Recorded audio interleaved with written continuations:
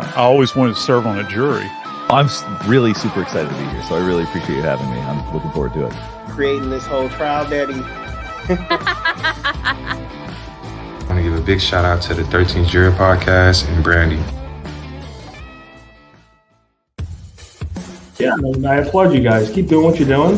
That every time you run into Phil Barber, you should reach for it. And then I just looked to the jury, and it's sort of like, look. I was in the eye of the storm, and you guys were watching the storm. Hey, if you're bored of work, come pop in and say, hey, what's up? You are a ray of sunshine, and I love what you've done with your YouTube channel.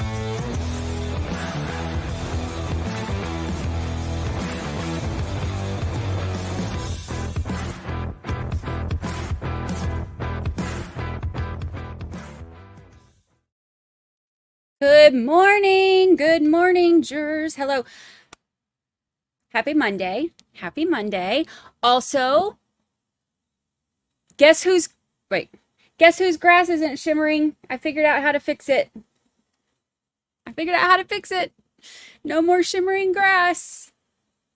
I had to figure out how to fix it because when I came to sit down a little while ago, you could see through my shirt. Kind of, so it was like super sparkly. So I figured out how to fix it. Yay! It's gonna be a big day. Big day today, fellas, ladies, gentlemen, jurors. It's gonna be a big day. We are starting our day off big with the cross examination of Brian Albert. Big day today. Nikki gifted a membership. Thank you so much, Nikki. Thank you. I appreciate it. You the best. Thank you. Let me get this mess pulled up. I'm gonna go ahead and tell y'all right now.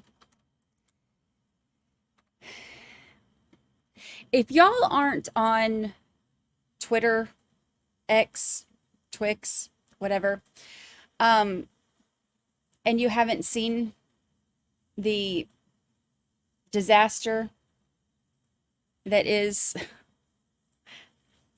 this, like the circus that this trial has become, I'm gonna show y'all. It's like watching a Saturday Night Live skit. That's what it reminds me of, is watching a Saturday Night Live skit. That's how over the top and ridiculous this has become.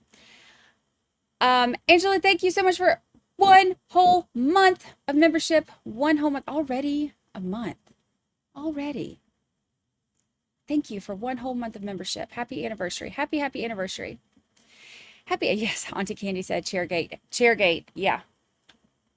Ooh, I'm telling you, buddy, I am telling you. Let me get it pulled up. Y'all.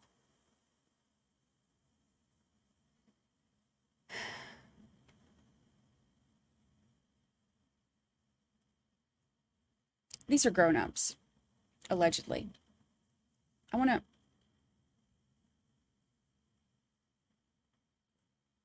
pull it up. She touched me. I'm going to pull it up. I mean, I don't even.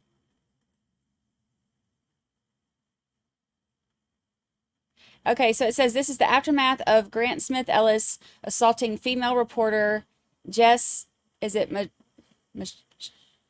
Machado? I predicted a violent incident would happen if the court didn't do something to control the press problem outside the court, which is solely created by Grant. She touched me. This is like when the kids are hollering, Mom, he looked at me. That's what this is. She just touched my property, Paul. She didn't have a line fitter here until 11 p.m. 6:45. Get your body away from me! Drop that chair here. These people are going to eject you from this line for having not sent the lines there. Don't touch me. Don't touch me. Please do not touch me. That's assault. Grant, don't touch her. Rapist. Get away from me. Please do not touch me. Ma'am, You cannot touch me like that. It is incredibly inappropriate.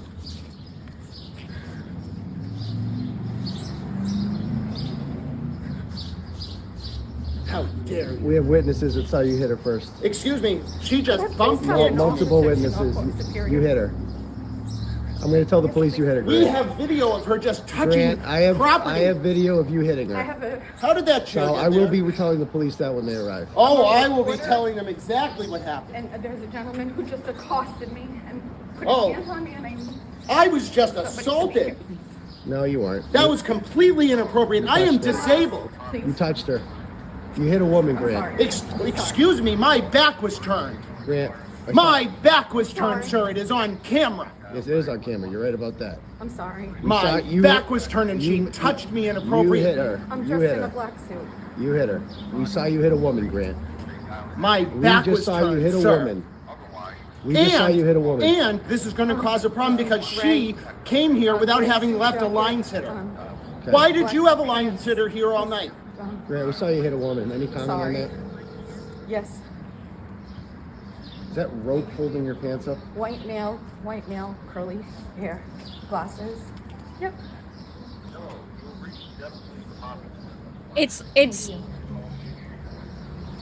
It's like a Saturday Night Live skit. I'm actually super sorry.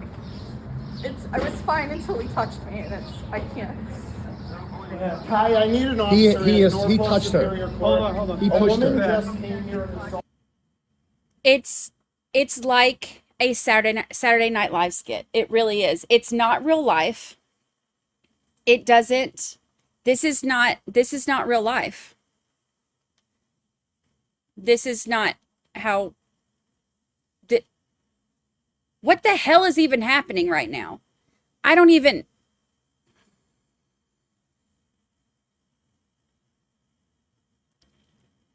There's more. Let's. I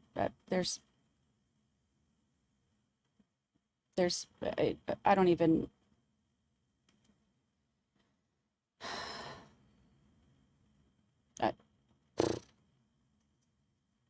Where do you even go from that? You know, the thing is, you can see like they have their chairs and stuff out, like, you know, with like their.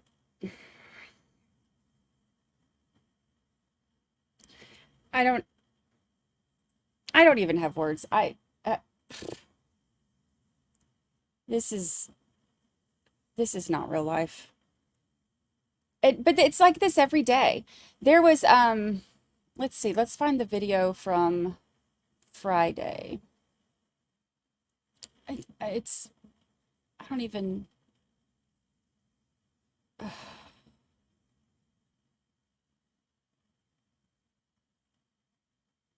Like there are pictures, what is it, last week? Grant tried to block Turtle Boy from taking pictures. And by doing so, he blocked other journalists who were trying to take pictures. So they got pissed off. What?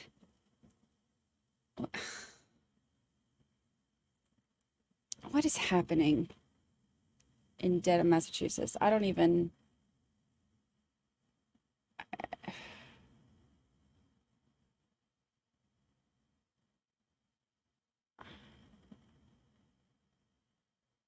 I have no words. It's like. It really just reminds me of like when when you hear kids fighting and it's like, he touched me first. He's looking at me. He's thinking about me. Like that's how this feels. This is not real life. Terry, welcome. Good to have you. That was your welcoming video. That was your welcoming video. Kelly, remember for 5 whole months. 5 whole months. He's psychotic. Lord, love you. It's a mess. It's a mess. Lego Lisa, Like Elisa, welcome. Welcome to the party. Welcome. This is Happy Monday. This is what we're doing now. This is how I don't even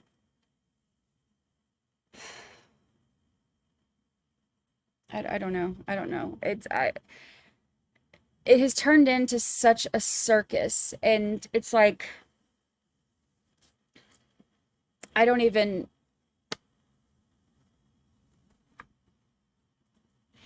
the videos of them. Hold on.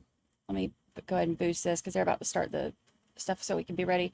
The videos of them out there fussing and stuff before court, it's so over the top. And let me pull up the one. It's so ridiculous. We have our fan. Our fan is on. So ridiculous. Gypsy's mom gifted 5 memberships. Thank you. Thank you so much. Thank you. Thank you. Thank you. Thank you.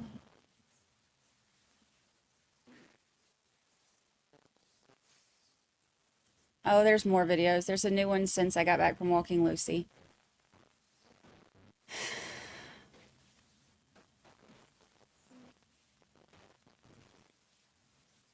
Okay.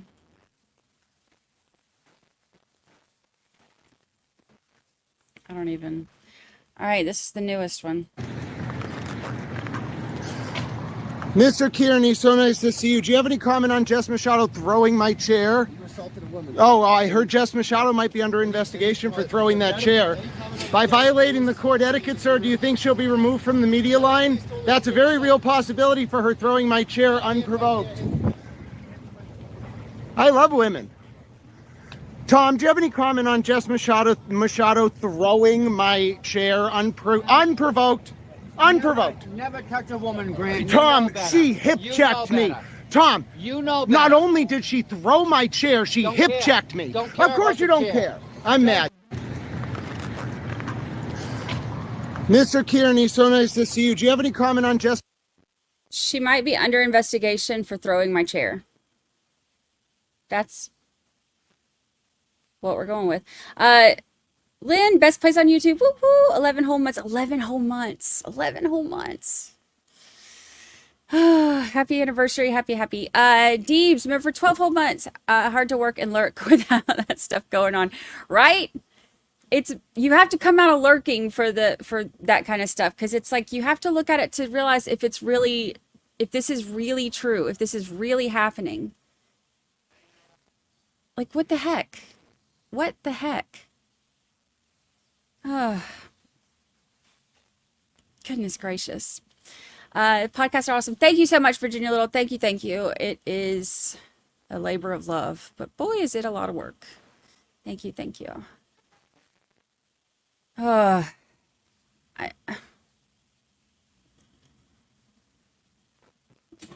He touched me. She looked at me. She touched my chair. Don't touch my chair. That's what it feels like. I don't even. He said, I'm mad. Yeah. He did. I'm mad. Lord have mercy. He said hip checked. Hip checked. He said that he didn't touch her, that she hip checked him, which is the same thing that when there was the argument about, gosh, it's like, it's already giving me a headache. They had the same argument when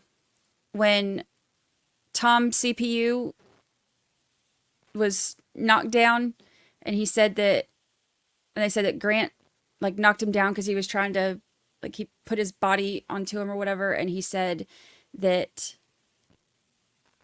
it wasn't him, that it was Tom, that Tom tried to hip check him or something. I don't know. These are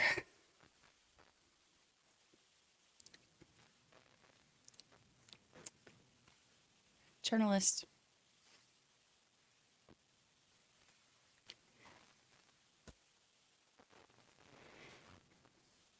I have no words.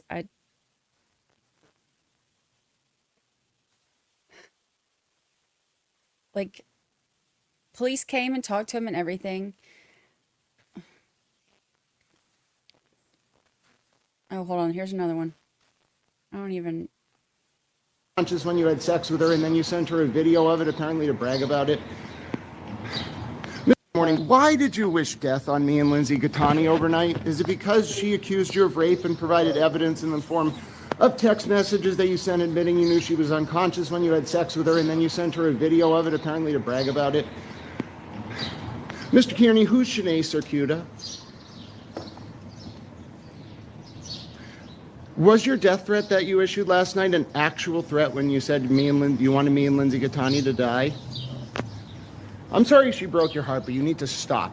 That's over the line. Death threats? Fuck you. Morning. Why did you wish death on me and Lindsay Gattani overnight? Is it because she accused you? That's... Okay. He played that. He played a clip of that video, and it wasn't a death threat. I think I saw the clip of the video because he clipped it and put it out there, but it wasn't a death threat. It said something about, I can't remember exactly how it was worded. It was something about like we'd be better off without him or something like that. I don't quote me. I don't remember exactly what it was, but it wasn't like I'm gonna get you or anything. It wasn't like that. Okay. This is a big trial. There are 10 spots available for a journalist. 10 spots. For journalists, you would think that the journalists that are going in there, you want them to be... You want them to be journalists. You want them to report on what's happening.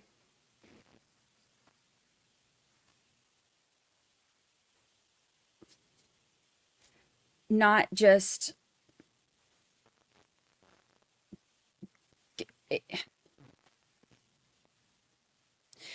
This is not journalism. This is trying to argue and prove points and be like... I don't even have words. Like, I don't... They make my head hurt. Oh, they make my head hurt. I would say that I feel bad for his mom, but I can't stand his mom. Penelope, new member. Hello, Penelope, new. Penelope, welcome, welcome. Welcome, welcome. Welcome, welcome. It's good to have you. This is the 4th grade, Megan Easton. Yes, this is the 4th grade. It's the Jerry Springer of journalism. That's what it feels like. This doesn't feel right. It doesn't, like, that's not... His mom is Wendy Murphy.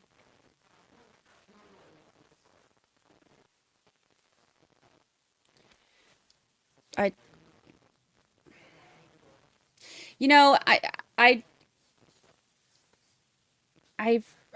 talked to Grant before and was like, hey, maybe if you don't like get into all this stuff, and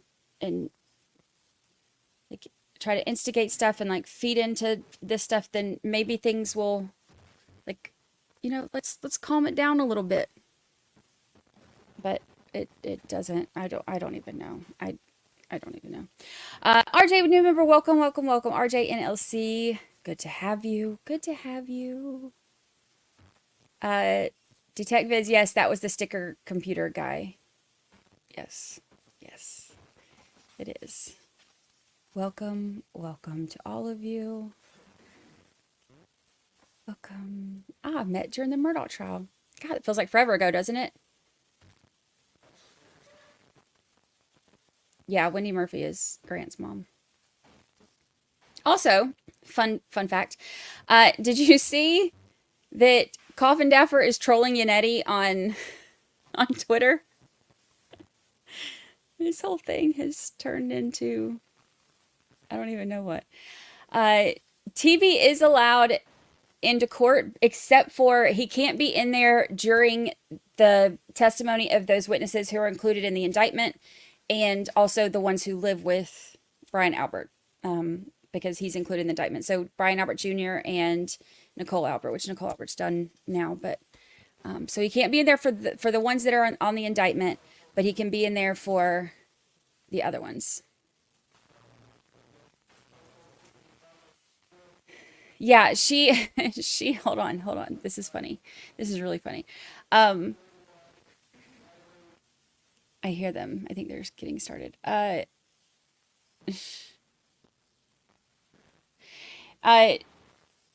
Yannetti posted this quote like in February. And so she wrote a couple days ago, she wrote under it plagiarized. It's a quote. It's a quote. It's got quotation marks. It's a quote. It's a quote. It's not plagiarized when it's a quote. Oh God. I don't know what's worse. The fact that she's trolling him, or the fact that she doesn't know what a quote is. What is this real life? Is this real life? It's a quote. It's a cone. That's what I feel like. It's a cone. It's a quote. Oh gosh. I don't. She said plagiarized. Plagiarized. It's a quote. I can't with these people. I can't. You know, I stayed up till 1,000,000 o'clock, I don't know, working on the next episode. And it's like, I try to put as much as I can into this, you know, like I want to I want to be as thorough as I can and do the best job I can. And then I get on and look at stuff like that. And I'm like, can we not do better? Can we not do better? I don't know. It's what a shit show, honestly.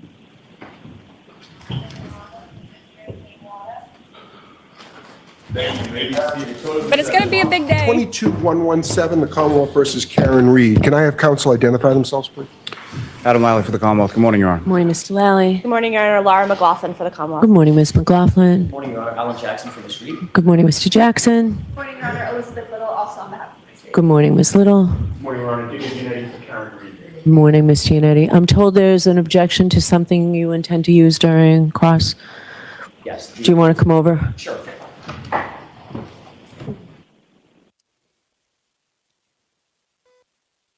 An objection to something he wants to use during cross. Off to a good start. Off to a good start. Oh my gosh, you can always retire from streaming and become a bed jumper. Look. BYU, hit me up. I don't know if y'all saw, I was on Lego stream. I got to MC the Lego stream Saturday night. And I learned about something that I had never heard about that I don't know that I needed to ever learn about, but yet here we are. And there's apparently it's a thing where, you know what? It's too early to get into all that. Just watch Lego stream from Saturday night. Specifically the part about what happens at BYU.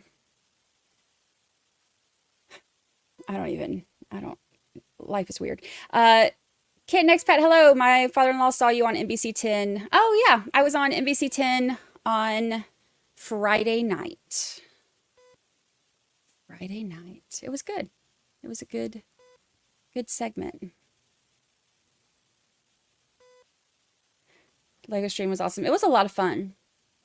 It was a lot of fun. It was fun this time being able to MC it as opposed to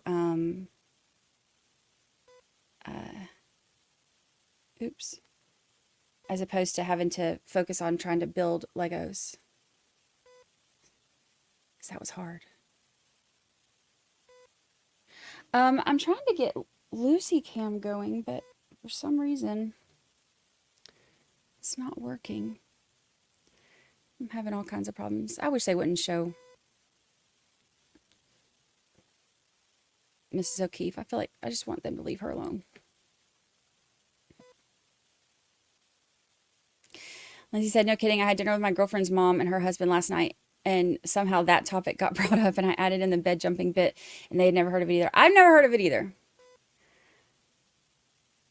That was all new to me. It was funny, though. All right, let's see if I can get this working. Today's going to be a big day. Big day. This is going to be uncomfortable.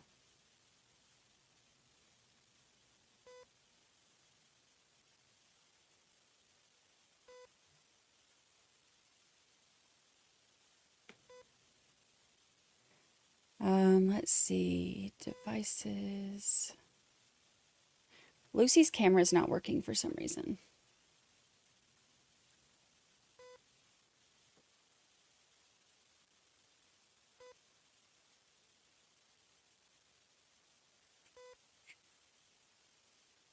Oh, I think I know why. There we go. Now let me try.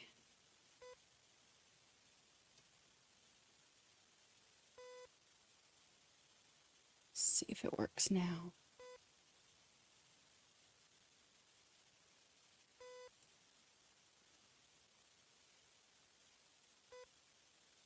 Yes. Okay, I figured it out. So now we get Lucy. Here she is. Lucy in the house.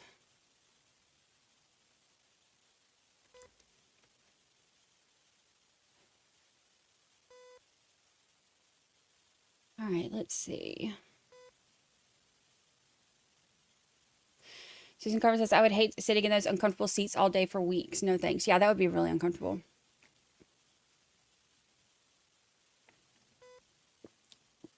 When I went to the Charlie Adelson trial, those seats were uncomfortable too. It's like the church pew types.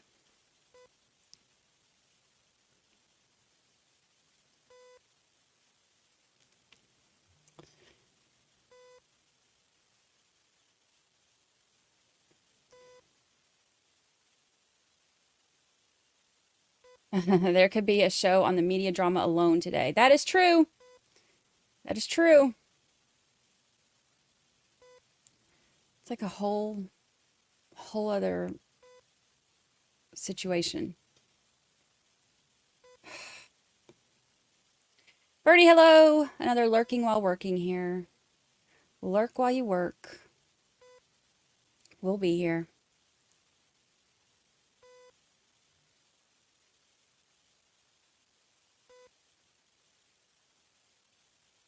There's everyone's emotional support, Lucy.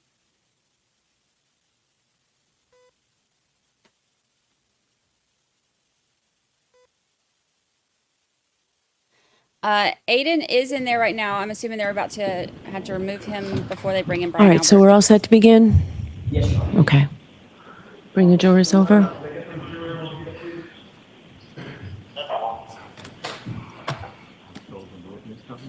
Yeah, no, that's fine. No, that's fine. Yeah, Grant's in there.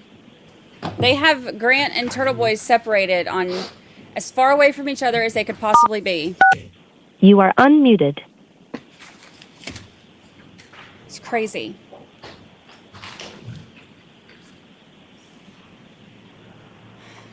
What a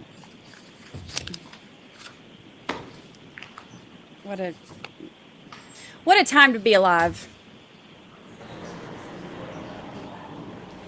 Trudy Martin says, how long until the first objection?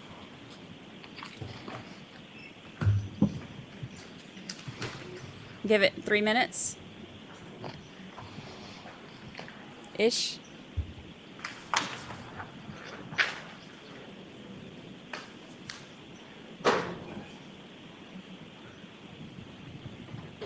Pin message.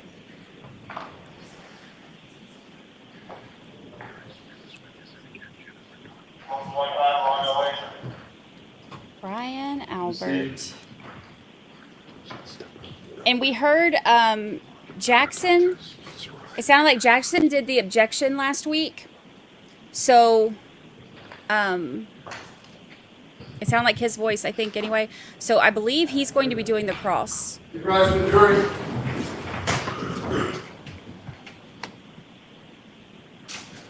This is going to be very tense, very uncomfortable.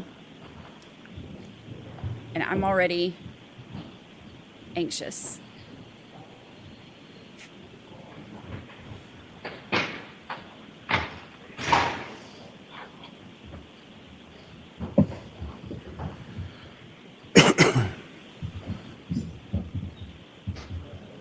Hear ye, hear ye, hear ye. All parties having anything to do before the Honorable First Justice Beverly Cannoni, now sitting in the Dedham Superior Court within and for the County of Norfolk. Draw near, give your attendance, you shall be heard. God save the Commonwealth in this good court. Thank you. May be seated. Court is now in session. Thank you. Good morning again, Counsel and Ms. Reed. Good morning, girls. Wait for me.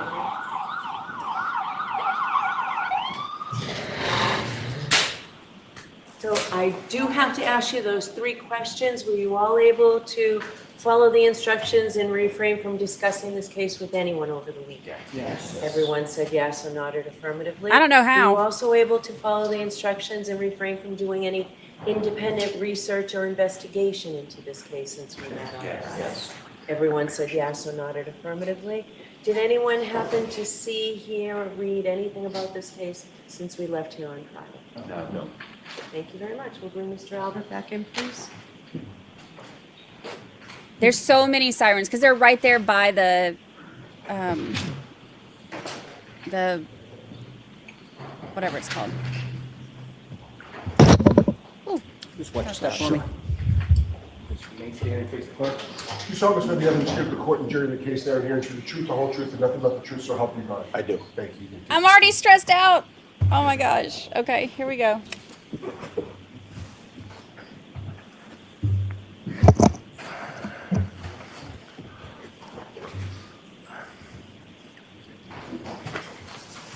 Okay, whenever you're ready, Mr. Jackson. Thank you, Your Honor.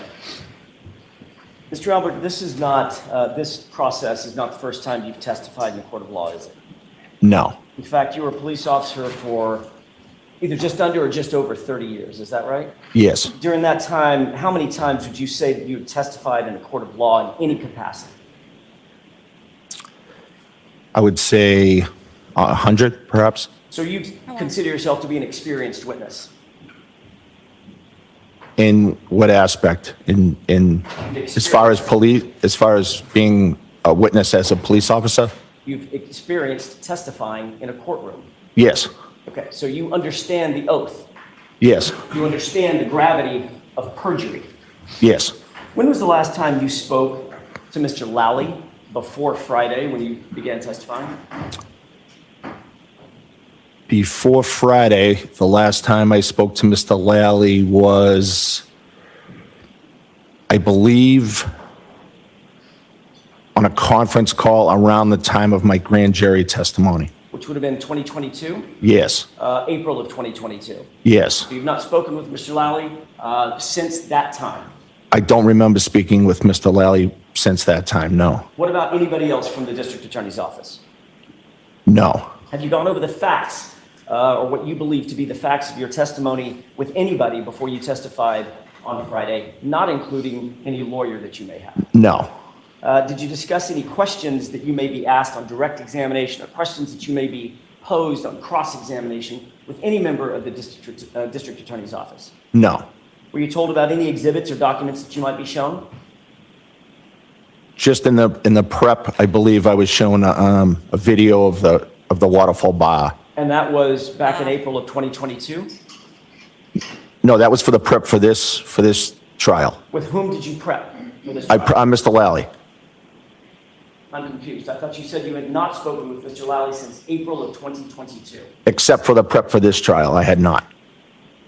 Okay, that was my question, Mr. Albert. Okay, I misunderstood your question. I apologize. Did you prep for this trial with Mr. Lally? Yes, When? approximately a few weeks ago. Okay, Mr. Albert, about 45 seconds ago, I asked you, have you spoken with Mr. Lally before your testimony in this process, this proceeding? And your answer was, no, I have not. Did you not understand my question? I did not. What was confusing about it? I was expecting you to ask if I had prepped with Mr. Lally. I didn't hear prep with Mr. Lally, so I didn't know what you were referring to. So when I said spoke with Mr. Lally, since I didn't say prep with Mr. Lally, your answer was no, I didn't speak with him. I just prepped with him. Yes. What's the difference between speaking and prepping? No, there is no difference. I just misunderstood your question, that's all. Tell me about that prep with Mr. Lally. Sure. I prepped with Mr. Lally about this trial with Mr. Lally, my attorney. Where did that preparation take place? The preparation took place, I believe, I'm trying to remember exactly where it was. I actually don't recall where it was. Could it have been at the DA's office? Yes, but it wasn't at the DA's office. No, I believe it was somewhere else, but I can't remember if it was here or the DA's office. Okay. I'm not sure. I also asked you a couple of minutes ago, did you review any documents or any evidence in preparation for your testimony? And to that question, you also answered no. Well, I said I reviewed the video. Well, now you're saying you reviewed a video, but when I Yes. asked you, did you see any evidence or documents, anything in preparation for your testimony? You said no, correct? No, I believe I said I saw a video. Did you misunderstand my question when I asked it the first time as well? No. Okay. I'm going to try to be clearer with my questions. Okay. Let me try it again. What, if anything, have you reviewed in anticipation of your testimony in this trial? So I reviewed a video of the waterfall. Anything else? I reviewed my transcript from the grand jury. So you have reviewed your prior testimony, My transcript of the grand jury, yes. which is prior testimony, correct? Yes. When did you do that? I did that during the prep. What part of the waterfall video did Mr. Lally show you? It was a small snippet of the video and just one of the 20 seconds of video during that night. Which part? There's a lot of video there. Which part, if you can tell us, which part did you review with Mr. Lally? It just showed the waterfall, it showed patrons, it showed myself and the other people I was with. What were you doing in that 20-second snippet of that video? I believe in one portion of it, I was fooling around with Brian Higgins. Fooling around? Yes. What does that mean? It means we were just fooling around. That's it. Fooling around like, I don't know, playing arm wrestling? No, I don't think we were arm wrestling. I think we were just pushing each other, fooling around. Oh, so play fighting.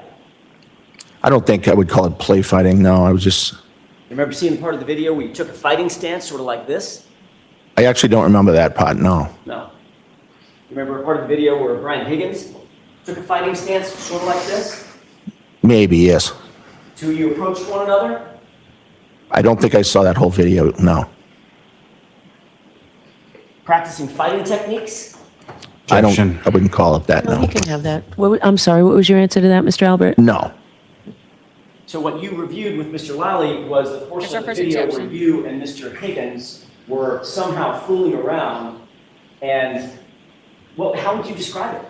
If it's not fighting techniques, how would you describe it? Just joking, being silly, just fooling around. Okay. Doing what physically? Doing, if you rephrase. Physically. I mean, you could joke with words. Right. Were you just joking with words like a stand-up comedian, or were you doing something physically? No, I think we were pushing each other, fooling around, joking. Okay. Did you ever show him how to throw a punch? Did I what? Did you did you show him how you would throw a punch? I don't remember that, no. Did you squat down and show him how you want to get low when you're either aggressive or defending an aggression? I don't remember that exact pose, no. Did he walk over to you and grab you and act like he was going to drive a knee into your stomach? I'm not sure. At some point, did you flip him around and grab him in a wrestling hold? I may have, I just don't remember it exactly. Do these things sound familiar when you reviewed, as to your review of the video that you saw with Mr. Lally? No, I didn't see all those on the video, Mr. Lally. Did you discuss with Mr. Lally the questions that you might be asked by him on direct examination? Did he go through, here are the topics of conversation that we're going to have? No, not like that. Did he go over with you what he believed the topics of conversation might be on cross-examination by either myself or Mr. Yannetti? I believe so, yes. What did he tell you you might be asked? I don't remember exactly what he told me. He said we could be asked about the night at the waterfall. We could be asked about back at the house, things like that. Anything else? Not that I can remember.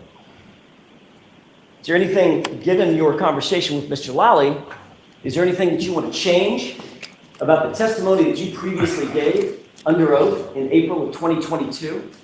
No. The fact that you've now reviewed that testimony? No. You stick by that testimony? Yes. Okay. Have you watched any of these proceedings on any platform before your testimony? No. You've never tuned in to anything that's live streaming, any of the media coverage? No. I'm so scared. You're aware that your wife testified before you? Yes. Did you I don't want to know what the words were. Did you discuss her testimony with her before you testified? No. So she came home after testifying in this trial, and you two never brought it up? No. I just asked her how she was doing, and that was it.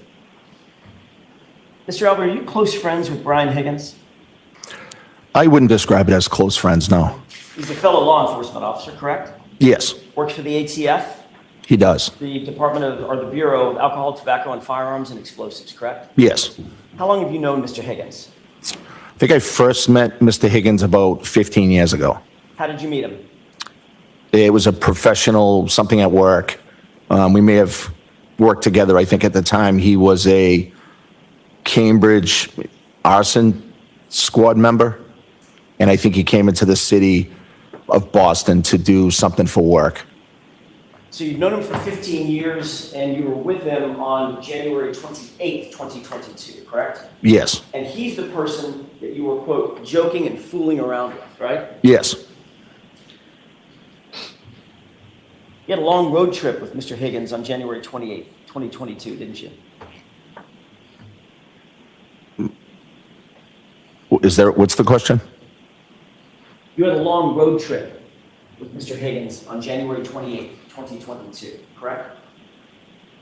We drove from New York to Boston, yes. It's a pretty good drive, you'd say? Yes. Consider that a road trip? Yes. How long? I don't know if it was probably somewhere around 4 hours, maybe. Once you got back from New York to back up to Boston, Yes. Boston area, the two of you stopped at a location, correct? Yes. What was the location? The hillside. And what did you two do at the hillside? We went into the hillside, had a drink, talked, and I think Brian may have ordered food. So once you got back from that relatively long road trip, that 4 hour long road trip, I apologize, you stopped at a bar and started drinking, correct? Yes. Do you have anything to eat at the hillside? I did not. But Brian did. Brian Higgins did. I left prior to Brian Higgins eating. During the course of that road trip, or at the hillside, did the two of you discuss Karen Reed, my client? No. Did her name ever come up? No. Without telling me anything that he may have actually said, did he mention Karen Reed or the topic of Karen Reed? No, never. Did he mention the fact that he had been texting and flirting with Karen Reed 2 weeks prior. No, So that subject, according to you, was never addressed or broached by Mr. Higgins or you no, during that entire day. no. After you arrived at the waterfall, John O'Keefe arrived subsequent thereto, right? Yes. How long after? Approximately 45 minutes, maybe? And Karen Reed was with him, is that right? Yes. Brian Higgins was standing right next to you when she came in along with John O'Keefe, correct? I'm not sure where people were standing when they arrived. Well, you remember you saw video, correct?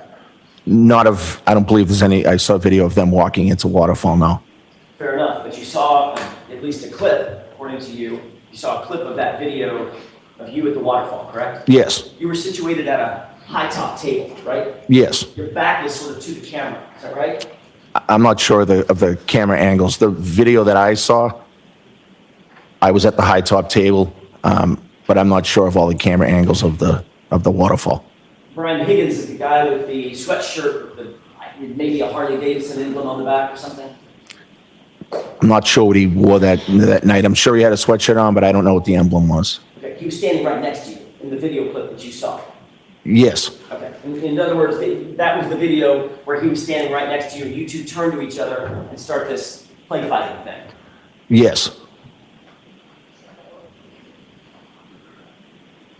So if it's that time or sometime around there at the high top, you were in proximity of Brian Higgins when Karen Reed and John O'Keefe came into the bar, correct? I just don't recall the timing of when they came into the bar. All right, Mr. Albert, did Mr. Higgins say anything to you at that time about John O'Keefe arriving with Karen Reed at his side? No, Did Mr. Higgins say anything to you about being upset that Karen Reed had shown up with John O'Keefe? no. Describe your relationship with John O'Keefe, if you would. So I didn't know John that well. I had only met him a few times, but every time I met him, it was cordial, pleasant, and I would consider him to be a coworker, even though I never really worked with him directly. He seemed like a nice guy. I knew his whole story about the fact that he had taken his niece and nephew after a tragedy in the family, and I had an unbelievable amount of respect for him doing that. But I can't say that we were good friends because I didn't really know him all that well. You were far better friends with Brian Higgins than you were with John O'Keefe. That's fair to say. Yes, On Friday, you were asked whether or not you knew my client, Karen Reed, correct? This meeting a couple days ago, during your direct examination. I believe so, yes. You were also asked the same series of questions at another grand jury not involving the Commonwealth. You remember that in June of 2023? Yes, I want to be clear about this other hearing. That was a non-Commonwealth hearing in front of a grand jury, correct? yes, All right. Mr. Lally and his colleagues were not there, is that right? yes, I was not there, Mr. Yannetti was not there, yes, or Miss Little. right. Okay. It's the federal grand jury. He can't At say that it. June 2023, and I'm going to talk about a couple of dates, so I don't want to be confusing. At that June 2023 non-Commonwealth hearing, you were asked some questions about whether or not you knew Karen Reed before January 28th, 2022. I believe, That night in question. I believe so, yes. And you testified, before you testified, you were sworn an oath.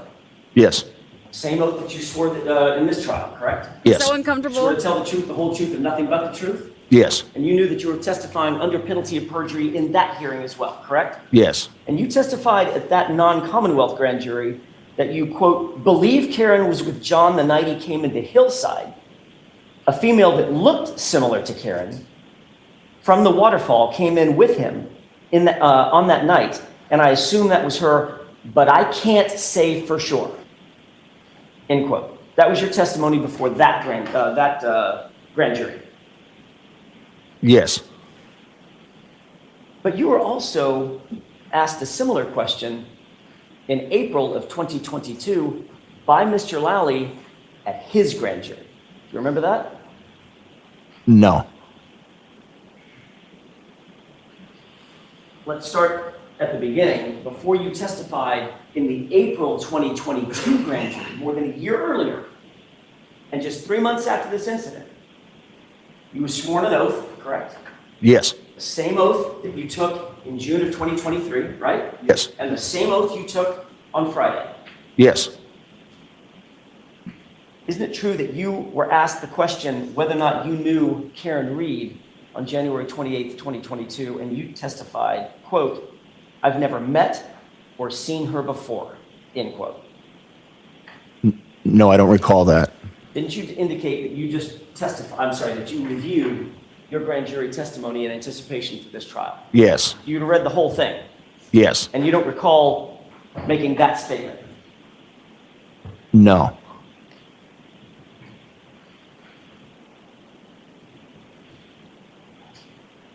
May I approach, Your Honor? Yes, and I'll see counsel at sidebar when you leave that with the witness. I'm so uncomfortable. Just please take a look at that. Sure. He was showing video from the bar. From the bar. So we're off to a big start. We're off to a big start. Welcome to those of you joining us. Welcome.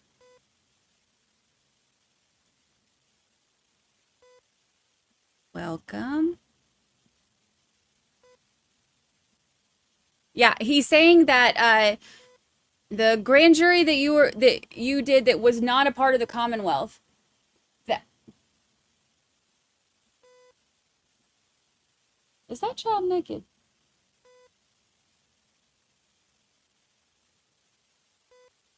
Lord of mercy.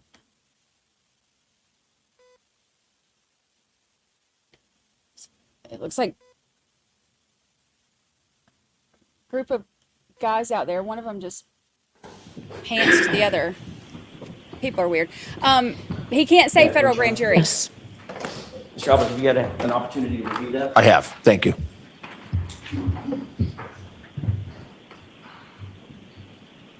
Does that refresh your recollection as to what you said before the grand jury in April of 2022? Yes, but you didn't read the whole quote though. Right. The whole quote is the following. Question. So the female you had never met before, is that fair to say? Answer. No. I've never met her or seen her before. Period. Maybe once, but I don't think I've ever had a conversation with her. That was the entire quote, correct? That's the entire quote. Yes, that's not what you read earlier, but yes. Well, what I read earlier was, I've never met or seen her before. Those words came out of your mouth, correct? That's not my whole sentence. No. You said, I've never met or seen her before, and then you said, maybe once, but I've never had a conversation with her, I don't think. Right. That's my sentence. Okay, so which is it, Mr. Albert? What were you saying? Were you saying you met her and had a conversation with her? Or were you saying, I've never met or seen her before? Which one of those two things was true? I was saying that I met her maybe once. Actually, what you said was, I've never met her or seen her before. Your words, not my words, sir. Isn't that right? No, because in the next sentence I say I met her maybe once. So you literally changed your testimony within your own testimony. Objection. No, can you answer that, Mr. Albert? I believe I qualified my first sentence with his second sentence. So what changed between the first sentence, where you indicated unequivocally, I've never met or seen her before, and the second sentence when you said, maybe once? I'm not sure what I was thinking at the time that I said that. Isn't it true, Mr. Albert, not only had you met Miss Reed, but you had spent several hours with Karen Reed and John O'Keefe 6 days before this incident. Isn't that true? No. In fact, on January 22nd, 2022, 6 days before January 28th, you socialized with Karen Reed at the Hillside Bar for several hours, didn't you? I was at the Hillside Bar the week prior, yes. It was a Saturday night, correct? Yes. You were at the bar. Yes. There were several other folks at the bar, correct? Several people, yes. That included Chris Albert, your brother. Yes. A guy named Tim Daly. Yes. D-A-I-L-Y, is that right? I'm not sure how to spell his last name. Julie Albert was there. Yes. Jen McCabe was there. Yes. Matt McCabe was there. Yes. John O'Keefe was there. Yes, he was. And Karen Reed was there, correct? Yes, she was. In fact,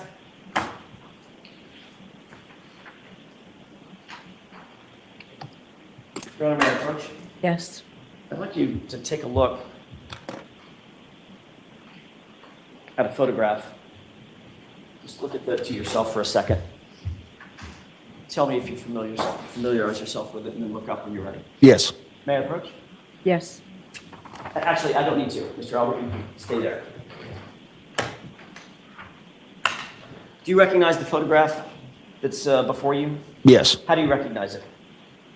Well, I recognize the people within the photograph, and the background of the photograph looks like the hillside. Does that appear to be a photograph that was taken on January 22nd, 2022? Yes. You were at the Hillside Bar? Yes. May I publish this, Your Honor? Okay, is it already in evidence, or It you? is not, Your Honor. I'm sorry. So you put it in evidence first and then you publish I have it? that marked as next in order, Yes. and then Exhibit 67. Thank you.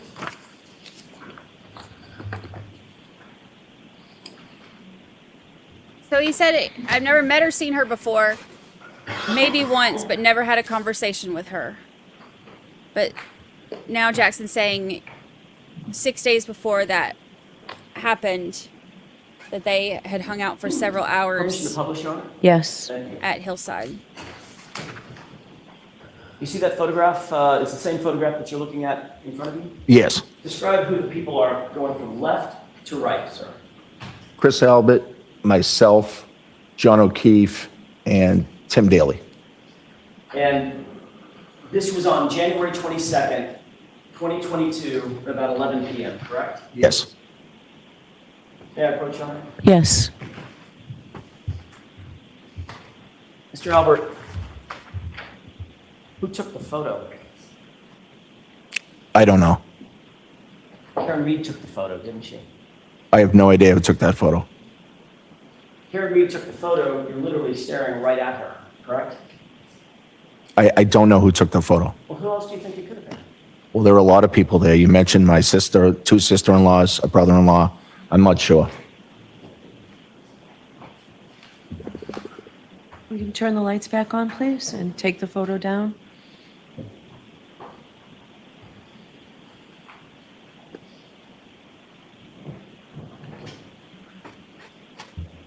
Did you ever see this photo from Jim McCabe? No. Did you ever see it from Julie Albert? No. Chris Albert didn't take it. He's in it. Right. Tim didn't take it. He's in it. Right. You obviously didn't take it. Right. And who's the guy on the far right? Tim. That was Tim. Who's the guy next to Tim? John. Right? So who do you think? Do you still need the photo up? I'm sorry, I thought you were done with it. Do you remember? Yeah, it was John, yeah. Okay. With the Yes. baseball cap on, correct? Yes. I don't need it. Your Honor. Okay. So given the fact that you were never shown that, you've never seen that photo before today, correct? I saw a photo that was sent to me in Discovery or to my attorney that showed only, I believe, me and John in the picture. Okay. I think it's the same photo, only that's blown up to show everybody. Got it. So given what you now know about that night, who was there, the fact that John is posing for a photo right next to you, who do you think took the photo, sir? I have no idea who took the photo. Could it have been Karen Reed? Objection. Sustained. Let's move along from In that, please. fact, you were interacting with Karen Reed and John O'Keefe throughout that evening, correct? I remember having conversations with John that evening. I don't necessarily remember speaking to Karen that evening. Irrespective of whether or not you spoke to her, you obviously saw her there. Yes. You were there with her for a couple of hours. Well, I wasn't there with her for a few hours. I was there with other people. Okay. So without splitting hairs, she was there, correct? Yes. John was there. Yes. You were socializing with John. Yes. She was right next to him. Sometimes, perhaps not, maybe all the times I was talking to him, no. So you were socializing not exclusively with her, Right. but certainly socializing with her 6 days before John O'Keefe ended up dead on your lawn, correct? We were there at the same time, yes. And yet, when you were asked 3 months later, do you know Karen Reed, or how do you know Karen Reed? The actual question was, so the female you've never met before. Is that fair to say? That was Mr. Lowley's question. And your immediate response was, no, I've never met her or seen her before. Correct? That's what you said. That's not my whole response, no. That's what you said immediately upon that question, sir. That's the beginning of my response, yes. That was the first sentence out of your mouth. Yes.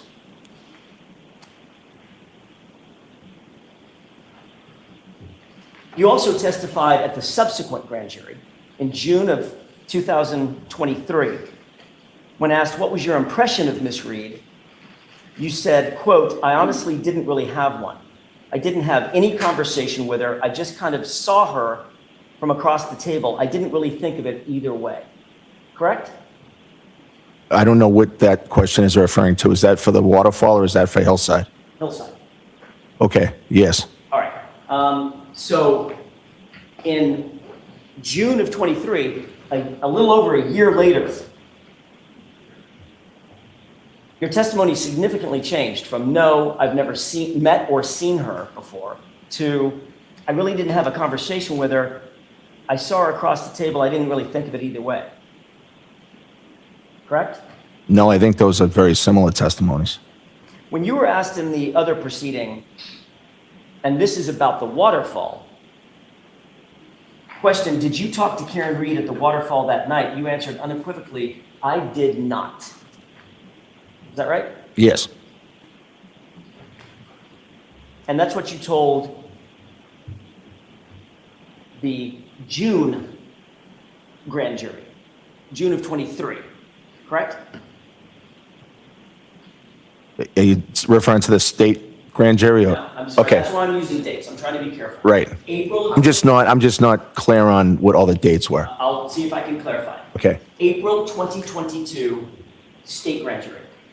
June of 2023, a different grand jury. Okay. Okay. When you were asked at the June of 2023 grand jury, did you ever talk with Karen Reed at the waterfall that night? Your answer was, I did not. Correct? Yeah. Yes. Okay.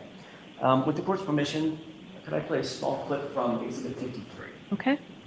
Oh, dang. Receipts, receipts, receipts. Starting at timestamp 11:53 and 15 seconds. If we could just play this, and I would direct your attention, sir, to the upper right-hand corner.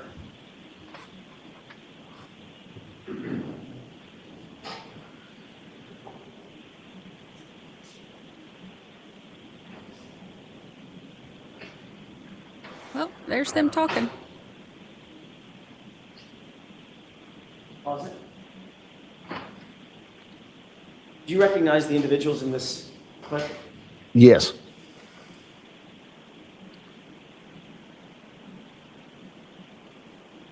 Do you recognize that person? Yes, I believe that's me. Do you recognize that person? I do. I believe that's the defendant. Ms. Reed, Yes. what does it appear you are doing as it relates to Ms. Reed in this clip? It appears that I'm talking at the table. I don't know if it's specifically to her, but Can we play it?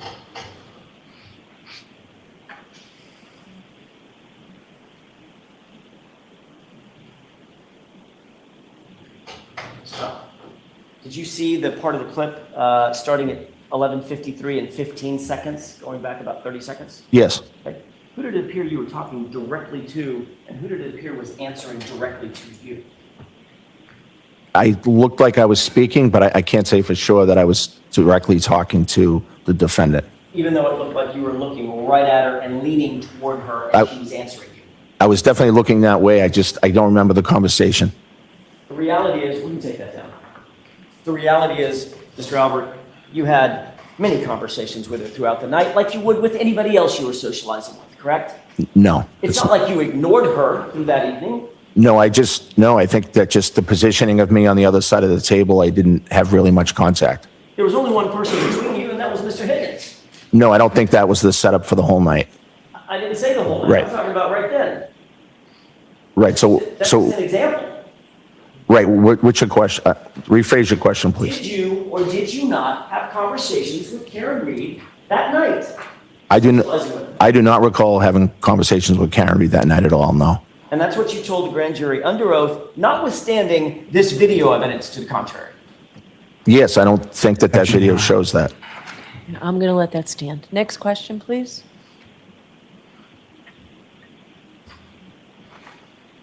You were interviewed by Michael Proctor on January 29th, the day after this incident, correct? Yes, And that was 6 days after you spent several hours, Karen Reed, at this event, correct? 6 days later. yes.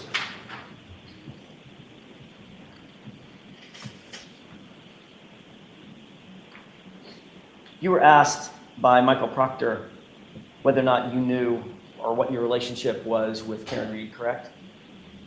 I don't recall if he asked me that. Did you say to Michael Proctor, quote, that you quote, did not know Karen Reed, end quote? I may have, yes. But when you made that statement, you did not know that Ms. Reed had a photograph of you at the Hillside Bar, correct? You didn't know that photo existed, did you? Objection, Your Honor. Sustained. Sir, you were trying to distance yourself from Ms. Reed in your interview with Michael Proctor, weren't you? Objection. Were you? No, I was not. Mr. Albert, you were trying to distance yourself from knowing Ms. Reed in your grand jury testimony with, well, I'll use the date, in your April 2022 grand jury testimony, weren't you? No, You were further trying to distance yourself from Ms. Reed in your June 2023 grand jury testimony as well, correct? no, You thought that it was important to try to deny knowing John O'Keefe and Karen Reed during those interviews and or that testimony. Objection. Sustained. Mr. Albert, you knew that if you admitted having a relationship with John O'Keefe and Karen Reed, you'd have a lot to answer for when Karen Reed's boyfriend ended up dead on your lawn 6 days later, correct? Objection.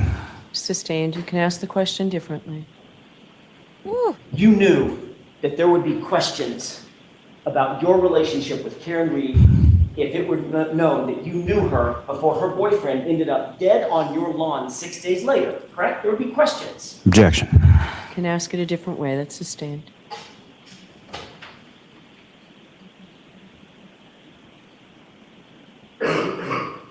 So you lied under oath when you said, I've never met or seen her before, correct? no, because that wasn't my whole statement. The sentence, I've never met or seen her before, pretty unequivocal, isn't it? That was not the context of my whole sentence. But those are the words that came out of your mouth, right? Initially, and then I remembered that I had met her once. Let me just ask it this way. Sure, Is that sentence true or false? That you had never met or seen her before? True or false? that portion of that sentence is false. Let's get this on the record. Did John O'Keefe come into your house at 34 Fairview at any time on January 29th, 2022?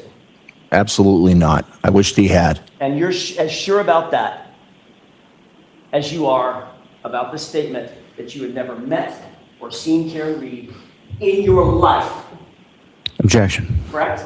Sustained. You can ask it differently, Mr. Jackson. I want to get back to the waterfall.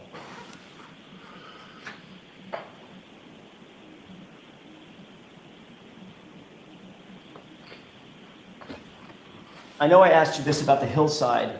I may not have asked you about this specific question about the waterfall.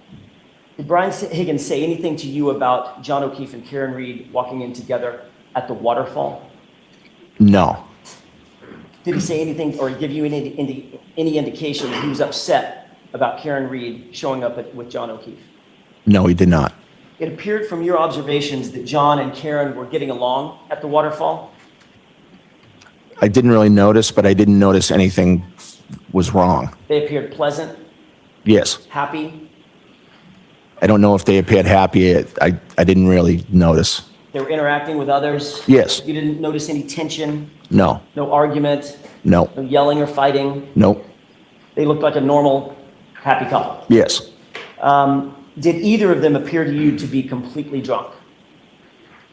I didn't have a ton of interaction with John or Karen that night, so I can't really say, but it didn't appear them that they were drunk, no. You've had an opportunity to review the waterfall video. You did it with Mr. Lally, correct? The only small portion of it. Right, but even in that small portion, and based on your memory, you don't remember that anybody being stumbling drunk and falling down over stools and things of that nature? No. Okay. They appeared to be acting appropriately? Yes. And interacting with others appropriately? Yes. People were buying drinks for others, is that right? I'm sure. I don't recall exactly, but I'm sure that was going on, yes. It's not that unusual to say, hey, I'll get this round, correct? Yes. Okay. You left the waterfall at 11:58, is that right? Yes, approximately. Who was invited to come over to your house upon leaving the waterfall? Whoever wanted to, really. You'd been drinking since about what time in the evening or in the afternoon? 9-ish? That's when you went to the hillside? Yes. That's when you had your first drink? Yes. And you continued drinking throughout the evening consistently? Yes. Did you believe you were okay to drive? Yes. What kind of car did you have at the time? Ford Edge. Black? Yes. Who rode? Did you drive that car home from the waterfall? Yes. Who rode with you? My wife and my daughter. What other cars were in the driveway when you got there? I don't recall. Brian Higgins' Jeep was in the driveway backing up as we pulled in. So kind of in your way. Yes. In other words, you weren't going to park him in. I didn't want to block him in. Right. So you waited until he moved his Jeep out of the way. Yes. And then you pulled in. Yes. Where in the driveway did you pull in? I believe I pulled to the left side of the driveway. You would have been closest to the garage, or was there a car between you and the garage? I would have been closest to the left side walkway. I don't think there was a car in front of me, but I'm not 100%. Mr. Albert, did you move that black Ford Edge at any point that night after you got home? No. Brian Higgins was the first person to actually physically get to the house. He got there before you, correct? Yes. Describe his Jeep. He had a Jeep Wrangler. I believe it's white. I think it's white. Any appendage on it? A plow. A snow plow on the front? Yes. That can hydraulically go up and down? I didn't see it that closely. I'm assuming it can, but I don't know that for sure. After Mr. Higgins moved out of your way, out of the driveway, where did he put that Jeep? I don't know. I don't know where he parked. So you wouldn't have gotten to the house if you left Waterfall at 11:58.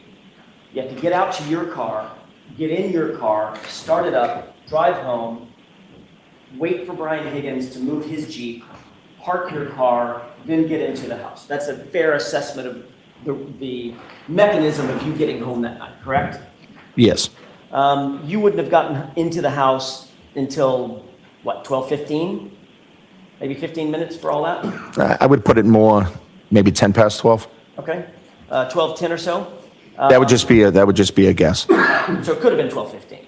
Yeah, and it could have been 12:07. It's very specific. Who was inside the house when you walked in? My nephew Colin, my son Brian, and then he had two friends, female friends. I believe it's Sarah and Julie. What were they doing inside the house? They were sitting at the kitchen table. And your nephew, Colin, how old was he at the time? I believe 17 or 18. Describe him. In what way? Height, weight. So 2.5 years ago, so he was probably 5'11", maybe 6 feet, and probably 100 and, I'm guessing 175 pounds. Big boy. He's not a small kid. Right. I mean, bigger than me, significantly. Yes. Athletic guy? Yes. Played football? Yes. Good at football? Yes. You testified that you went to the bathroom after you arrived home, correct? Yes, after saying hi to everybody, I went to the bathroom. Was that upstairs or downstairs? I'm not sure I have a bathroom downstairs and not downstairs, but on that floor and then upstairs. So I'm not sure which one I went to. When you came I think back, it was upstairs. I'm sorry, I didn't mean to. I think it may have been upstairs, but I'm not sure. When you came back downstairs from the bathroom or came out of the bathroom, wherever it was, you no longer saw Colin. Yes, prior to going to the bathroom, Colin had said that he was getting picked up. But you never saw him leave. No, You didn't see him leave the house, and you didn't see him get picked up by anybody. I did not. You didn't see a car outside waiting for him, correct? I didn't, no. You did give an initial statement on the morning of the 29th to Michael Lank, about 7 a.m., is that right? Officer Lank was in the house at that time and speaking to all of us, really.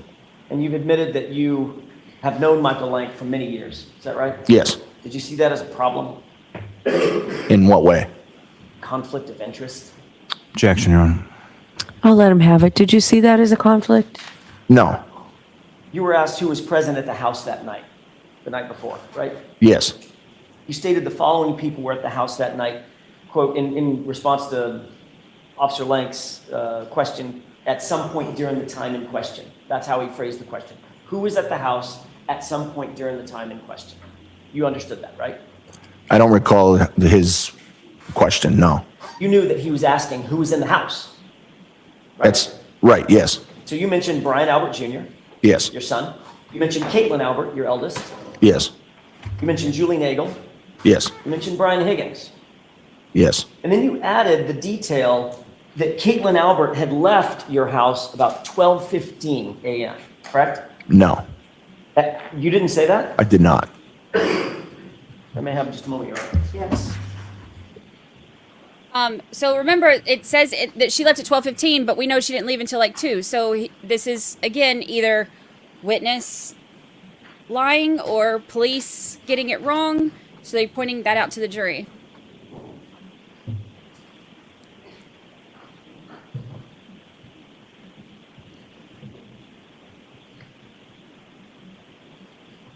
And by the way, it is Yes. a conflict of interest. 100%. Show Mr. Lally. In my opinion.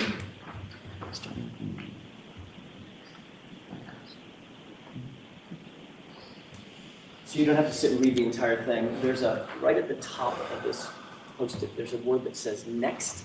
If you would read that area, that next few sentences, let me know when you're finished.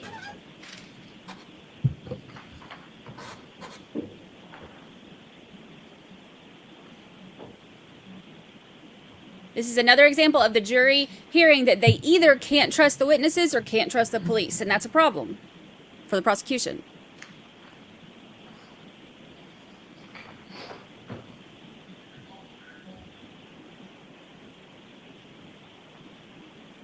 And the fact that it's from one of the officers who's close to them. Yes. Thank you.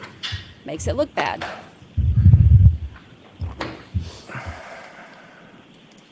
Mr. Albert, did you have an opportunity to review that portion of a report? I did. Did that refresh your recollection about a conversation that you had along with your wife with Officer Lank? Yes, Isn't it true that Officer Lank asked you and your wife who else was in the house that night aside from the names already mentioned? And the names mentioned were Brian Albert Jr., Caitlin Albert, Julie Nagel, and Brian Higgins, quote, who is a friend of Brian Albert Sr., end quote. Is that right? that's what the report says, yes. And then the report goes on to say, they advised me that their daughter Caitlin left the house around 12:15 a.m. when she was picked up by her boyfriend, Tristan Morris. Right?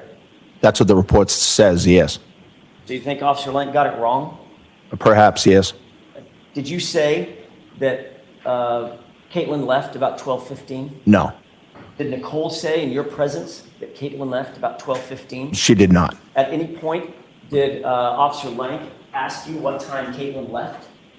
I don't recall him asking that. It was a very chaotic morning, and I don't remember him saying that. So in fact, if he wrote that sentence in the report, which you just read, he's just making that up.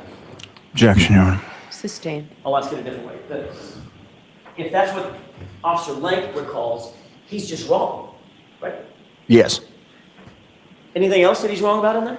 I didn't read the whole report. At no point, isn't it true that at no point during that interview did you admit or mention that Colin Albert had been at the house that night?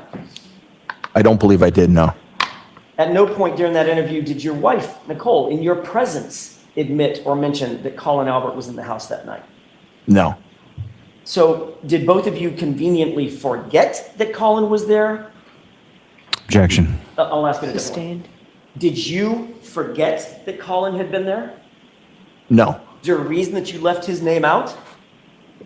Because he wasn't there. He left when we got there. He wasn't there for the duration of the time that we had that night. Except for the fact that you just testified that you never saw him leave, correct? Well, he said he was getting picked up, and then he was gone, so I assumed he left. People say a lot of things, but you didn't see him leave, and you didn't see him in the regular floor of the house, according to you, correct? Right. The ground floor of the house. Right. He was no longer in my house, so he left. Well, you didn't search the house, did you? No. At that time, right. And you never saw him leave. I didn't physically see him leave, no. You also gave a statement to Michael Proctor later that morning. It was about noon, maybe it was in the afternoon, noon, 12:30, something like that.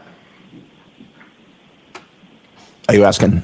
On the 29th, you later, after you spoke with Officer Lank, you later were interviewed by Trooper Michael Proctor over at Jim McCabe's house. Do you remember that? Yes. Colin's name was never mentioned then either. No, because Colin wasn't at the house for the duration of the night. So when they said who was in the house, talked about Brian Albert, Caitlin Albert, Yes. folks in the house, Yes. And there were, Nagel, yes. And there were other people in the house prior to us arriving. I didn't mention them either. who was that? There were some females, friends that were over prior to our arrival, and But you never even saw them. no. So you have no idea who was there and who wasn't there before you got there. No, I know that there were people at the house prior to me getting there. Mr. Albert, the question that had been posed to you by several officers was, who did you see in your home when you got there, correct? Objection. No, I'll allow it. I don't believe that's how it was asked, no. But Colin's name was never mentioned. It was left out. I testified multiple times that Colin was there when we arrived. Oh, you did it after the fact, right? Yes, when I was at. You knew that the defense knew that Colin was there. Objection. Sustained. In your initial reports to the police, his name was never mentioned, was it? I did not mention it, no. And Nicole did not mention it in your presence, did she? In my presence, no. Let's talk about Caitlin Albert, your eldest. You told Officer Lank that your daughter, well, according to Officer Lank, let me rephrase the question based on our colloquy back and forth. According to Officer Lank, you're aware that he wrote he was told she was gone by 12:15, correct? That's what he wrote in the report, yes. If Caitlin was gone by 12:15, she would not have been there when John and Karen arrived to the house, correct? Because they didn't arrive for 15 minutes later. But she was at the house, so that would be a hypothetical. Okay, so, fine, hypotheticals, let me ask you a hypothetical. If in fact, Caitlin was gone by 12:15, that would mean, hypothetically, she would not have been there when John and Karen arrived 15 minutes later. Objection. Sustained.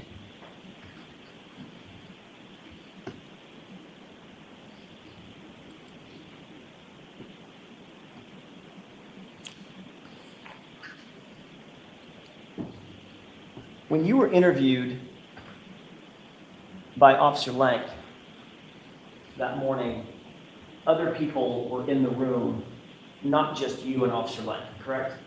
Yes, I wouldn't consider that morning to be an interview with Officer Lank. More of a conversation. Yes. During that conversation, Nicole was there. Yes. She was in earshot. Yes. When she was involved in the conversation, you were within earshot. Yes. Brian Jr. would have been within earshot. Brian Jr. wasn't downstairs most of that morning, so he may not have been. But he was there for part of the morning. Yeah, but I'm not sure that he was there at the time. Officer Lank was asking questions. The fact of the matter is, notwithstanding what Officer Lank wrote that you said about Caitlin leaving at 12:15, she did not leave at 12:15. Isn't that right? She did not, no. As a matter of fact, in truth, except for the people who lived there, Caitlin was the very last person to leave that location that morning, correct? I believe so, yes. And she's admitted that she did not leave until nearly 2 a.m., 1:45, correct? Objection. Sustained. You're aware that she did not leave until 1:45 or thereafter. Is that right? I believe that's around the time, yes. Were you trying to cover for Caitlin so your daughter would not be wrapped up in this investigation? No. But as a reminder, when you were spoken to by the first two officers who discussed who was in the house, you never mentioned Colin was even there, correct? Objection. We've gone over that. Next question, please. Sustained. If Colin was gone, just like Caitlin was gone, that would eliminate them from ever being at the house at the same time as John O'Keefe and Karen Boone, right? Objection. Sustained. On January 29th, about 11:30 or 12, we talked about the fact that you were interviewed by Michael Proctor at Jen McCabe's house, correct? Yes. You knew at the time that the state police were looking to interview Jennifer McCabe about her understanding of what had happened the night before. Objection. Sustained. You were notified that the state police were going to interview Jen McCabe. Objection. I'll allow it. Were you notified that? No. You knew the subject matter of an interview with Jen McCabe was going to happen the subject matter of the night before was going to happen over at Jen McCabe's house. That's why you went there, right? Objection. No.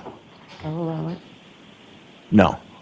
Isn't it true that you knew you had been notified, or at least you believed that an interview with Jen McCabe as part of an official police investigation was going to occur at her house? Yes.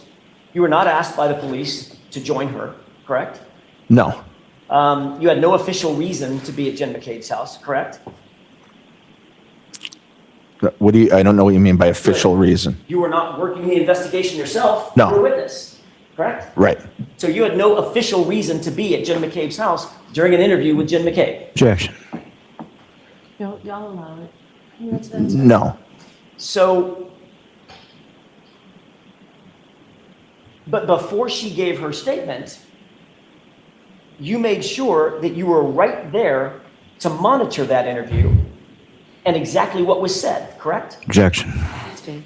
Were you in her house when Jen McCabe was interviewed by Michael Proctor? Her house, yes. You had gone to her house, correct? I did. You went there before she gave the interview. Yes. So you were there in her house during the entirety of her interview, correct? I believe so, yes. And importantly, Jen McCabe knew you were in her house during that interview, correct? I assume she knew, yes. I mean, you're in her house after all. Yes.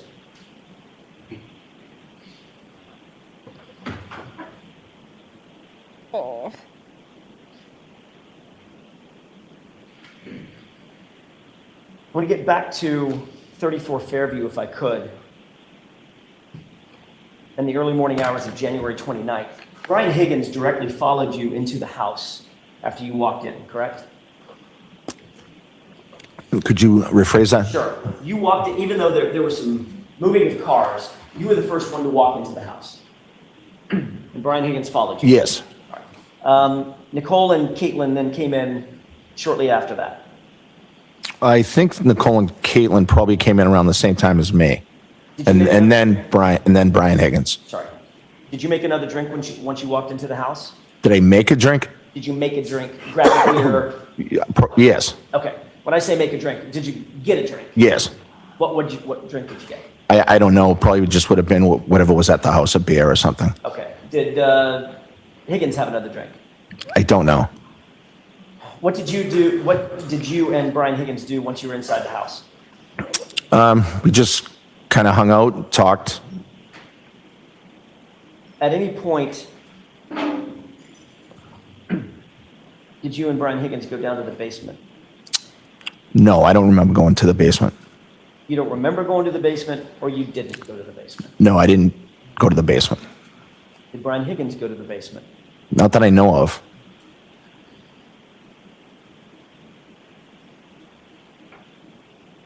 And you didn't go upstairs to the second floor, did you? I think I did go upstairs, yes. Isn't it true that Brian Higgins has never been upstairs in your house? Prior to that night? Ever, including that night specifically. I don't think that's true, no. You owned a dog at the time, correct? Yes, The German Shepherd named Chloe. yes. Mix. Describe that dog as being not great with strangers, isn't that true? I did describe it that way, yes. You testified that, quote, it started barking because it realized that people were downstairs, end quote, right? Yes, Chloe had a penchant for barking when she heard people, correct? no, not necessarily. She did that night. Yeah, I think she wanted to use the bathroom. Well, that's not what you said in your testimony. You said it started barking because it realized there were people downstairs, right? Right. So your German Shepherd, probably a decent dog, guard dog, if she heard commotion and people, she would bark. Objection. Sustained. You can ask it differently.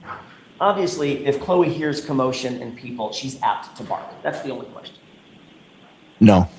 So just that night, out of nowhere, first time ever, Chloe starts barking when people walk into the house. No, it's not the first time ever, but she didn't bark often. Okay, but she did bark that night, right? Yes, And the reason that you gave under oath for why she started barking was because there were people downstairs milling about, right?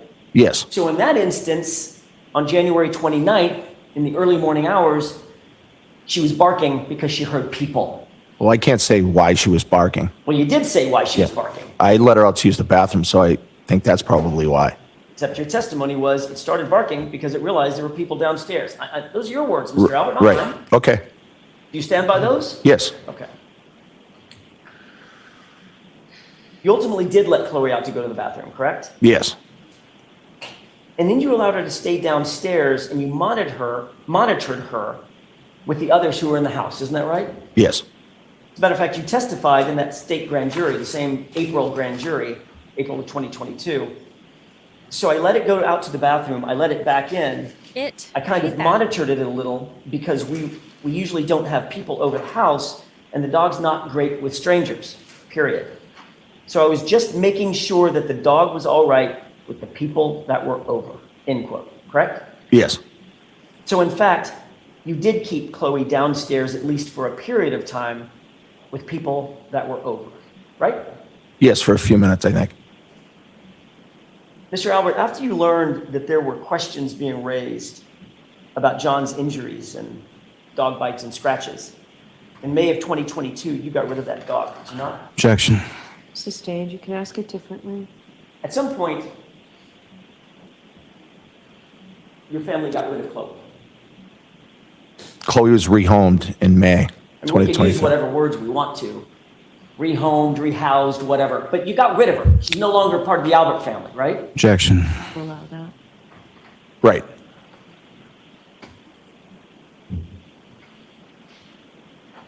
When did you get rid of her?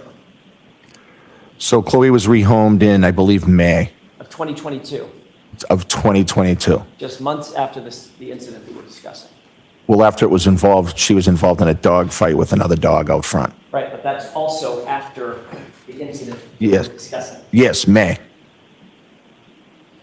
That's a family pet that you had for 6 years or 7 years. Approximately 6 or 7 years. Not Your sure. explanation just now for having gotten rid of that dog is because it bit another dog and ultimately sent 2 women to the hospital, correct? I believe 2 women went to the hospital. Yes. But you took no action to get rid of Chloe until after you knew that serious questions were being raised about John O'Keefe's, Objection. correct? Sustained. At some point, you did realize there were questions being raised about John O'Keefe's injuries on his arm, correct? Objection. I allow that. Did you realize that? I heard some talk about it, yes.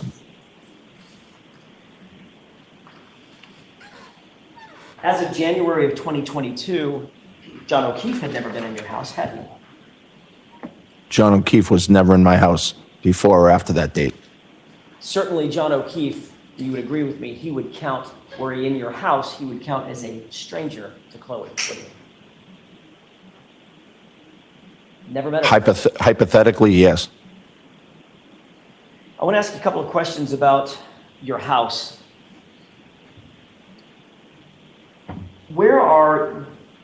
I know there's multiple bedrooms. Are all the bedrooms on the top floor? Yes. Okay. How many bedrooms? 5. As we're looking at your house, from the street looking at your house, are your bedroom windows, your and Nicole's bedroom windows, visible from the street? Yes. Which windows would they be? If you were facing the house, they would be far left corner. Upper or lower? Upper. Upper left corner. Yes. How many windows? 3 or 2 service that bedroom? 2. Your Honor, with the court's permission, could I display Exhibit 66? Okay. I'm gonna start calling Lucy it. What is displayed on that television? Yes. What does that appear to be to you? The house at 34 Fairview Road. Okay. Understanding this is a graphic representation, not a photograph. Do you see the windows that you've just described servicing your bedroom on that graphic? Yes. Are they right there? Yes. Okay. Upper left, 2 windows, correct? Yes. And those overlook what part of the lawn? The front lawn. Okay. Front lawn toward the left side of the house, not toward the driveway, correct? Right. I mean, it's the whole front lawn, but yeah. Right. But they're toward the left side of the house. The windows are, yes. I thought you asked about the view. Right. So the view's the whole front yard. I'm just trying to make the record, the spoken record as clear as possible. Right. They're on the left side of the house. Yes. They directly overlook this portion of the lawn, the left side of the lawn, Yes. furthest from the driveway. Yes. We can take that down.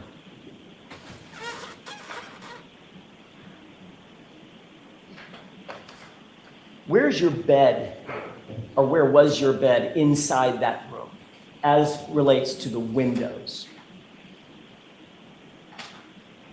I'm just trying to think of how to describe it. So the bed would be in the middle of the bedroom. Okay, it's a bad question on my part because we haven't been there. Let's do it this way. How many feet from the windows would the closest part of your bed be to those windows? Maybe 5 feet? 6 feet? You indicated that Nicole came to bed about 2 o'clock in the morning. Yes. Where was the dog? The dog was in my room. And she was sleeping on a mat in your room. Yes. And that mat is also about 6 feet from the windows. Yes. 6 feet being from me to Miss Little, Thank you, Bri Bear. maybe this far? Could be, yes. Maybe a little further, but yes. Maybe this far? Maybe. I'll give it a treat at break.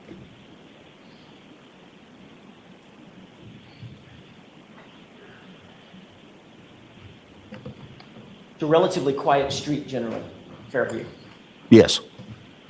Not an enormous amount of through traffic, No. not a busy freeway or a highway, correct? No.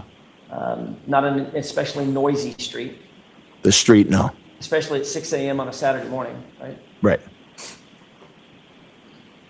Where were you at 6:03 on the morning of January 29, 2022? I was sleeping in my room. 6 feet from that window. Yes. Was Nicole in bed with you? Yes. Had you taken any medication the night before? No. Were you on any sedatives, No. sleeping pills? No. Were you wearing a sleep apnea machine? No. Were you wearing an eye mask? No. Were you wearing earplugs? No.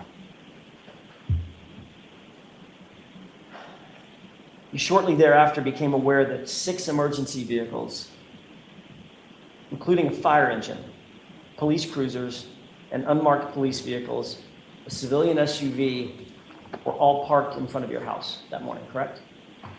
I'm not aware of what type of vehicles were parked there, no. You seen photographs since this incident? Of the vehicles out front? Right. No. Are you aware that all of those vehicles had their engines running? No. Are you aware that all the emergency vehicles at least had their lights on, flashing lights? No. Were you aware that there were a number of first responders outside their vehicles traipsing around your lawn? Was I aware? Were you aware at the time? No. Were you aware that there were emergency responders, first responders, who were talking to each other over the din of the wind and the snow? What? To communicate with each other? No.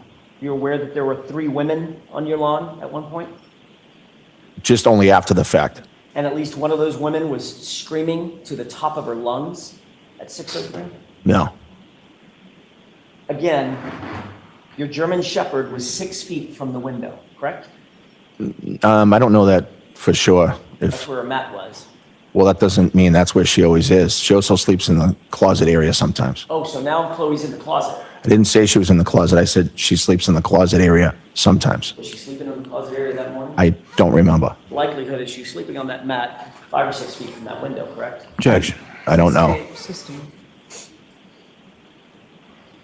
And your explanation, and by the way, we've already talked about this.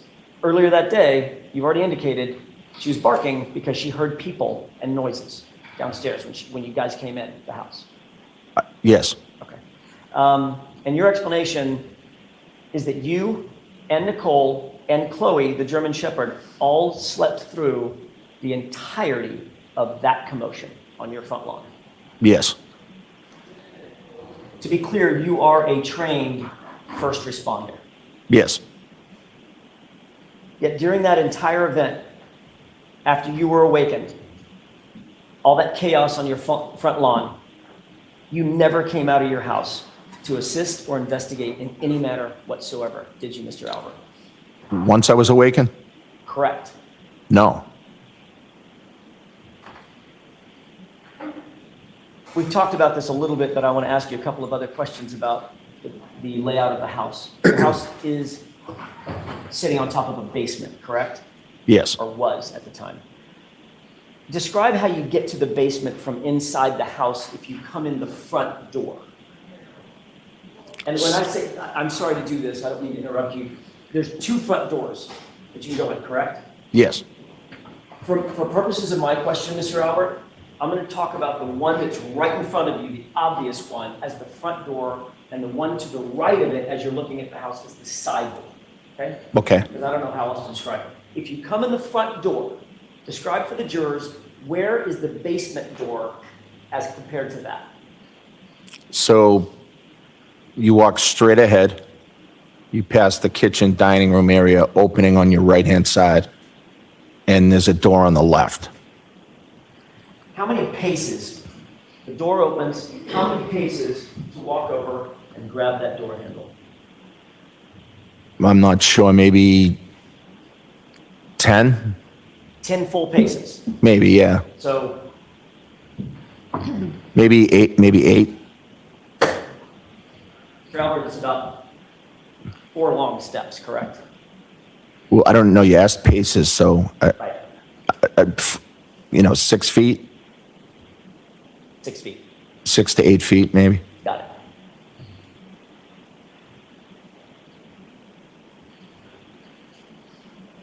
What was the basement used for in January of 2022? So the basement had a weight room in one of the rooms, and the other room was nothing at the time. It had been damaged, water damage due to an overflowed toilet. So part of the flooring had been ripped up, Yes, and that opened up some slab concrete downstairs. yes, There was also some plywood downstairs. yes, There were a couple of mats where the actual weights were, so they're not slamming down onto concrete. yes, But there was a good amount of that floor that was just exposed concrete. yes. The workout equipment would include things like, what, barbells, dumbbells, Yes. heavy weights, Yes. heavy bars, Yep. made from metal. Yep.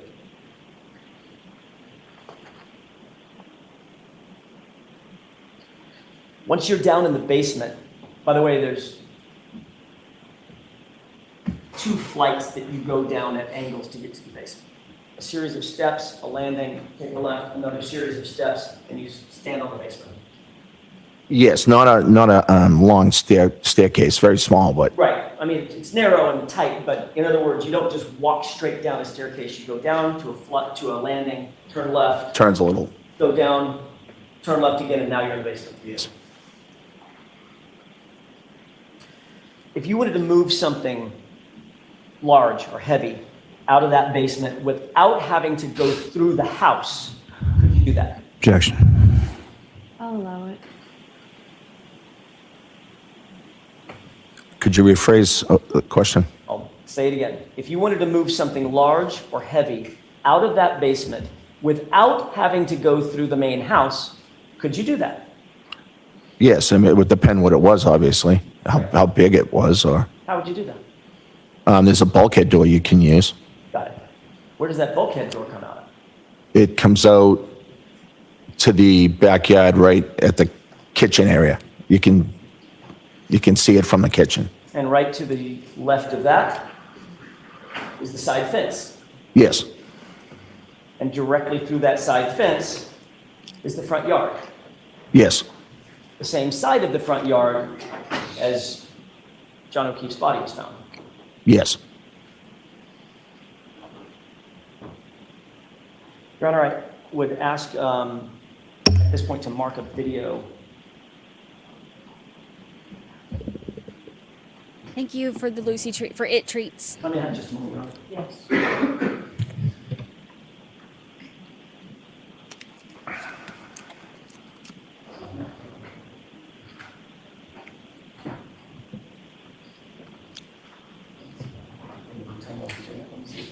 Look, it's moving.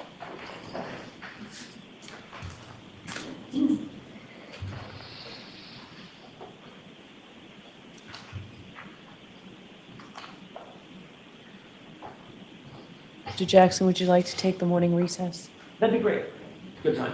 Yes, thank you. Court, all right, please. Sheriff, put down your notebook. Follow me, please.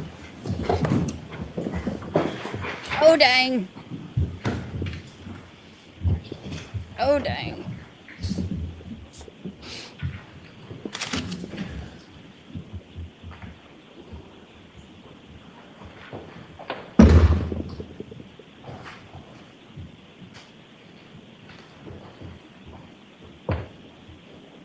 Taking morning recess. Okay. Do you anticipate having it all on a flash drive to put in? All right.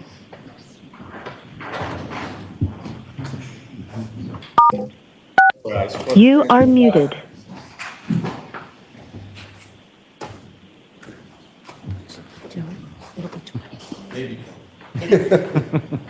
The morning recess, Jerry.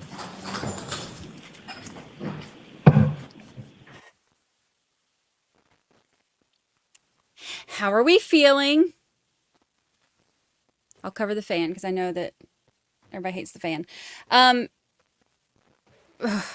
So it is definitely uncomfortable so far.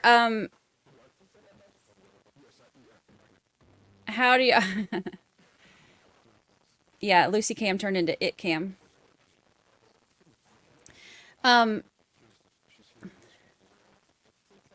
So moving... The question about moving something large or heavy out of the basement without having to go through the main house, and going to the taking something out the bulkhead door. I think that this is important for him to point out for their theory because, you know, keep in mind, showing that, like, if they're saying that something happened in the basement and that they, had to get John out of the basement to somewhere else without everybody else seeing, then, Jackson is pointing out that that would be potentially possible through that bulkhead door.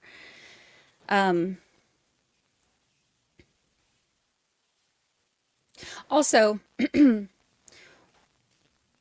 one thing that was interesting is the testimony for the grand jury that he said that Chloe was barking because people were there. That was the first thing I thought of too. Okay, if she was barking when people were there, then why, like, I still don't know how she wouldn't have barked with the cruisers and the fire truck and the ambulance and Karen screaming and all of the things. I still don't know how that would have, like, Lucy, or it will, I'm gonna start calling it that. My dog will bark when anything happens, like things that I don't hear. Like when my kid comes over, I have one of the things where, like, my door, you press in the code to come in, and she can hear that. Like, she starts barking before I can hear anything. She hears that and will start barking when my kid comes over because she can hear the second he touches that door, pressing those buttons. I can't hear it. I could have everything silent in here and I still can't hear it, but she can hear it and will start going nuts. So I've never quite understood, I know all dogs are different. I've never quite understood that the whole thing about her not barking, Chloe not barking. It's possible. It's just, it confuses me. I've never seen, and especially I had a German Shepherd named Duke and he would bark at everything too. So I don't know. I'm not, I've never personally seen that. It's not very common in dogs. It's possible. It's not very common. So that's something the jury will, take into consideration, I'm sure, when they're weighing everything to see what they believe.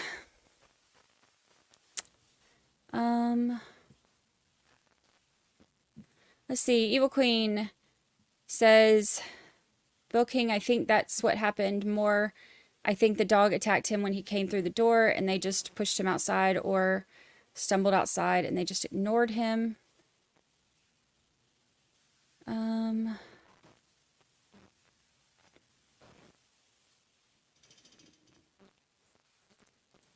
Let's see. Robert says, I would argue that as a first responder, he saw that it was being handled, and as it's his lawn, he knew he could only interfere and possibly corrupt the crime scene.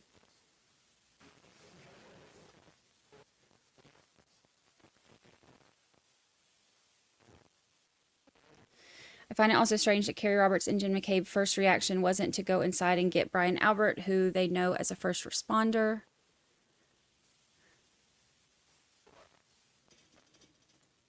On average, a dog's hearing is approximately 4 times more sensitive than a human's. Lucy barks at everything. Yes, Karen was screaming in the front yard.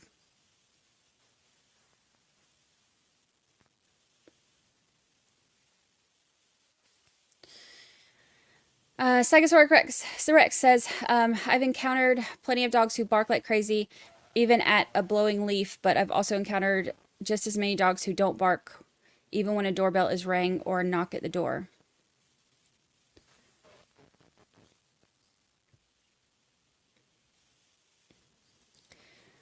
Cheese Curd Havoc, especially since it barked that night when people were downstairs. I noticed too that Jackson was emphasizing the whole it thing. He was like, you could tell that he was making it a point. Hold on, I gotta pull my hair up. It's driving me crazy. He was making it a point to say, like to emphasize it. So anybody on the jury who's like dog lovers like us is gonna definitely pick up on that too. It's like that's the thing that I'm the most offended by today so far. Let's see. I wonder if there were footprints in the snow out back. I don't know, but keep in mind, you know, they were talking about how heavy it started snowing. So any footprints that existed at some point are going to be filled in. I mean, think about it like this. You know, one of the reports said, well, none of the police reports or anything, but one of the statements said, I think, was it Carrie Roberts, that they said that there was grass underneath him when they moved him. I think that's the only place I remember reading that. If I'm mistaken, remind me. But none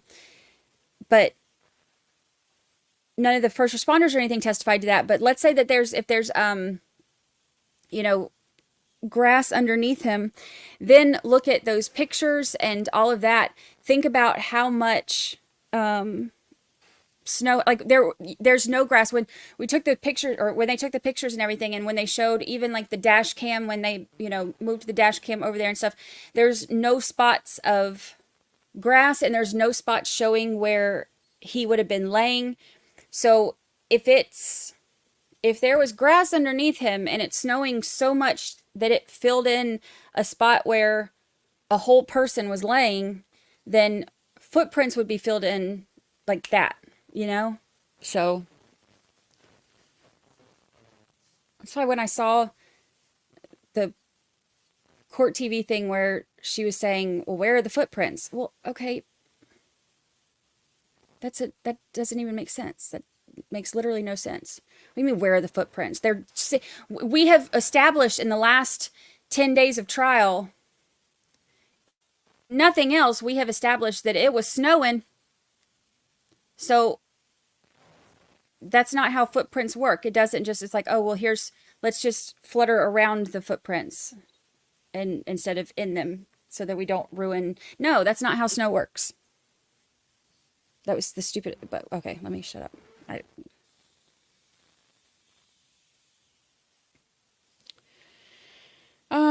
Let's see. Agree, Jennifer. Correct. If they didn't know it was a crime, saying he should have been out there and trying to help or at least check it out. Yeah, that's a good point. I mean, if he knew that there's a crime scene out there, okay, I could see, you know, like not interfering. But if there's a whole bunch of like ambulance and fire truck and police cruisers and stuff like that, especially if I'm a cop, then I would think that I'd be like, hey, what's going on in my yard? I mean, I've only had a bunch of cops in my yard one time, and I went out there to find out what was going on. I stood on the porch like, y'all, something happening? We need to talk.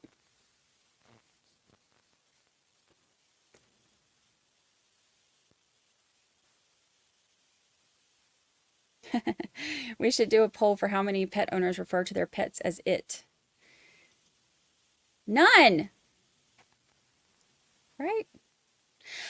Mildred, thank you for the super chat. Did any law enforcement actually see Chloe that night? Seems they made her disappear. PDQ. Well, apparently only while they were at the party. But that was that testimony that said that when he had Chloe down there for a while and they were watching to make sure that she was okay with everybody because she wasn't good with strangers. So like if she's down there long enough for them to be watching to make sure, I don't know how long she's down there, but long enough for them to be watching her, you know. It wasn't just, it doesn't make it sound like just going to the bathroom and back.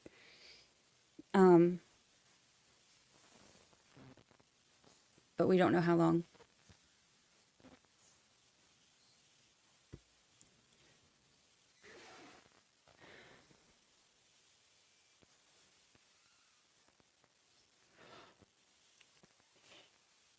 The fact that Chloe sleeps in the closet. Lucy will sleep in the closet sometimes. She likes to get in there under my, I have like a walk-in closet, and she likes to get in there sometimes and like I think it's like she thinks of it as her own little doghouse. Cause I live in a studio condo. So like my condo is like all one room other than my bathroom, and I have a walk-in closet. So she goes in the closet sometimes when I'm not here. She won't ever do it if I'm here, but if I'm not here and I come home sometimes, she'll walk out of the closet as I'm coming in. I think it makes her feel like safe when I'm not here. Like she's in a smaller, like confined space as opposed to, the one big room. But I've never seen her do it when I'm here. But also I think it's because the like clothes and stuff smell like me. That's comforting for dogs.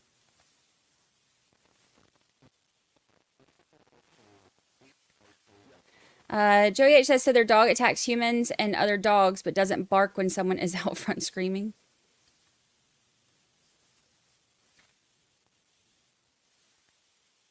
My dog gets aggressive, protective, even with play fighting. I think Chloe got involved after the fight began in the home. Lucy does too. My kid can like pretend to like he's going to do something to me, and Lucy will freak out. Even if like you make a sudden movement near me, Lucy will freak out. And my German Shepherd used to do the same thing.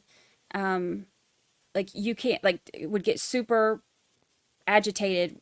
Like if you're play fighting and stuff, you couldn't have him around when you're play fighting either.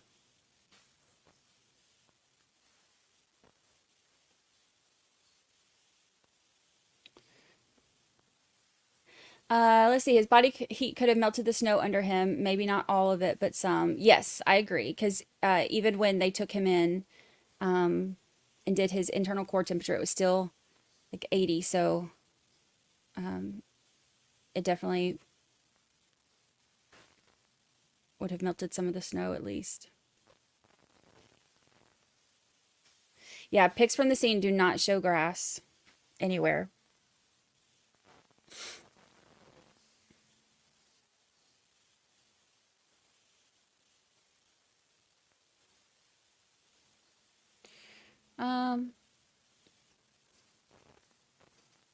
Would a German Shepherd try to drag a person by the arm if they were unconscious and in danger? Is that a possibility? I think it's a possibility, but I would think that they would have to be trained for that. Unless it's their owner. German Shepherds are very much like one owner dogs. Ours,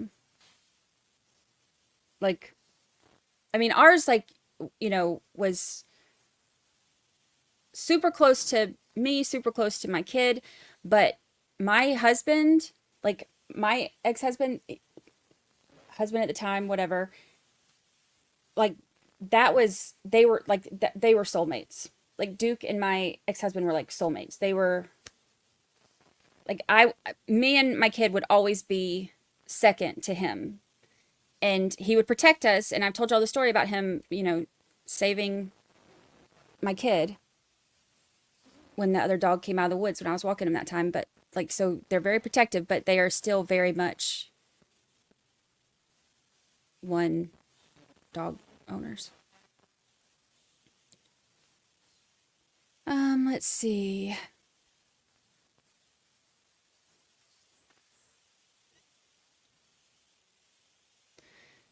I'm behind on chat because I'm trying to read some of y'all's stuff. Yeah, most dogs don't like roughhousing, especially roughhousing with their people.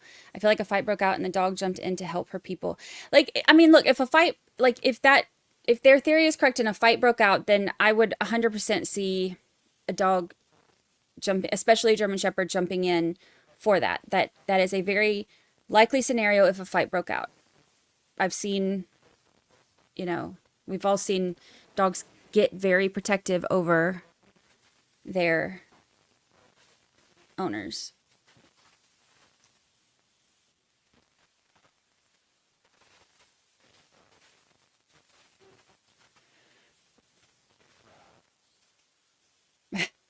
Anna said, mine freaked out at the game Twister.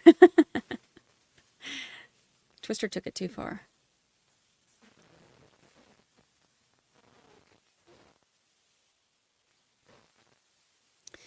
Canton Expat says, for general knowledge, Fairview is a big cut-through street and is not as quiet as portrayed.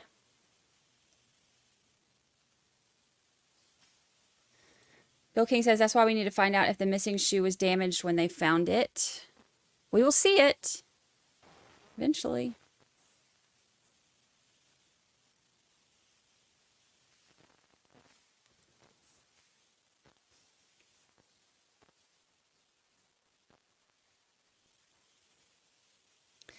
Did John know about the kiss with Higgins or the well text, or did he find out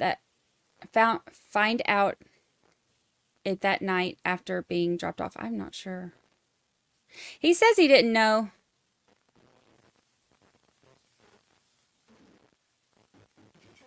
Did anyone ask if Chloe was a retired police dog? Nicole Albert said on the stand that Chloe was a rescue from a lady in Texas.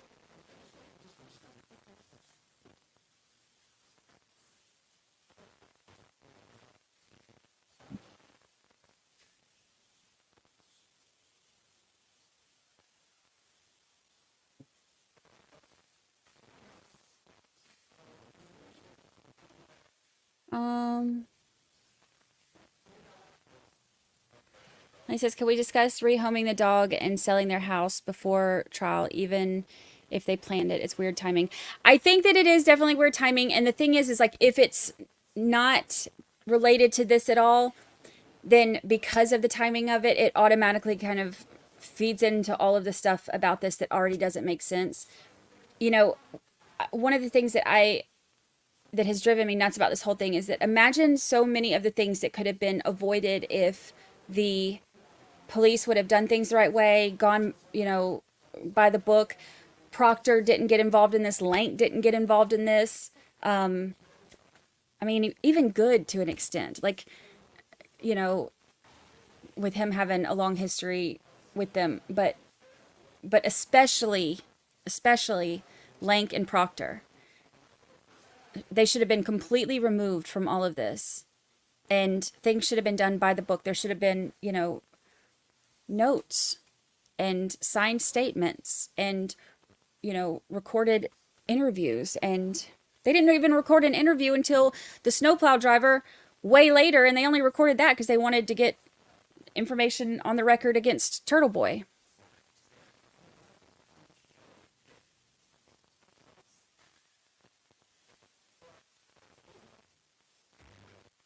This case, this theory I just came up with. John found out about Higgins'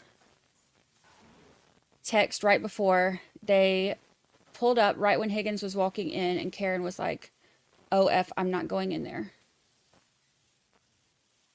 I've thought about that, like if, with her having Crohn's and stuff, like, that can cause stomach issues. So I could see her not wanting to go in because of stomach issues, especially if she had had drinks. I could see with her getting those texts from Higgins, I could see her not wanting to be in there, with Higgins in there. That would be uncomfortable. So I could see different reasons why she wouldn't want to go in.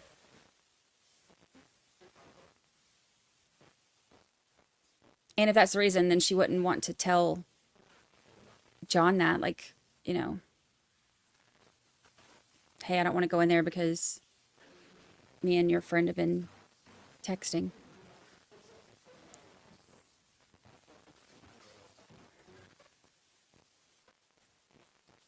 Be kind, Tiger. Brandy, I saw you on Boston 10. You were amazing. Thank you. I also saw you on Aussie Insider, so hilarious. You were in good company. Oh, yeah. I saw that video that Aussie Insider made with the compilation of all of our reactions to Trooper Bukaki.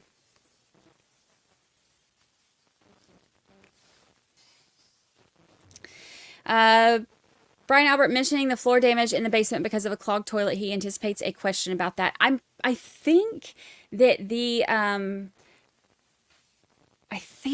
guy who did the basement or had something to do with the basement is on the witness list, but I'm not positive. But I think I remember seeing that.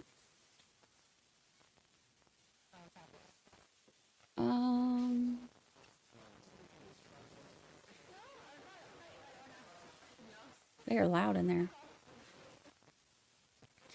there. Wait, was Brian Higgins trying to get with Karen? I missed this. Yeah, they had like some sort of fling and stuff when she thought that John had cheated on her in Aruba. She ended up, her and Higgins had texts that were, what do you call them, like romantical, I think, in like amorous is one way that he worded them, text back and forth between them, and there was like a stolen kiss moment, etc. We'll hear about it.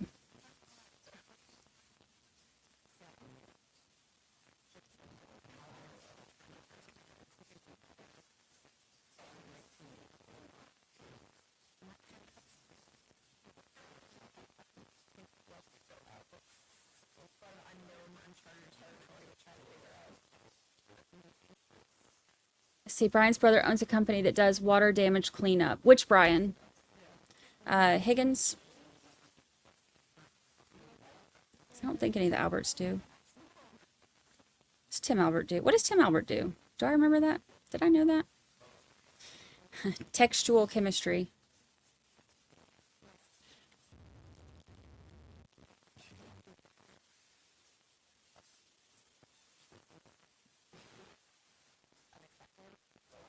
Jenny and GA says, I think John and Higgins had words and maybe the fight was between them that night.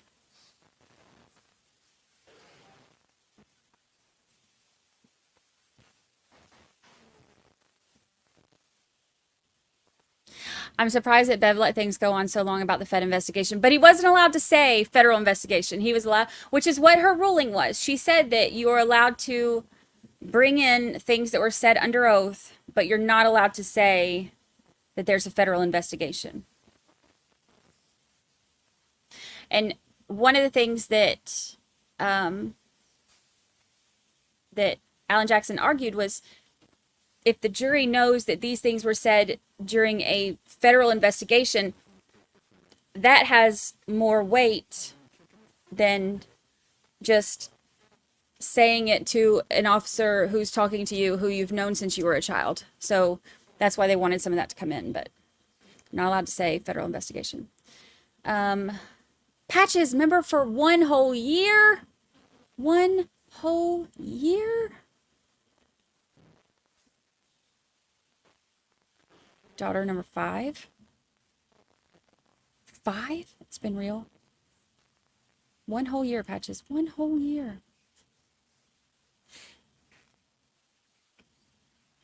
1 whole year. Happy anniversary. Hello, Weezer. I get my PET scan results on the 21st. 21st. Michael Albert. I forgot. I forgot all about the other ones.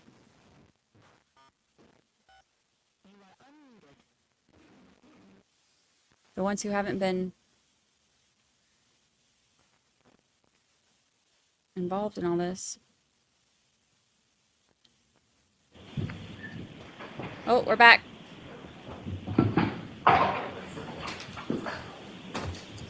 Jen, member for 5 whole months. Love my home. Thanks for being such a fantastic human. Love you. We love you. We love having you here.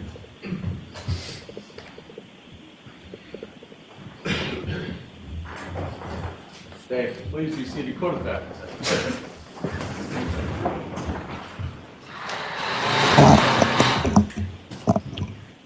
All right, are we all squared away? Yeah. Okay. Thank you. Mr. Albert, did you speak with anybody at the break about the testimony? Just my attorney. May I approach? Yes.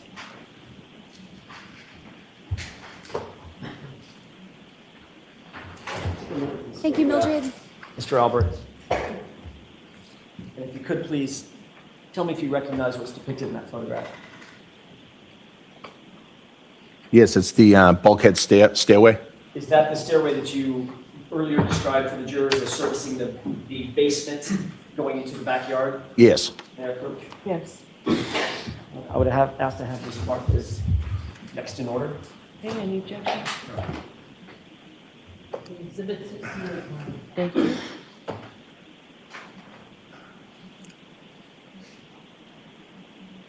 Yeah, the Commonwealth has not been clear, Mildred. The Commonwealth has not been clear at all yet. Okay.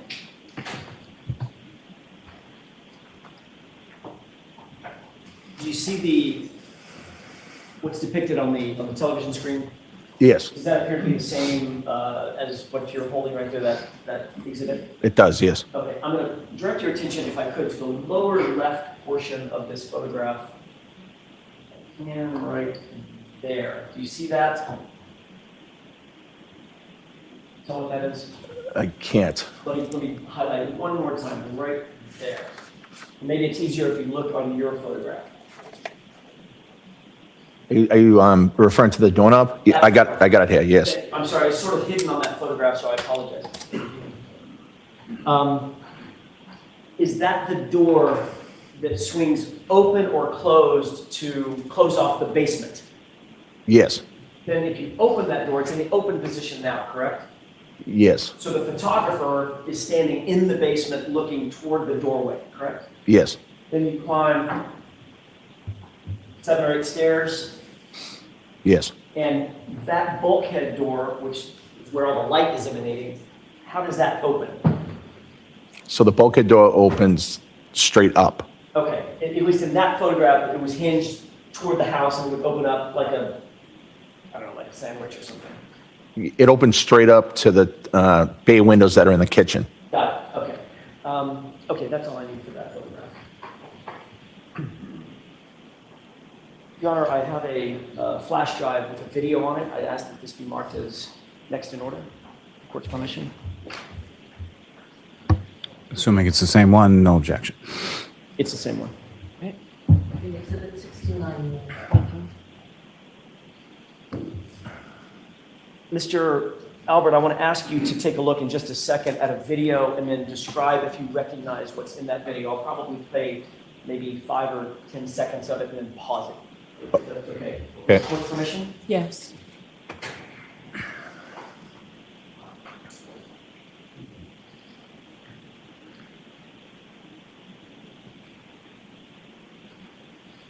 Pause. Do you recognize what's depicted in that video, at least up to that point?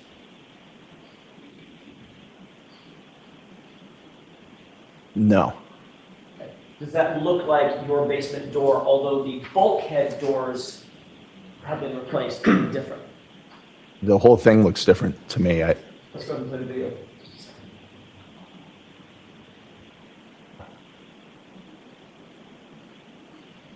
Pause. Now do you recognize what's depicted in the video? Yes. What is that? So that's was my backyard. Okay. Yeah. And what area is over to the left over here? That's a gate Okay. And what does that gate open up to? to the front yard. So the area that we're looking at right now, where the photographer is standing, is the backyard? Yes. Now, having seen that, notwithstanding the way that the bulkhead doors open, now do you recognize what was depicted at the beginning of the video, which was that staircase? Yes, the downstairs door, the door itself, the wooden door itself also looks different. Okay, so, but it is But it is the stairway, yes. going into the basement? Yes. Or coming out of the basement? Yes, So in other words, another way to put that is, that represented the ingress and egress through the bulkhead to the basement? yes. Okay, let's go ahead and play this.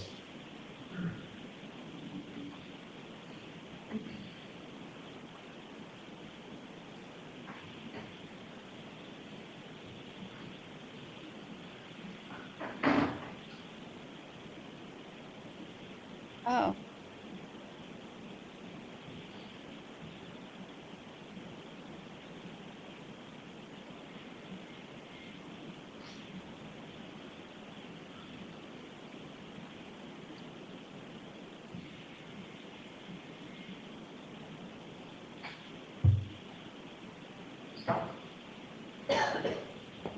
Did you recognize what was depicted in the video? Bring the lights up. Thank you. Thank you, Your Honor. Did you recognize what was depicted in the video as it continued to play? Yes. Describe that for the jurors, please. It looked like the video was from walking from the backyard towards the front yard.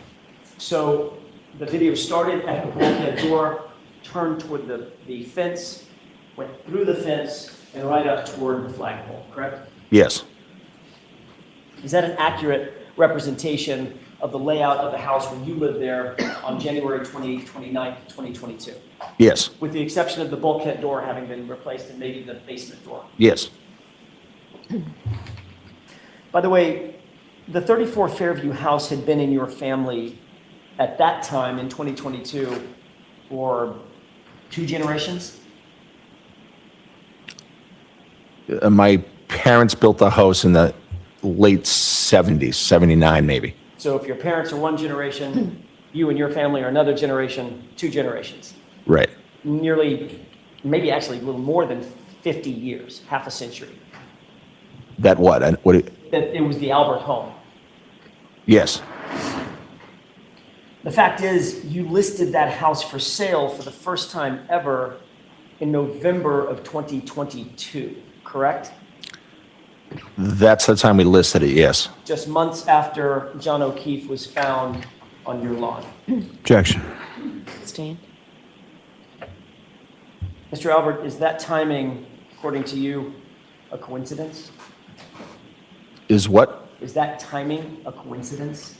Well, that's not the timing, actually. We contacted the realtor in 2021, finally listed it in 2022. Got it. So that would be pre-incident. So the listing coming 9 months after John O'Keefe was found dead in your lawn, or dying in your lawn, that's just coincidence. You had this in place long before that. Objection. So I'll sustain the question. You can ask it differently. Sure. All I'm asking is the timing, November of 2022, listing that house for sale for the first time in November, that in your mind is just a coincidence. It's not a coincidence because we started trying to look into selling the house in 2021, which was the few months prior to the incident. On January 28th, 2022, you were still an active Boston police officer, correct?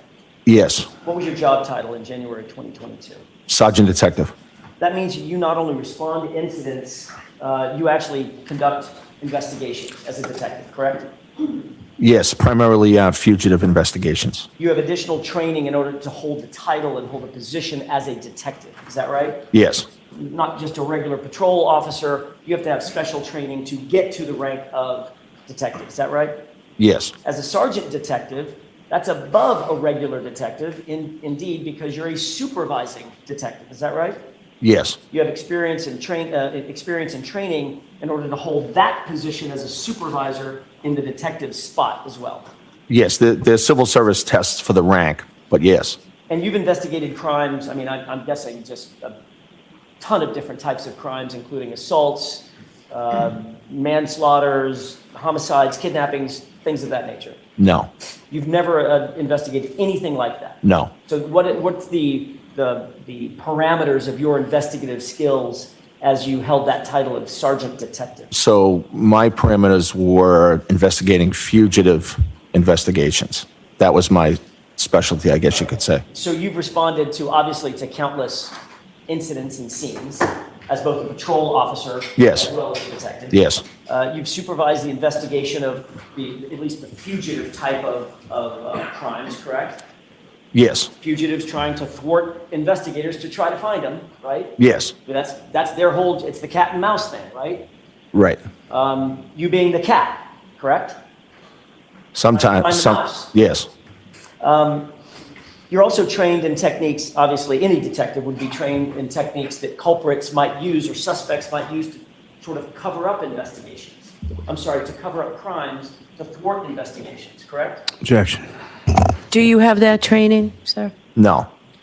So you, in all of your training, 30 years as a Boston police officer, and as a sergeant detective, you don't have any training in what techniques criminals might use to try to cover up their conduct? No. I've never gone to a training for criminals to cover up conduct. No. Never been trained in the fact that, I don't know, somebody might want to clean up blood at a scene. No. Objection. Let the answer stand. What about sanitizing a location? Objection. I'll allow it. No. What about getting rid of electronic data? You've got to have training in that. No. In other words, the fugitives that you chase down and try to find, you don't try to utilize electronic data to go after them?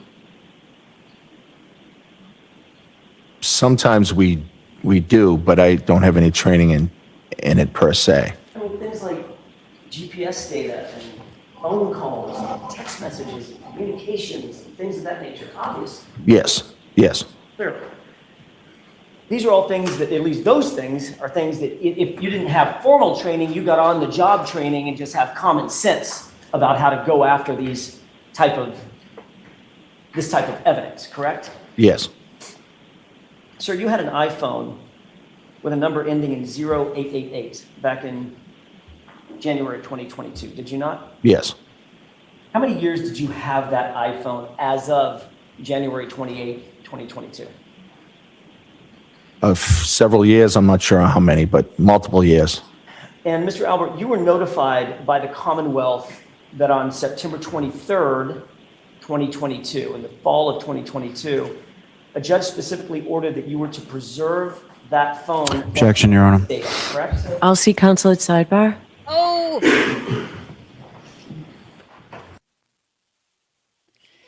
I want to hear this.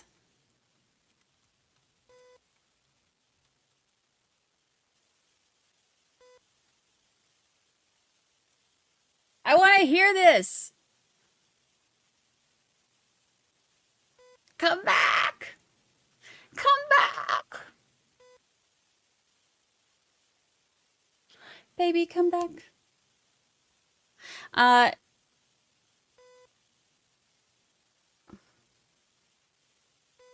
He looks very uncomfortable. He does look very uncomfortable. Ali B from Tennessee says, I'm not an investigator, but I know how criminals hide side crimes. Yeah. We all do. Deleted texts. Come back.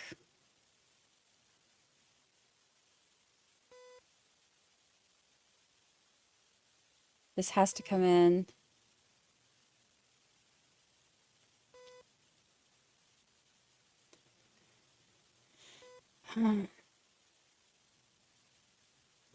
Maybe she's gonna let it in, but like limit how? I don't know. She's so unpredictable. For a few minutes. All right, please. Follow me.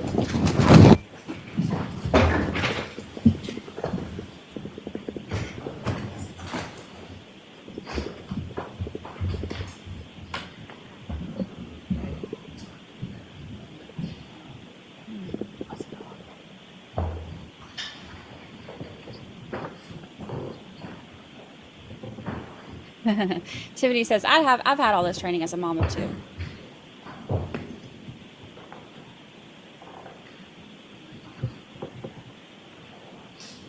Thank you. You may be seated.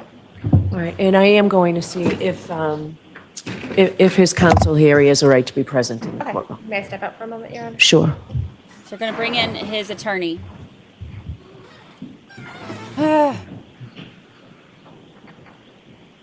Yeah, she sent the jury out, so she's bringing in Brian Albert's attorney, and they're going to talk about this and see where it goes.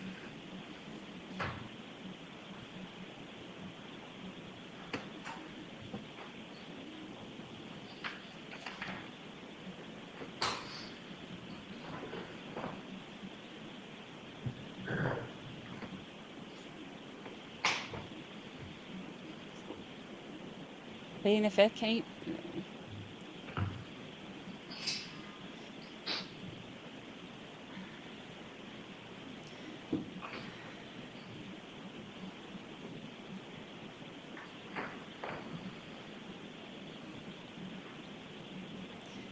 What do you think the jury's thinking? Because they just heard him say you were, how do you word it? You were ordered to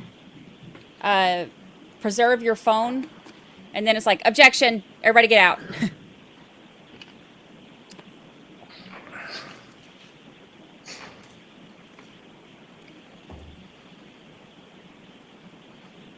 Yeah, they had to know this was coming.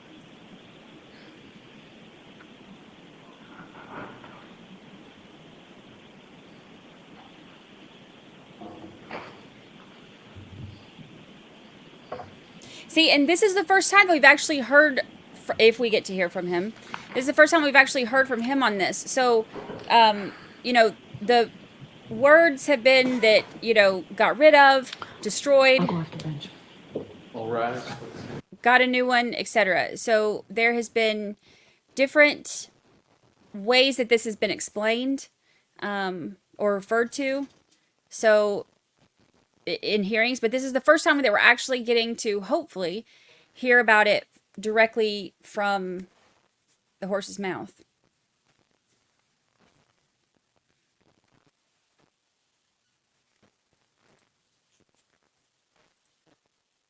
Yeah, Brian Albert's attorney is there. Because he said he did talk to him too on the other break. We know that he got a new phone carrier, changed his number and all of that. As far as destroying his phone, I don't know. The one that they said, like I said, we haven't heard, you know, directly from him. The one that they mentioned, you know, going to the federal property, where was it, military base or something, and getting rid of the phone and like breaking the SIM card or something was Brian Higgins. So that will also be an interesting line of questioning to find out what happened there. But this is one of those big questions that everybody has been asking all along. So maybe we'll finally get an answer to this. Maybe. Possibly. All right, so Mr. Jackson, you can have a voir dire. Here we go. Albert, you are currently represented by Mr. Henning, Yes. seated behind me. Gentleman right in the, Yes. who's in the gray suit. Correct? Yes. Okay. Without telling me anything you've ever communicated with him, when did you hire him as your lawyer? I'm not exactly sure of the date. Give me a time frame. Let's see if we can narrow it down. 2022. I'm just not sure the exact date or even the month. For the end of 2022? I'm not sure. I believe prior to some of the other testimony that I gave. So prior to April of 2022 at the state grand jury? No, prior to the other testimony. Okay, that was in June of 2023. That's my question. Did you hire Mr. Henning in 2023 in anticipation of giving testimony in June of 2023? I'm not sure of the exact date. I believe it was maybe the end of 22. I'm not sure. Or did you get a subpoena for the other hearing? I did. Okay. Did you hire Mr. Henning after you got that subpoena? I can't say. I believe so. Right around that time, yes. Okay. I'm just trying to remember the time, and I can't remember it. Okay. So you did not hire. Well, Your Honor, I think that answers the question. You're not represented in 20. I'm going to see at sidebar about the extent of the inquiry.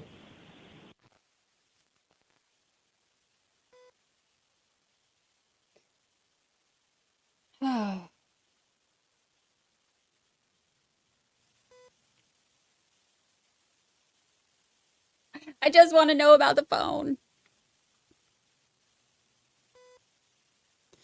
Let it all come in.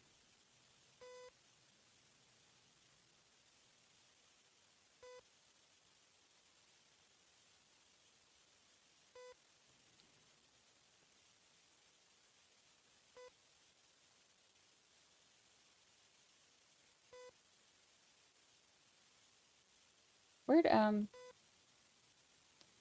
Grant fall down?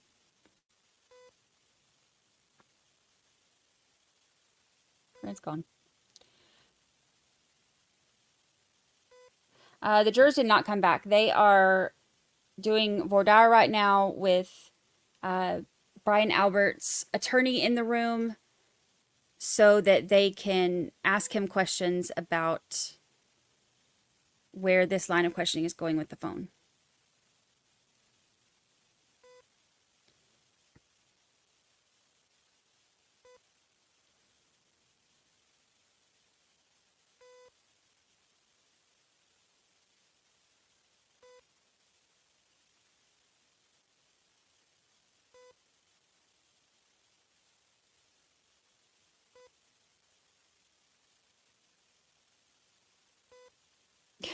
Ashley said, I have to go to class. I need to hear this testimony live. Hurry up, people.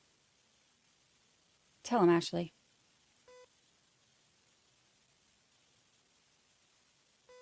There's Grant. Standing up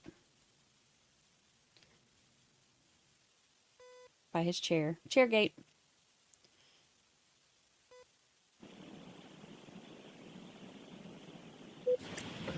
Thank you. I wonder that too. Some of them I'm sure know them or know of them. May I interrupt? Yes. Thank you. You had received I want to draw your attention to 2023 now. I'm sorry. Now I'm doing it. The fall of 2022, September of 2022. Yes.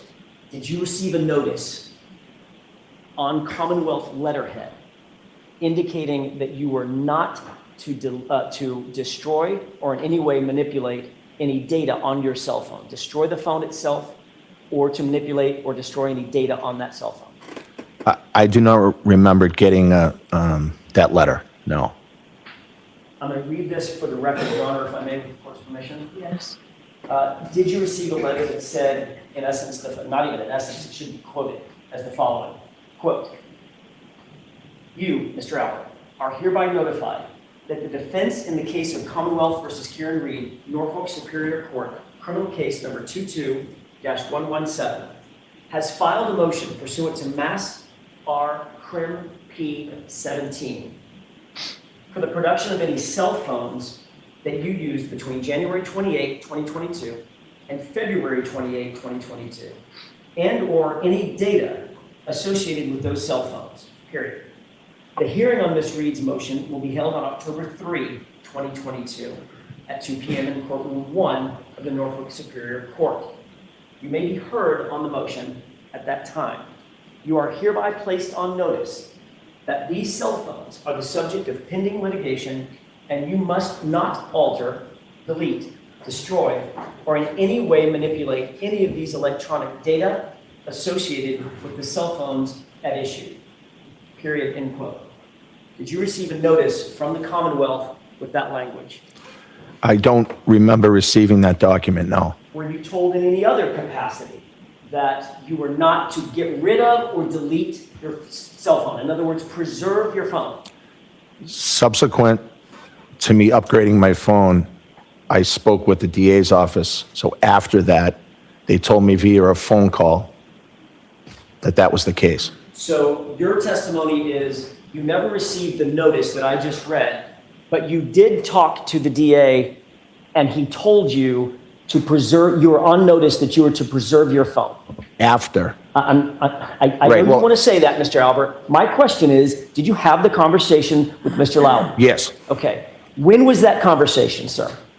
So I don't have the exact date of the conversation. I'm not sure. Who did you talk to on the phone exactly? Was it Mr. Lowry alone or was it a conference call? It was a conference call. Who else was on that conference call? I believe Steve Nelson and other witnesses in the case were on the conference call. Can you name those witnesses for us? I believe it was Brian Higgins. I believe Jen McCabe, Matt McCabe, and maybe somebody else, but I can't recall. Who initiated that conference call? I believe it was somebody in the DA's office, so either Mr. Lally or Steve Nelson, somebody like that. Did everybody just call into a central number, a conference line? Yes. And what exactly did Mr. Lally say to you during the course of that conversation about preserving your phone? During the conversation, Mr. Lally said that that the defense had filed a motion to ask for the phones to be preserved. And anything else? That's what I remember him saying. Did you volunteer that, oh my goodness, I just upgraded my phone last week conveniently. I don't have that phone anymore. No, You didn't say that to Mr. Lally? no, You just took the information that he gave you and hung up the phone and went about your business, yes, without notifying him that the very phone that he had just ordered you to preserve had just been destroyed days earlier. no, the phone wasn't destroyed. I upgraded the phone. The data was destroyed, sir. Correct? I did not destroy any data on any phone. Mr. Albert, I upgraded my when phone. you upgrade a phone, you know that the phone is set back to factory reset before your new phone is handed to you, correct? Happens every time. I don't know that. So if you have personal texts with your doctor, personal communications with Mr. Henning, your lawyer, you're just gonna hand that to a pimply-faced kid at Best Buy and say, here's my phone? You know that data is destroyed when you upgrade your phone, right? I think some things are come over across contacts, things like that, so I don't know that for sure. You can back up your data, sir, but the phone data is destroyed for all purposes. It's factory reset, correct? I don't know that. How long have you had a phone? That's an iPhone. Years, How many times have you upgraded your iPhone? multiple times. Every single time you upgrade it, you know that the phone prior, the data is destroyed on it, correct? Usually my contacts come over and my photos come over. So, That's a backup. no, I don't think I have that on backup, but okay. Irrespective, you didn't tell Mr. Lally that you had gotten rid of that phone. I was not asked that, and I didn't tell him that. I see. You felt like if you weren't asked that, you didn't need to volunteer it, even though the conference call was specifically about preserving your phone pursuant to a judge's order. Correct? What was the question? You didn't offer to Mr. Lally that you had gotten rid of the very phone that he was telling you had to be preserved due to a judge's order. I did not. And you didn't seek any advice from, I'm not asking you for the communications. You did not seek any advice from counsel at that time for those purposes. I don't believe I did, no. Yeah, I'm just wondering. Sure. Okay, if you're being told it is court order that you preserve the phone that you used at that time, you would say, I don't have that phone anymore. Right? Am I crazy? Am I wrong? If I have a district attorney telling me, hey, whatever phone and data you had that you were using at that time, you need to preserve it. At some point, you indicated, Mr. Albert, at another proceeding, under oath, in relation to a conversation that you had with Brian Higgins about your phone. Quote, I don't recall saying I was going to get rid of my personal phone to Brian Higgins. I may have said that, you know, there's personal stuff on my phone. But I don't recall saying that to him, but I don't know, we had multiple conversations about things. You remember saying that under oath at another hearing? Yes. You literally admitted at that hearing there's personal, private data on that phone. Hence, you got rid of it, right? No. You certainly wouldn't allow some kid at the AT&T store to have your personal, private data. You're a cop. No, I assume he doesn't have it Why would you assume that? because he took the phone and has it. And what do you think happens to the data on the phone, sir? Let's just use common sense. What do you honestly think happens to the data on the phone when you turn it in and upgrade your phone? I'm sure that the data is not there anymore. I'm sure. It's destroyed, sir. Correct? I don't know that for a fact. I know that some things are transferred back to the new phone. You just said, you know the data is not there. Some data, I guess, isn't. Yes. No, that's all I have. All right. Mr. Lally, any questions? No, Your Honor. Okay. All right, I'm going to take a short recess. I want to let this witness, if he chooses to have a few minutes. See, this is the stuff, though, y'all. This is the stuff that makes it look like, okay, I have been very careful this entire time that I have covered this to not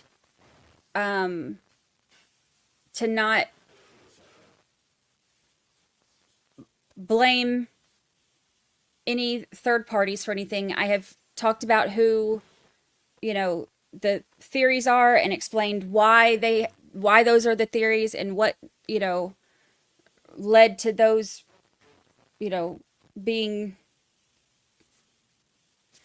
what led to them coming to those conclusions or those, theories or allegations or anything like that. I've been very careful to stick to that. So please take this as me still doing that. I am not saying that Brian Albert did one thing or the other as far as that goes. What I am saying is when you look at this as just for what it is, if you are told by a district attorney that you need to, what did it say? Produce any cell phone used, production of, as in produce it, as in give it over. Production of any cell phones used between January and February of 2022 and any data from those cell phones. If you are told that you have to produce that phone and produce that data, and you have already gotten rid of that phone, which gets rid of that data, I guess I'm having trouble understanding why you wouldn't say, oh, well, wait, if we have to produce our phones that we had during that time, I've upgraded mine. Because to me, if I'm being told there's a court order for me to have to give you the phone that I was using at that time, and I no longer have the phone that I was using at that time, that would be something that you would say. That would be something that you would want them to know. So I think that it's stuff like this that does not prove that he is guilty of something, but these are the things that are going to, that, if the jury hears this, they are going to be things that the jury can consider as far as reasonable doubt. Remember, the jury doesn't have to believe that this is what happened. They just have to believe that it's possible that this is what happened. Because if it's possible that what they're saying happened and they're showing all of these bits and pieces that support their theory, all the jury has to believe is that it's possible. And then that's reasonable doubt. They can still say, okay, well, that's possible, but I think that this is still what happened. Or, I think that it's possible, but I still think it's more likely she hit him on accident or whatever. They don't have to believe that this is 100% what happened to find reasonable doubt. They just have to believe that it could have also reasonably happened. Or that the, Commonwealth didn't prove it beyond a reasonable doubt. So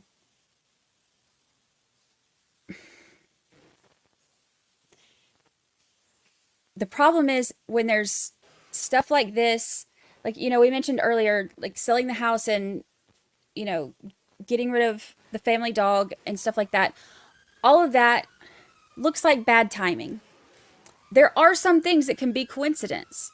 And, they said that they had talked about selling this house before. But when the jury hears that, are they going to... Juries are unpredictable. Are they going to take everything that's explained away like that and be like, oh, yeah, well, they got rid of the dog for a different reason. They sold the house for a different reason. He didn't bring up the phone for a different reason. It's a lot of...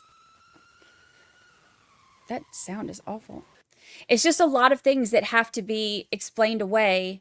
And it makes you wonder at what point the jury will say, you know, this is too many coincidence for it to be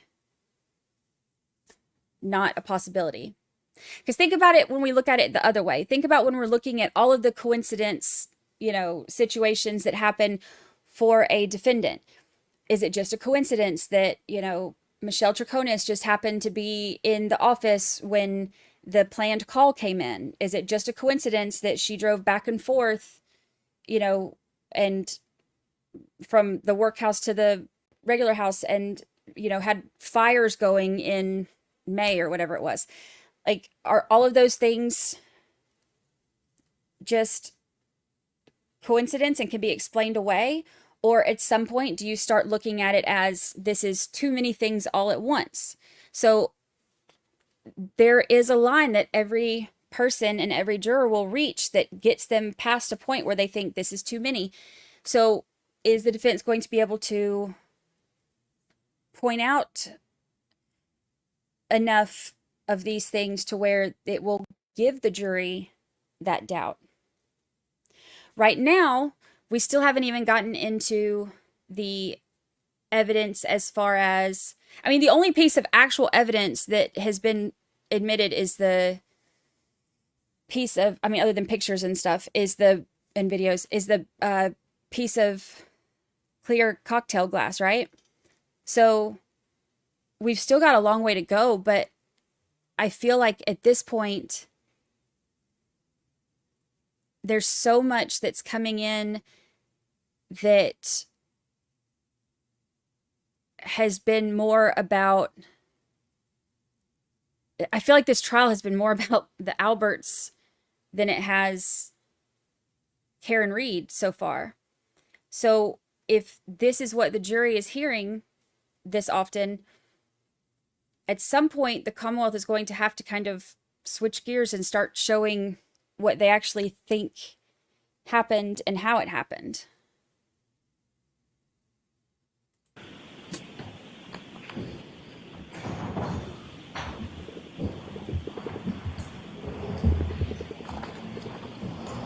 Between all of this and the solo cups and the, you know, police ties and all that. Witness stand, please.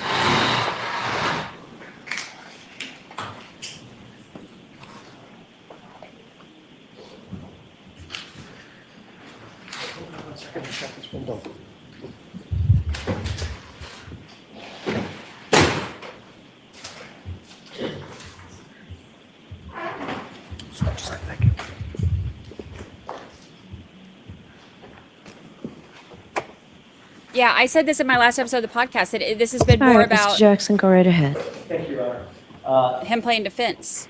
Mr. Albert, you were notified by the Commonwealth that on September 23rd, 2022, a judge specifically ordered you to preserve that phone and all its data, the phone ending in 0888. Is that right? Yeah, at what time are you asking me that I was notified? That day or the next? On the 23rd? On the 23rd or the 24th of September? No. Isn't it true that you were provided a letter by the Commonwealth that stated the following? Your Honor, if I may read this. Yes, there's no objection. Thank you. Quote, you are hereby notified that the defense in the case of Commonwealth versus Karen Reed, Norfolk Superior Court criminal case number 22-117, has filed a motion pursuant to Mass R. Crim P. 17 for the production of any cell phones that you used between January 28, 2022 and February 28, 2022, and or any data associated with those cell phones. The hearing on Ms. Reed's motion will be held on October 3rd, 2022 at 2 p.m. in courtroom 1 of the Norfolk Superior Court. You may be heard on the motion at that time. You are hereby placed on notice that these cell phones are the subject of pending litigation, and you must not alter, delete, destroy, or in any way manipulate any of the electronic data associated with the cell phone at issue. You received, end quote, you received that notice on either the 23rd or the 24th. Is that right? I did not. Your Honor, I would pose a stipulation. I spoke with counsel off the record, if I may. You both have a stipulation that I haven't seen? We just determined I'm happy to approach it. Why don't we approach quickly? So he's saying that he didn't get that.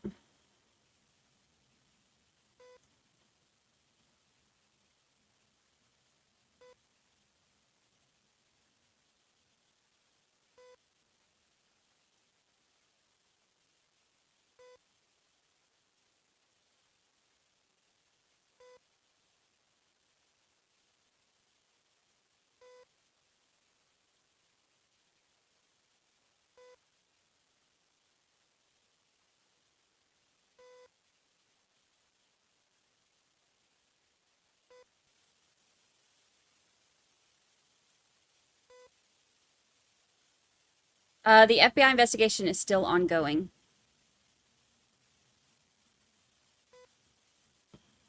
The jury is present now.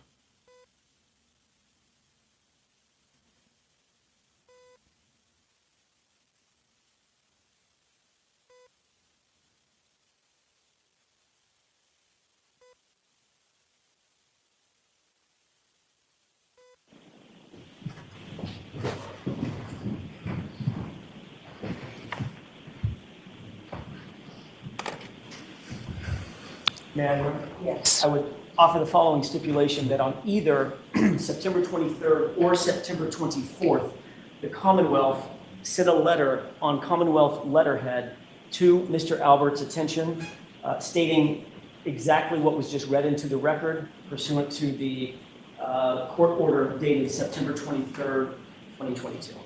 Okay. All right, next question. Thank you, Your Honor. Isn't it true that you were in fact ordered to preserve your cell phone by the Commonwealth? At some point, I was made aware of that, yes. All right, let's just get to the brass tacks. Where's your phone? My phone was upgraded and traded in for a new phone. Your phone was upgraded and traded in for a new phone? Yes. Okay. Another way to say that is you traded your phone in and got rid of it, correct?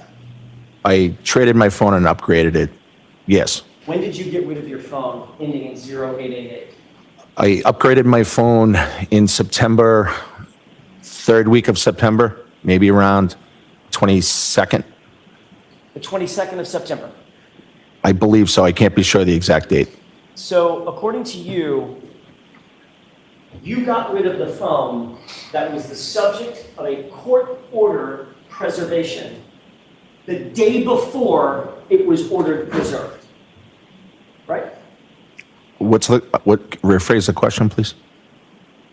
This order was just stipulated, this order is dated September 23rd, 2022. It was just stipulated that on the 23rd or 24th, you were then sent a notice to preserve the phone. And your testimony is on the 22nd, the day before this all happened, you upgraded your phone and got rid of it in total, correct? I upgraded my phone on and around the 22nd, yes. And you knew that all of the data on that phone would be factory reset and destroyed. Objection. Do you know that, sir? I do not know that. How many times have you upgraded your phone in your iPhone? I'm not sure. 4 or 5 times, maybe. You're aware that when you turn a phone in and you upgrade it, the phone that you turn in, that data is factory reset, meaning it's gone. It's destroyed off of that device, correct? Well, I think some data transfers and some doesn't. We're not talking about a backup. I'm talking about the physical phone. That physical phone becomes a brick when you turn it in, correct? Correct that it becomes a brick? I don't know. It becomes effectively a brick. There is no data left on the phone. I'm not talking about backup data onto a cloud. I'm talking about that phone. So the old phone, yes. Yeah, it's just everything on it's destroyed, correct? Right, although some of the data transfers to your new phone. And you're aware that the very data that you were ordered to preserve would have been destroyed According to you, the day before. Correct? Rephrase your question or ask me a question. Are you claiming that you got rid of your phone on the 22nd? I upgraded my phone around that. I'm not sure if that's the exact date, but yes. So it could have been after the 22nd. I don't think it was after the 22nd. Could have been the 24th? No, Could have been the 25th? no. So you're absolutely sure that you could not have upgraded your phone and gotten rid of it anytime after the 23rd when this judge ordered that it be preserved? No. Because you know that if you got rid of that phone after you had been notified that you were ordered by a court to preserve it, you'd be committing a felony. Objection, Your Honor. Sustained. So you now claim that you got rid of the phone on September 22nd, 2022. Hours before you were ordered to preserve it. That's your testimony, correct? Yes. Is that just a coincidence? September 4th was my birthday. The phone was broken and failing. I had planned on getting a new phone, and that just happened to be the day that I got it. Happy birthday. Was that a coincidence? Objection. Sustained.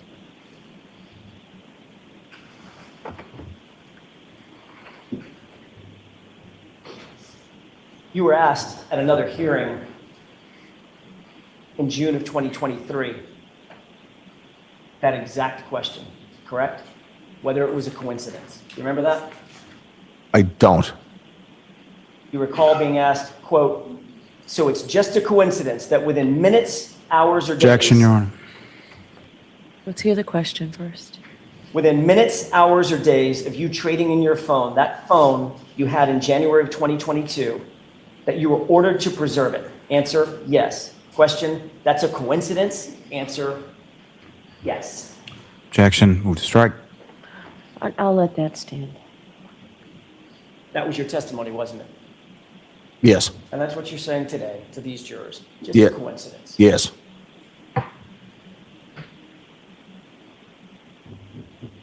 He said happy birthday.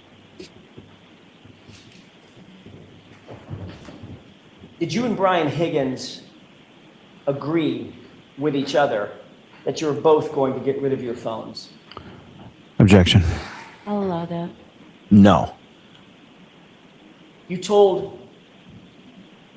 testified at the other hearing in June of 2022, quote, I don't recall saying that I was going to get rid of my personal phone to Brian Higgins. I may have said that.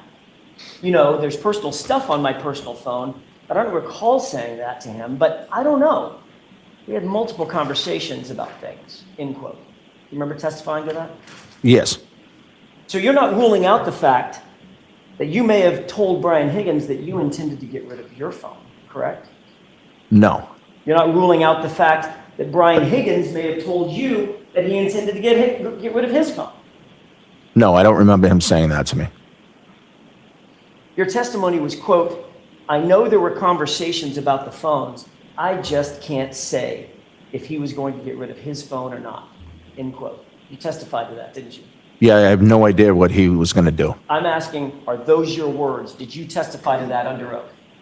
Yes, although I don't know the context of the time that they were asking that question. June of 2020. No, not the date of the hearing, but when they were asking if and when that conversation took place. Does it really matter when it took place? I think so, yes. Well, you talked to Brian Higgins about getting rid of your phones. When do you think you had that conversation? I don't think I talked to Brian Higgins about getting rid of my phones. Well, you just said you can't rule out the fact that you had conversations with Brian Higgins about your phones and possibly getting rid of your phones. Right? No, I don't think that's what I said. You two discussed the fact that you both wanted to get rid of your phones. I don't remember having that conversation with Brian Higgins at all. Your testimony was, quote, I know there were conversations about the phones, sir. Correct? Correct that that's what you're reading? So if you're having conversations with Brian Higgins about the phones, what the heck were you talking about? I don't know the timing of when they asked when those conversations were. Mr. Albert, So I'm leaving it open to you. I don't care when it was. I'm asking you, have you ever had a conversation with Brian Higgins about your phones, respectively? we may have, I can't remember that conversation specifically. Then why, in June of 2023, did you testify, I know there were conversations about the phones with Brian Higgins, end quote? I'm not sure of the context of that. So now you just can't remember. No, I don't think I could remember during that testimony either. I think if you read the whole thing, I think I said I'm not sure, I don't remember. Your quote was, I know there were conversations about the phones.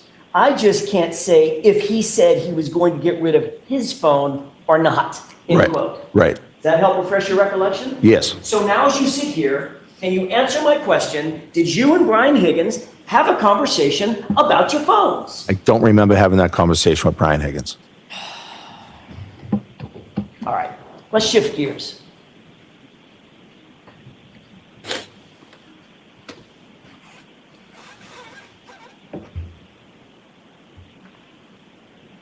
I don't know what to do with my hands. I'm so uncomfortable. Before I shift gears, Jackson letting up a big bev sigh. you're aware that Brian Higgins has also gotten rid of his phone, correct? I am not aware of that until after the time you're talking about. So without qualifying your answer my question. As you sit here, you're aware that Brian Higgins has also gotten rid of his phone. I know at some point Brian Yes Higgins, or no, Mr. Albert? did he? Objection, Your Honor. Can you answer that, yes or no, sir? Yes. Now I'd like to shift gears and talk a little bit about Michael Proctor. Did Michael Proctor come into your home at 34 Fairview on January 29th? Yes. Michael Proctor? Let me rephrase the question. I want to make sure I'm not talking about Officer Lang, Officer Good. Right. Michael Proctor from the Massachusetts State Police. Did he come into your home on January 29th? He conducted an interview with my wife, and I don't remember if it was the 29th or the 30th.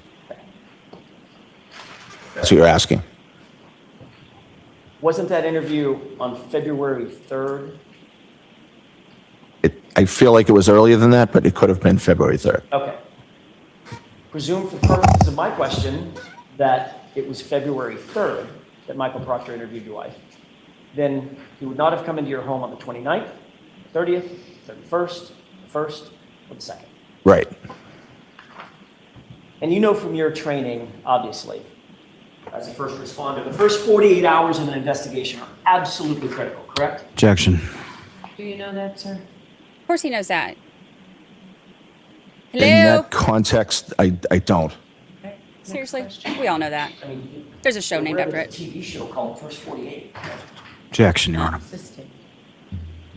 Do you think the first 48 hours of a criminal investigation are critical? Objection.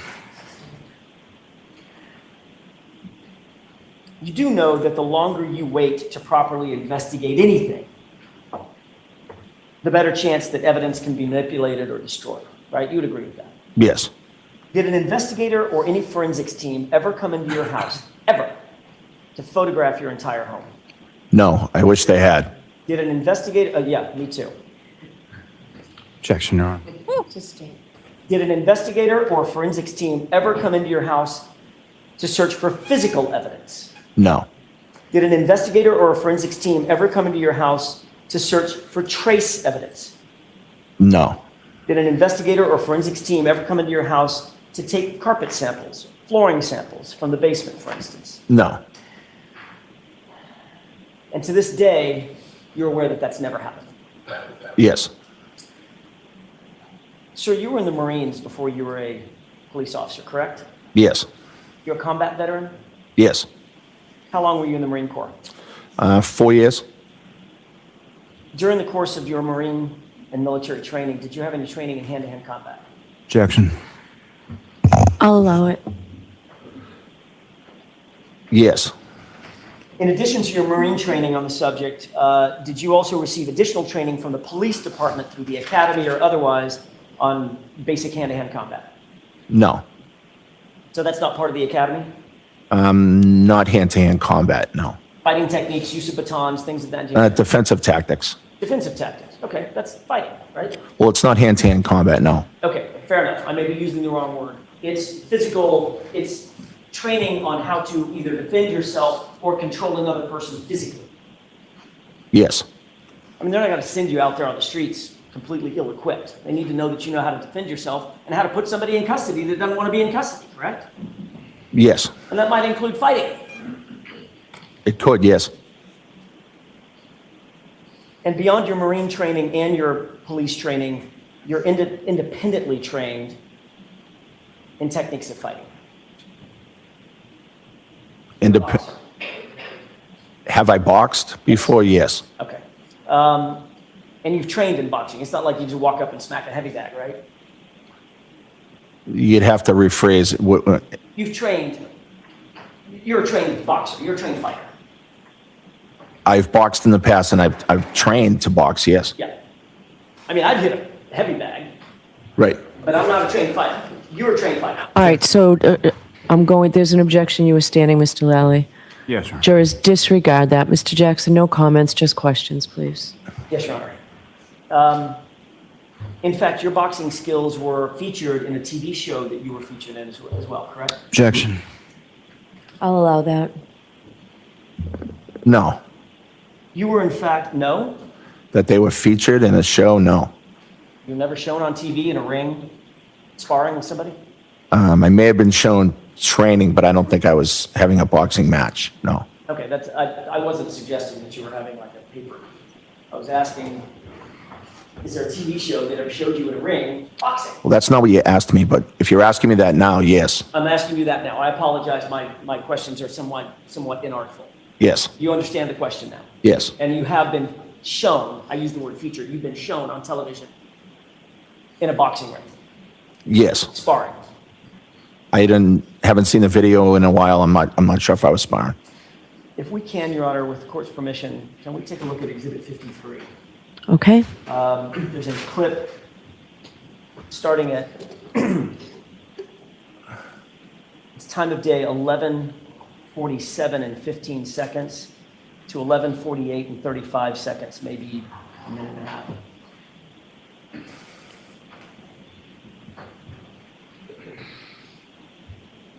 Can you enhance that?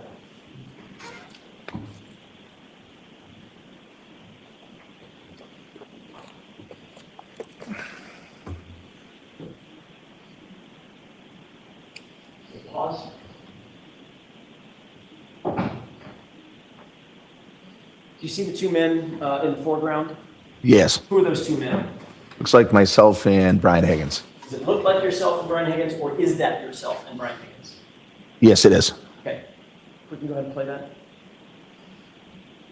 Sorry.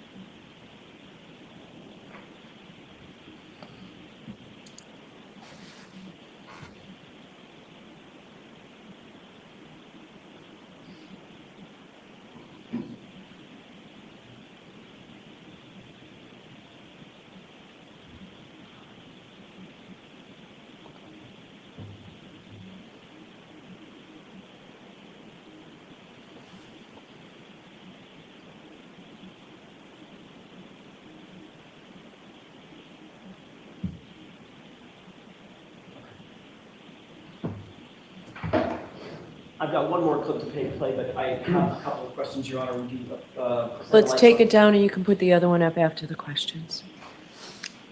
Did you see what was displayed on that video? Yes. Had you seen that before? Part of it, yes. Is that what you and Mr. Lally went over in your preparation for your testimony? I don't think that we went over it, but he showed me a quick clip of it. When you say he showed you a quick look, did he ask you questions about it? I don't think so, no. Did you give him any answers about it? No. Any explanations? No, just, He just showed you the clip and? yeah, I just said, yeah, it looks like we were fooling around. Okay, so you did make an explanation, you've given him Yeah, an explanation for it. Right, I said, I think we were just fooling around. Okay, which is the same thing you told us this morning, right? Right. Just fooling around. Yeah, just having fun with my friends and hanging out and fooling around. Absolutely. What were you doing? Describe what you were doing. Having fun with my friends, hanging out, just being silly. Okay. Describe physically what you were doing in the video. I was playing around, sort of getting in a boxing stance. Okay. Otherwise known as a fighting stance, correct? Yeah, for a second, yes. Okay. And what did Brian Higgins do when you got into a fighting stance? It looked like he was kind of doing the same thing. Got We into a just, fighting stance as well, correct? yeah. What were you two talking about? You can tell you're talking, right? Yeah, I don't know what we were talking about. We were just being silly, fooling around, having fun. Were you giving him advice on the proper way to get into a fighting stance or a boxing stance? No. You giving him some advice or some indicators about how to best position himself if someone is taking an aggressive stance against him? No. No. Is he telling you what he thought was a good technique for fighting or boxing? I don't think it was that serious. We were just playing, fooling around. But both of you were in fighting stances facing off against each other, correct? Yeah, for a second or two. And Mr. Higgins, you saw him bob his head and then start walking up toward you like a boxer might, correct? Yeah, yes. And then you got down, pulled the pant legs up, and you squatted down to indicate getting low, having low center of gravity, correct? That's indicating being silly. Okay. And That's then at not. some point, while you're being silly, you then faked a right punch toward him, correct? I didn't notice that, but I'm not sure. Can we take a look at the next part of this clip, which is at time of day 11:55 and 51 seconds. I'm sorry, 11:54 and 52 seconds.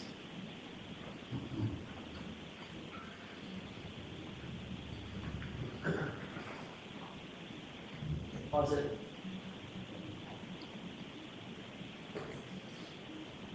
And highlight it.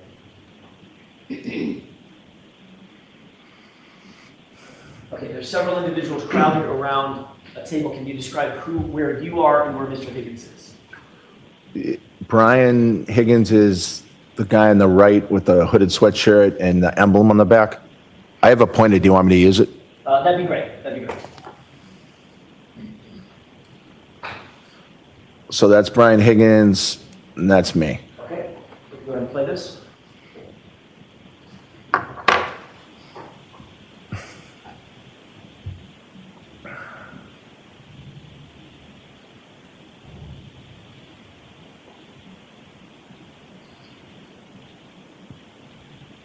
Pause. You see what you just did? Yes. What'd you do when you slapped his right arm? What did I do? What did you do? What are you doing? It looks like I'm just being silly, fooling around. Okay, I'm going to ask you for a little bit more physical description. What are you doing? Why are you grabbing him from behind? I don't really know. Is that a wrestling hold? No, I don't think so. Control hold? No, I don't think so. Is that some sort of a control hold that you've used in the past? Bear hugging somebody? No. Okay. That's just a silly fooling around with my buddy. Let's go ahead and play this. So silly.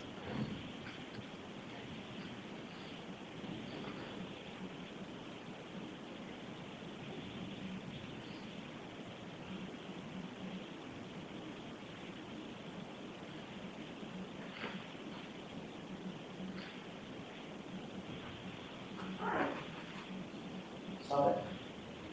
Do you see what Mr. Higgins just did?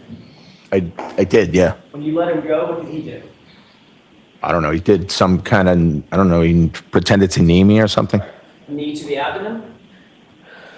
Yeah, I don't know if it made contact or not, but Mr. Albert, I'm not suggesting by my questions that you two are actually in a fight. right. I'm asking what he's doing. Does it seem to Yeah, I don't, you that he's playing like or practicing like techniques in fighting? I don't know what his intent was. It looks like he's just fooling around, just like I was. But if a grown man walks up to you, grabs you from behind, and puts a knee up to your solar plexus, that's probably not the same as a high five, right? What is your question? In other words, it looks like he's practicing some sort of fighting technique. Practicing? That's not how I see that. How would you describe it? I would just describe it as him fooling around. We're in the bar together, we're good friends, and we're just being silly and fooling, that's all. There's a number of people in that bar. You would agree with that? Yes. You see anybody else in that video at any time getting physical with one another? Objection. How much of this video have you actually watched? Not much. Okay, then let me ask a different question. From your memory of that night, who are the only two people in the bar that seem to be getting physical with one another? Objection. Can you answer that? Sure, the only person I remember being physical with was fooling around with Brian. Okay, play it just a little bit longer. We're almost finished.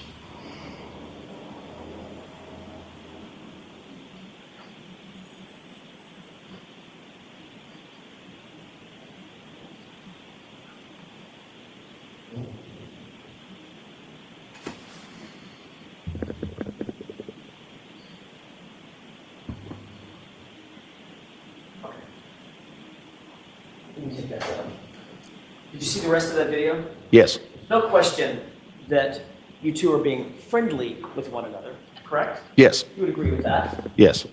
But there's also no question that of all the people in that bar, the only two people that appear to be imitating fighting are you and Mr. Higgins, correct? In that video, yes. And, is there another video? Well, no, I just don't know what everybody else was doing in the bar. Do you remember anybody else, Julie Albert or I don't remember. Nicole getting into a scrap with someone? No. That was just you two, correct? Yes. Scruffle. Mr. Albert, this is minutes before everybody headed to your house at 34 Fairview, correct? Yes. Including John O'Keefe. Yes. Going back to the morning of January 29th, everyone had left your location. This is after you had already arrived, had a couple of beers, people started leaving. Everybody was gone from your location at about 1:45 a.m., maybe a little thereafter. That seems right. Caitlin being the last person to leave. I believe so, yes.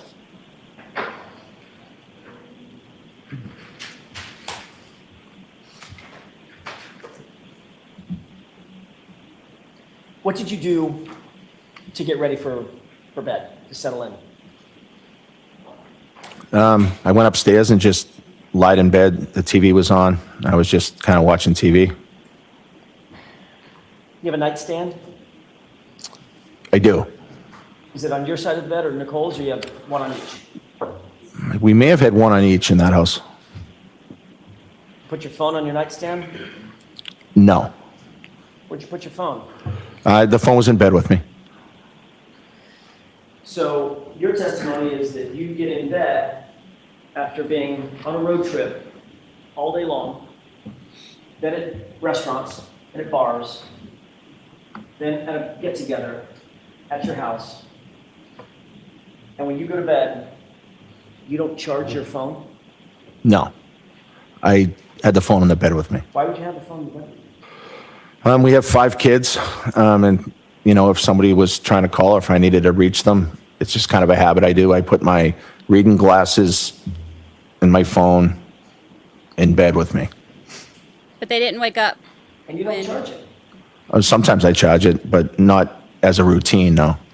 So you're worried about having your kids out, they might need to get a hold of dad, so you make sure that your phone is nice and close, but it can just run out of batteries? Well, if it's dying, then I'll put it in the charger, but if not, I just leave it on the bed. Well, what about that night? That night, the phone was on the bed. How do you know? Well, I remember the phone being on the bed. You have a specific recollection from 2.5 years ago about the state of the battery charge on your phone such that you know that it was in your bed that night. No, I just know as a routine, I keep my phone in the bed with me. That's not what you just said. You just said it depends on whether or not the battery needs to be charged, it's whether or not you charge it.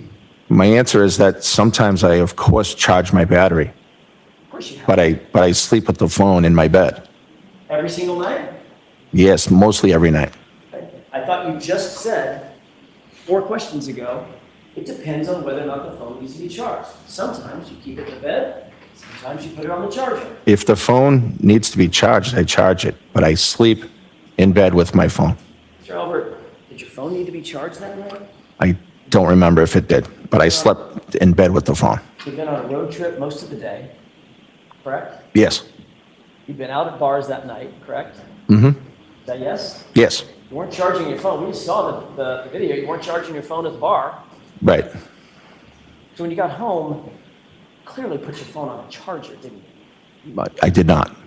So if your kids needed to get a hold of you, why would the phone being in your bed be any assistance to you instead of just on the charger at the nightstand?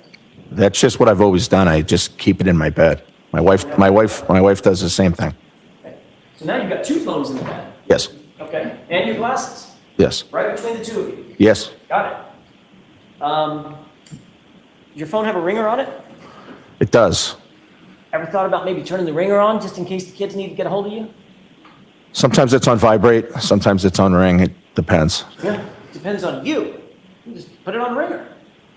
Wouldn't that make more sense to go to bed, put it on ringer? Objection. Can you answer that?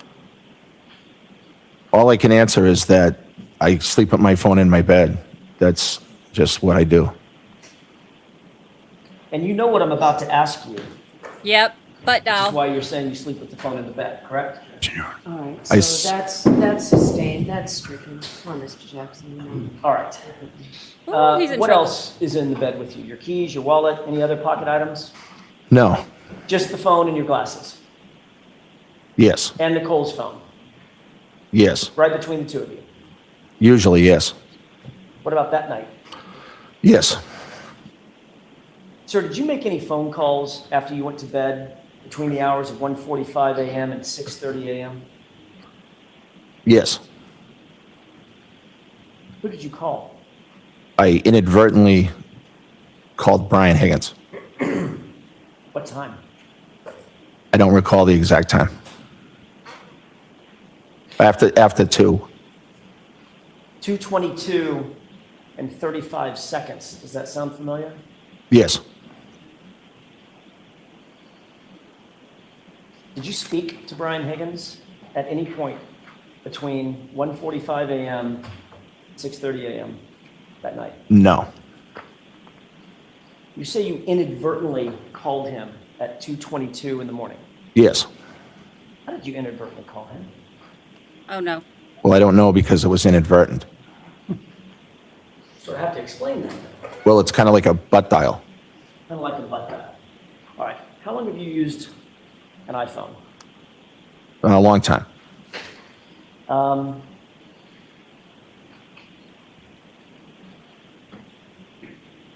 As a matter of fact, you've been asked this question before, haven't you? Yes. Hence my question. You knew what I was going to ask you. Objection, Your Honor. I'll withdraw it. You indicated previously at a different hearing in June of 2023 that you were, quote, hanging out with your wife, and you must have butt dialed Mr. Higgins, correct? Yes. At 2:22 and 35 seconds on January 29th, 2022, correct? Yes.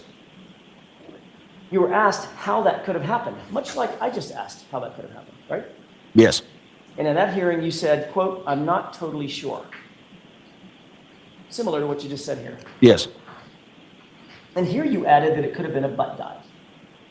Yes.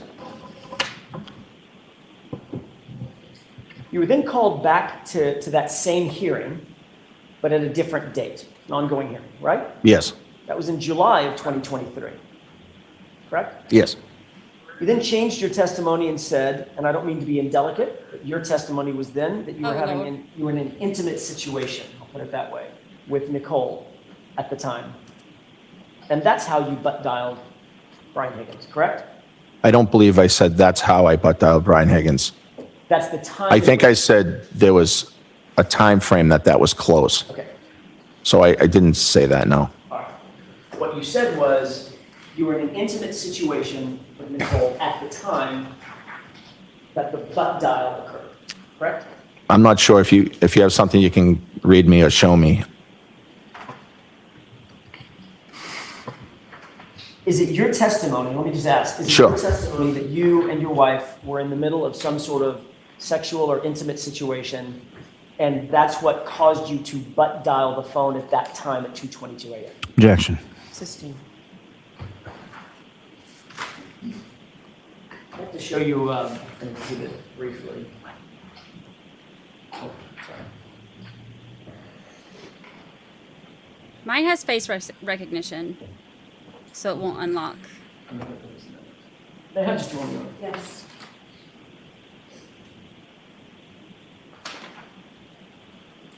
May I approach briefly? Yes. I mean, at least he called Higgins instead of like accidentally going live on Facebook, right? Sir, I just want to find out if this refreshes your recollection. Look at lines 11 through 13, and then let me know when you're prepared.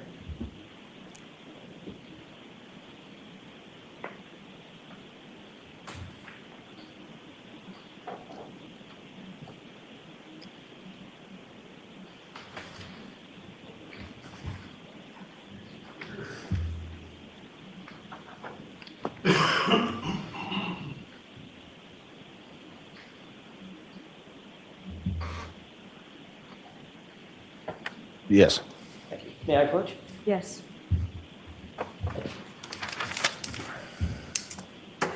Does that refresh your recollection that you indicated at the other hearing that... Just the first part of that first. Does that refresh your recollection?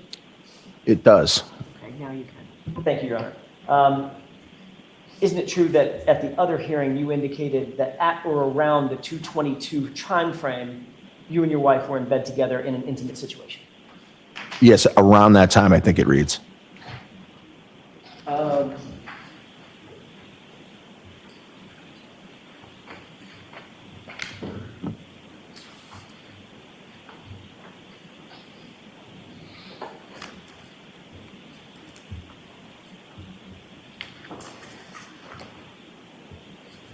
May I approach briefly, Your Honor? Yes. Well, with the court's permission, let me ask a couple of questions. Do you recall every call that you made between, say, 1:45 a.m. and the next couple of days? Do you remember every single one of those calls? No. Do you think it would refresh your recollection to look at a log of those calls during that time frame, if we're going to discuss those? Yes. May I approach, Your Honor? Yes.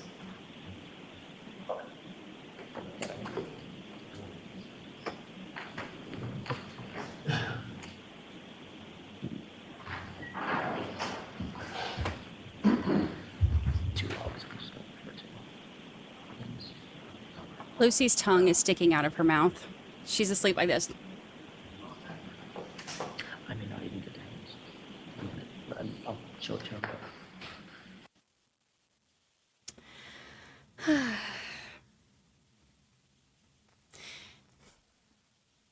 I think the thing is, let's say that they have nothing to hide. I think that some of these things make it if it refreshes your recollection, look like as they we do. walk through this with the court's permission, let me know if you need to refer to that. Right. I'm not going to be able to read it right now. I'll do it as you ask. Correct. Yeah. No, you don't need to read it right now. Just wanted to have it in front of you. By the way, you've seen these records before, correct? At the other hearing proceeding? I've seen some records before, yes. I don't know if these exact records or not. All right, and you've acknowledged that at least the first page, these are your phone records for the number ending 0888, correct? Yes. Okay.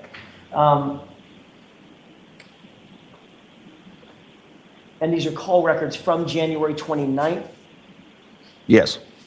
at 2:22 and 35 seconds in the morning, correct? Yes. Whose number ends in 5421? According to this, it's Brian Higgins. The call at 2:22 and 35 seconds appears to be 1 second in length, and that's from you to him, correct? It says 1 second. I don't. That would be the call, the initial call from you to him, the one that you claim is a butt dial. Is that right? Yes. Did that call roll to voicemail and then you immediately hung up?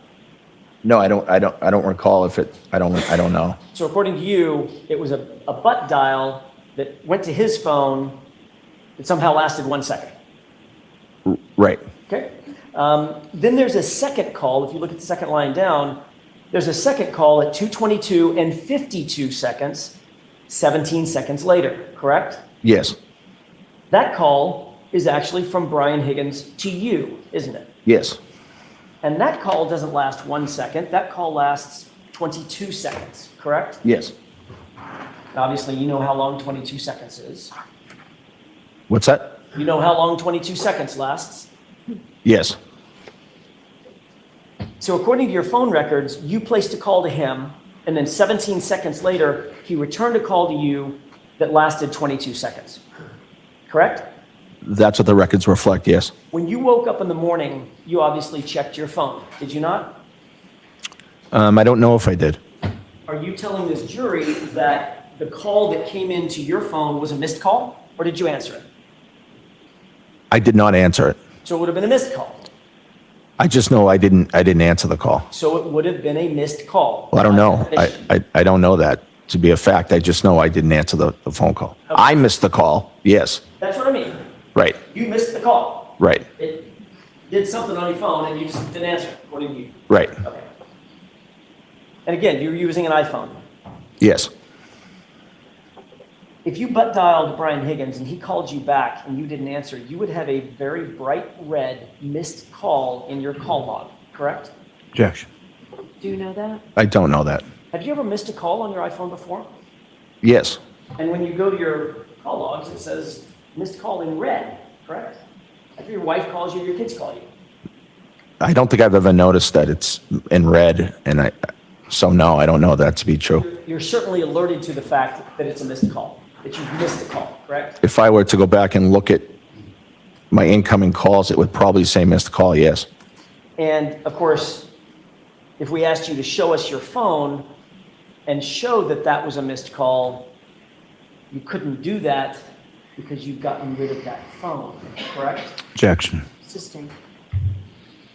Did you tell anyone in law enforcement that next day that oddly Brian Higgins was calling you at 2:22 a.m. and you missed a call? No, I wasn't aware of that call. If a call went to voicemail on your phone, you would get that voicemail, correct? You'd get notice of it. If I checked my voicemails and there was a voicemail, I would get it, yes. That's my question. Did you get a voicemail from Brian Higgins? No, Which means he didn't leave a voicemail, right. which would suggest that you answered the call, correct? Objection. Sustained. Let's talk for a second about this butt dial. You went to bed and you closed and your phone was you closed and locked your phone, correct? Yes, I don't want you to tell me what the passcode is, Mr. Albert. That's important. I want to make sure you understand. I'm not asking you to tell me what the passcode is, but at the time, was your passcode a 4-digit or 6-digit passcode? 4, I believe. And that locks the phone when it's not in use, correct? The phone will lock after it's not used for a while. I don't know the exact timing of it. You're exactly right, Mr. Albert. I said it backward. The Right. phone automatically locks. You have to use the 4-digit passcode to unlock it, correct? Well, no, I also have face recognition too, so it can open that way without any passcode. We'll get to that in a second. The phone locks when it's not in use, correct? Yes, And then to make a call, once you open the phone, either through facial recognition or through the passcode, then you have to tap on the phone app in order to open up the phone app, correct? yes, I believe so. Once you open up that phone app, there are only 3 ways that you can initiate a phone call. Favorites, recents, and contacts, correct? I don't know that. If you tap on a contact, that opens up the contact page or the contact app, right? You know that. Yes, It's where all your contacts are. yes, They're alphabetized. yes, You have to either scroll through or do a search and type in the name of the person you're looking for. right. You didn't do that, did you? No, If you tap favorites, if you have favorites listed, there's a list of favorites. You have to scroll through and tap the one that you want to call, correct? think so, yes. I'm not totally aware of that, but And if you tap on recents, those are the recent calls that you've had, you've either received or made. And of course, you have to tap on the contact in the recents list that you want to call, right? yes, And then, of course, you would have to tap again to end whatever call you initiated, right? yes, I mean, you don't just say goodbye. You got to say goodbye and hang up. You got to tap it to hang it up. right. So would you agree, from a closed and locked phone, there is no physical mechanism by which a person can hit one button and make a phone call? Objection. Sustained. No, it's a different. Are you saying that from your closed and locked phone, you inadvertently tapped your phone one time and that initiated a butt dial to Brian Higgins? Objection. Is that what you're saying? No, that's not what I'm saying. Tell me what you're saying. How I did you butt dial Brian Higgins? I don't know. At 22 in the morning. I don't know that the phone was locked. I could have been looking through my phone. I butt dial people often and make inadvertent calls. I could have hit a last call from him by accident, thus calling his phone. So you were actually awake and on your phone at the time. I was awake, and I could have been looking at my phone. So, Mr. Albert, how'd you miss the call 17 seconds later? Well, my wife was in the room with me, and we were hanging out, and I never got the second call from him. So I'm not sure what time he called. I'm not sure what I was doing at that second, but I don't know. But it didn't go to voicemail. Well, I didn't get a voicemail from him, no. So it didn't go to voicemail. Well, I don't know that it didn't go to voicemail. I just know that I didn't receive a voicemail from him. So if you, okay. I mean, we're all guessing here, but I mean, he could have called voicemail. We're not all guessing Well, here. you are, because you don't know if he left a voicemail or didn't, or at least got voicemail and then hung up the phone. I think one of us is trying to guess. Objection, Your Honor. Sustained. You know what? I want to see counsel sidebar for just a second. Oh, goodness gracious.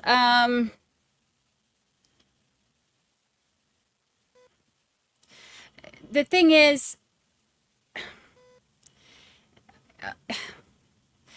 okay, if he keeps his phone, if I'm the jury and I'm looking at this, I'm like, okay, he keeps his phone with him in the bed to take calls, but then he's awake at the time the call came in and he didn't get it. It's just Are confusing. you now saying that your phone was open and unlocked at 2:22 a.m.? I'm saying it could have been. Are you saying that it was? I don't know. Mr. Albert, you were the only person that was there with your phone. Was the phone unlocked and did you make a call? Objection. Can you answer that? Sure, I don't know. And 17 seconds later, again, presuming you're the only person there with the phone, did you answer that call? I did not. You would agree that in order to answer a call, you can't just look at your phone to answer it. It has to be swiped physically, correct? I think you can hit, I think it comes up green or red for the phone call, whether it's locked or not, and you can hit green. Right, but you have to hit a button. Yes. Did you hit a button to answer a call from Brian Higgins? I don't. I don't mean to talk over you. Please let me finish my question. Did you hit a button to answer a phone call from Brian Higgins at 2:22 and 52 seconds in the morning? Not that I know of. You do know that that phone will not answer on its own, correct? Yes. And simply touching your butt will not answer that phone. It has to be swiped. No, I don't think it has to be swiped. You would agree that a 22-second call from Brian Higgins had to have been answered by you. Isn't that right? Objection. Do you agree with that? No, Did Nicole, who else was in the room? just myself and my wife. And Chloe. Yes. But Chloe's not a human, so it was myself and my wife. By process of elimination, Nicole didn't answer that call, did she? No, Chloe, the non-human, didn't answer that call, did she? no. So who had to have answered the call, sir? Objection. Can you answer that? I don't remember answering that call. Could have hit the phone by accident, causing it to answer. Okay. Okay, let's move on from this, Mrs. Jones. Your Honor, if I could have one or two more questions. One more question. Now your testimony is you could have answered the call, correct? No, my testimony is that I don't know. You're asking me how it could have answered, and I'm trying to answer your question. At a prior hearing in June of 2022, you were asked this exact question, and you answered, quote, yeah, it's only possible that it's me, end quote, correct? I don't recall answering that way, but I'm not sure. And you were also asked, after being confronted with these records, quote, I guess I could have talked to him, meaning Mr. Higgins, correct? I don't recall saying that, no. Let's move on.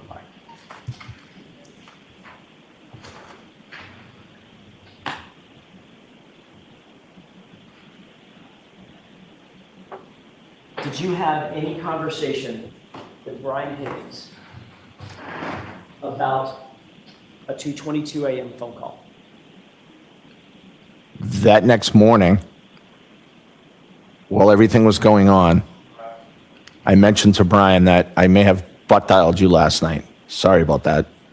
Did the two of you agree that you were going to both say those calls were butt dials in order to cover up those calls? Objection. You can answer that. We did not say that. But let's be clear, since then and now, you've gotten rid of your phone, correct? I upgraded my phone, yes. And since then and now, Brian Higgins has gotten rid of his phone, and you're aware of that as well. Yes. By the way, you indicated that you were awakened in the morning by Jen McCabe about 6:30, correct? Yes. And when you woke up, you said you grabbed your phone to make a call. Is that right? No. Isn't it true that you grabbed your phone and made a call at 7:20 in the morning? Yes. But that's not when I was awoken by my sister-in-law. Sorry, that wasn't my question. After you're awake and you're up, you Right. started making calls. Right. My question is, what was the first call you made at 7:20? Can I look at this? If that refreshes your recollection with the court's permission? Yes. At 7:20, I called Brian Higgins.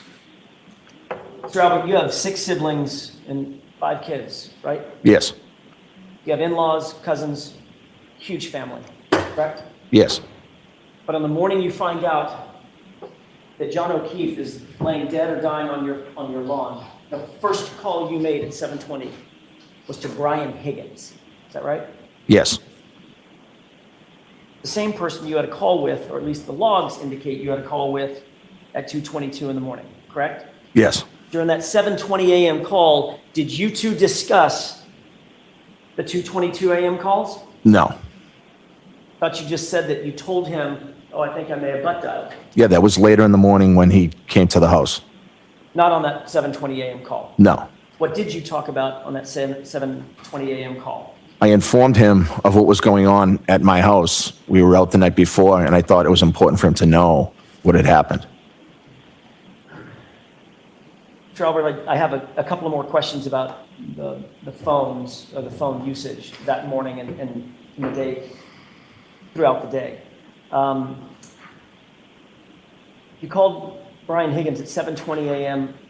for 1 minute and 56 seconds, correct? Yes. Brian Higgins called you at 7:30 for 5 minutes and 47 seconds. Yes. You called Brian Higgins at 7:57 a.m. Spoke for 12 minutes and 33 seconds. Yes. You then called your brother, Kevin Albert, at 9:40 a.m. and spoke for 1 minute and 5 seconds. Yes. Chief Berkowitz called you at 9:50 a.m. and left a voicemail. Is that right? He didn't leave me a voicemail, but I think he called me.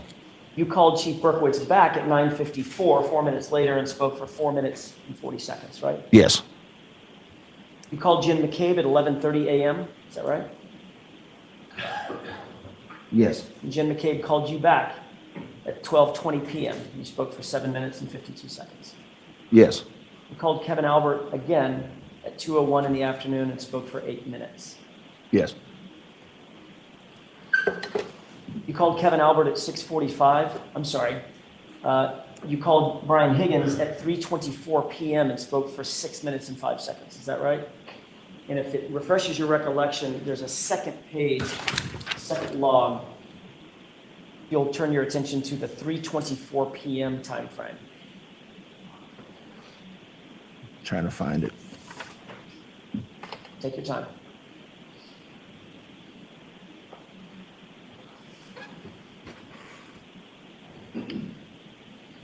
What time are you referring to? 3:24 p.m.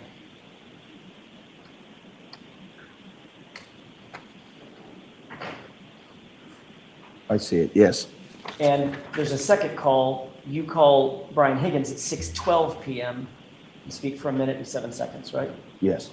And then the third one on that page, you called Brian Higgins at 6:35 p.m. and spoke for 10 minutes and 12 seconds, correct? Yes. Turning back to your call logs, you called Kevin Albert at 6:45 on the next on that same day. Spoke for about 16 minutes. Yes.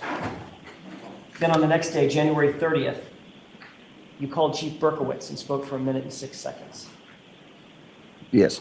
And the following day, you spoke with Jen McCabe, who called you at 8:04 p.m., correct? Yes. And finally, Chief Berkowitz called you at 1:48 p.m. on February 1st, right? Yes. 3 days later, you spoke again to Brian Higgins at 8:48 a.m. Is that right? Yes. The subject of these calls, Mr. Albert, were all about the fact that John O'Keefe was found dying on your yard, on your lawn, on January 29th, 2022. Isn't that right? I don't know the subject of all these calls, no. You had to have been talking about that event. Of course, it was a horrible situation that was going on. Everybody was distraught, and there were a lot of phone calls. This call log doesn't encompass all the phone calls. No, it doesn't. There are a lot of phone calls being made to a lot of people because of this horrible situation. And the point is, Mr. Albert, those many calls that you've just described, especially as they pertain to Brian Higgins, Jen McCabe, Kenny Berkowitz, your brother Kevin Albert, were those many calls an effort to get stories straight at the time? No, absolutely not. Were those many calls an effort? I'm going to interrupt you, juror. We're going to send the jury out. Jurors, actually, why don't we take the lunches? I'll see counsel at sidebar. Court, all right, please.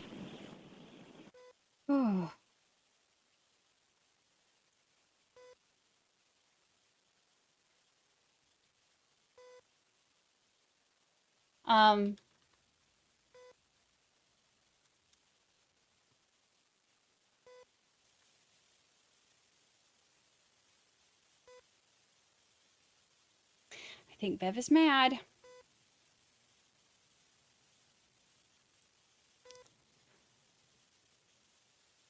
She is sending them to lunch, 20 minutes early.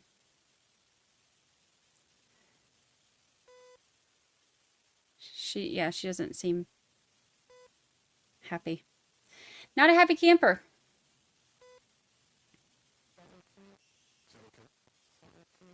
She never asks me. All right, so we'll have the lunch and recess then. Court, all rise. Court stands. You are muted. He said she never asks me. Never asks me what?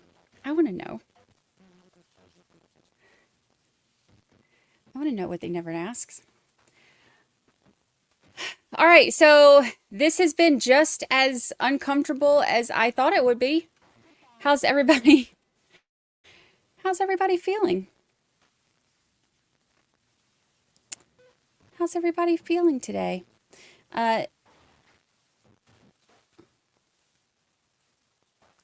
Spicy, definitely spicy. I'm getting spicy, yes. Here, we'll get rid of the...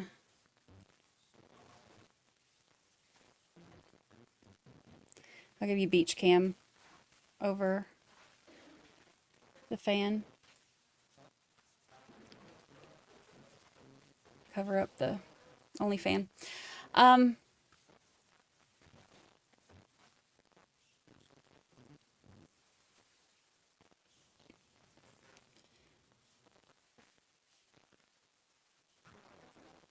I think some of it is, I have secondhand embarrassment.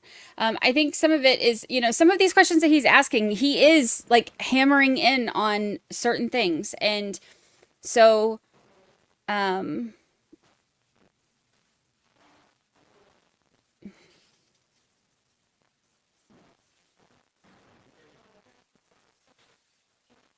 was the last? Oh, yeah, we can listen to it again. On your lawn on January 29th, 2022, isn't that right? I don't know the subject of all these calls, no. You had to have been talking about that event. Of course, it was a horrible situation that was going on. Everybody was distraught, and there were a lot of phone calls. This call log doesn't encompass all the phone calls. No, it doesn't. There are a lot of phone calls being made to a lot of people because of this horrible situation. And the point is, Mr. Albert, those many calls that you've just described, especially as they pertain to Brian Higgins, Jim McCabe, Kenny Berkowitz, your brother Kevin Albert, were those many calls an effort to get stories straight at the time? No, absolutely not. Were those many calls an effort? I'm going to interrupt you, juror. We're going to send the jury out. Jurors, actually, why don't we take the lunches? I'll see counsel at sidebar. Court, all right, please. That was what sent her over the edge. Getting the story straight. Comment.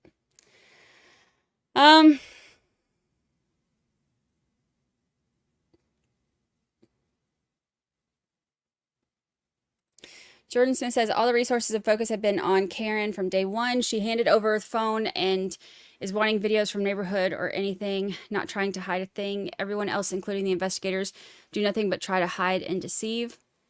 I think that it's definitely been tunnel vision. I feel like if nothing else, just do the thorough investigation just to rule everything else out. That's all they had to do. Just go down, like explore those other avenues just to rule it out. And a lot of that wasn't done, which I think is part of what has made this into such a mess.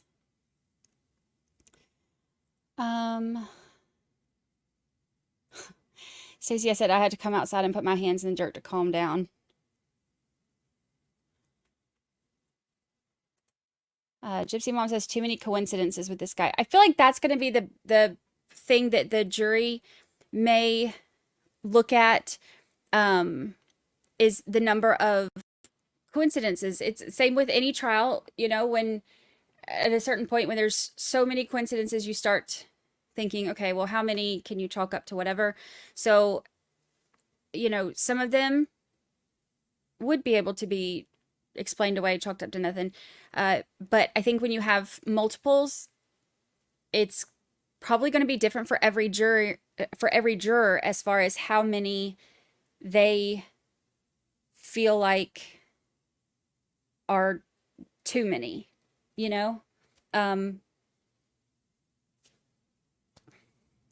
I think that there are a couple things that, to me, if I'm a juror and I'm looking at that and I'm like, okay, well, he's a Boston detective with however many years experience, retired now, but had so many years experience, like, lead detective on this and, whatever. You can't convince me that he doesn't know that when you get rid of a phone, you're going to lose some evidence. If you're a detective, you know that. That's just something you know. So I feel like that part came across as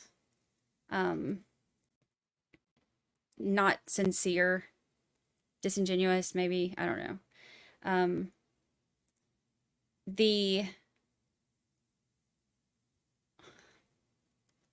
I don't know. There's just some of it, it just,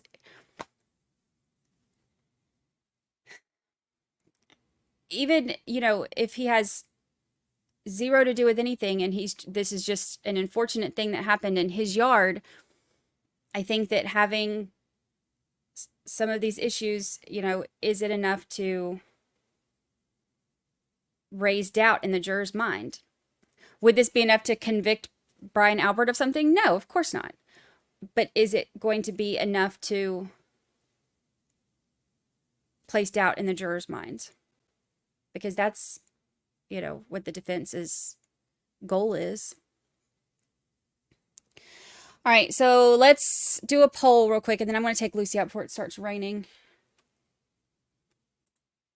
And then we'll come back and talk. So let's do a poll. Do you think this cross has brought reasonable doubt to the jurors' minds? Let's see what y'all say about this.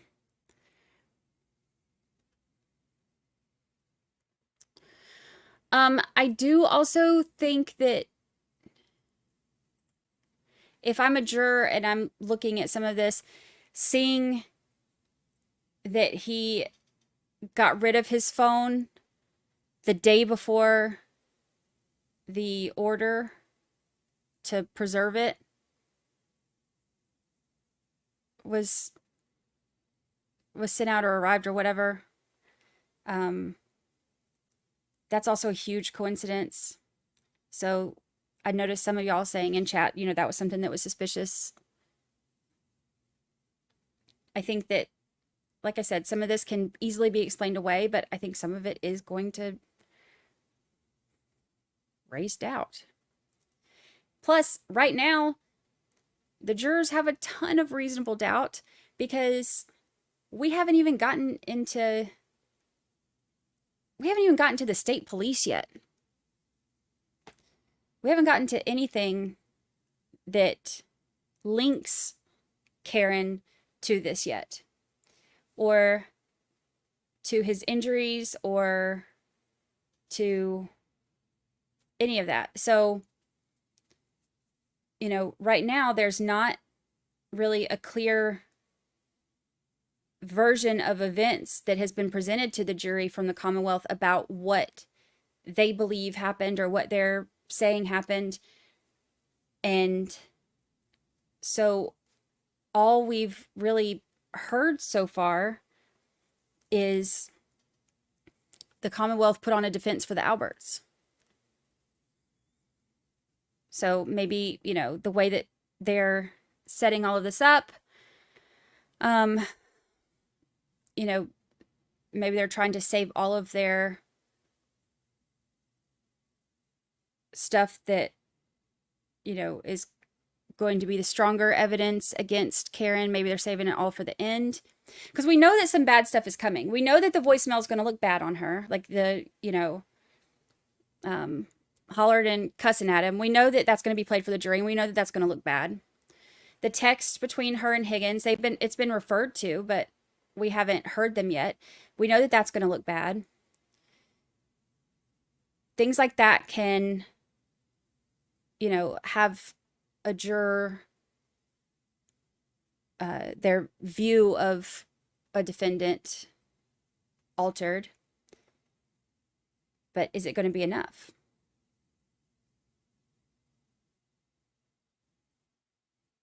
Robin says, I think there's a lot of doubt on both sides. It's very hard to get a read on the case. I agree. There are questions and there are holes that I have with both theories. And I think that's why this case is so interesting to me because, you know, the easiest explanation would be Karen hit him. That would be the easiest. But then you have all these other factors of things that don't seem to make sense. So it makes you wonder, okay, is the easiest necessarily true?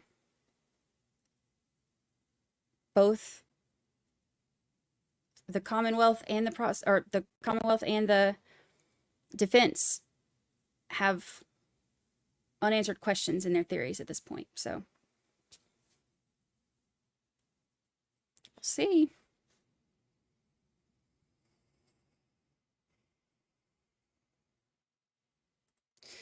Crime trial. I read on Twitter X that there was ring footage of him. Ring footage of who? Who him? One thing I want to know about ring footage, and I put this on the next episode, as I've been putting all this together. I want to know if there's ring footage of Gallagher, or if that's one of the ones that's deleted. And the only reason I ask is because, or the only reason I guess I'm curious about it is because Gallagher didn't go, when he was called in, he didn't go straight to 34 Fairview. Gallagher went to John's house first, like where Karen's car and John's car were. He went there first, and then went to Canton Police Department, and then went to 34 Fairview. So I'm curious if they have footage of that, or if he just like drove by and realized he's at the wrong spot because there was no vehicles there. Because if they don't have that footage of him, I would assume the defense will probably question that. If I were a defense attorney, I would question it based on the theory that they're going with.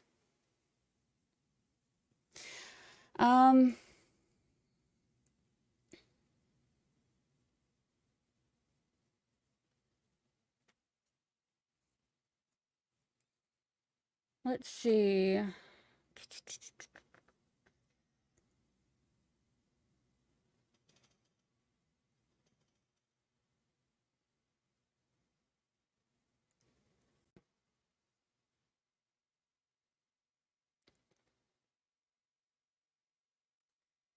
Angela says, sorry, but I, as a scientist, cannot buy the hit by a car story. It's just not physically possible with the injuries John sustained and damage on the car. When we did that poll, that was one of the main things that people said that they would need explained in order to be able to get past the reasonable doubt hump. That was, I think that was the number one thing, was the injuries explained.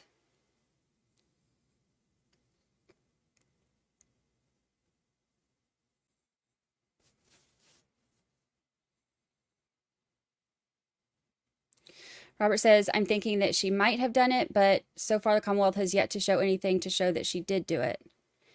Yeah, and that's the thing, is like they have to prove that she did, and they have not done that at this point. It's still early, but so far they hadn't got there. Let's see. Psychosaurus Rex said, honestly, for me, any reasonable doubt at present is solely coming from a lack of linear information and timeline and the amount of gossip and testimony, not from impeachment or lack of evidence. I think the investigation itself, it lends itself to reasonable doubt because of how messy it is.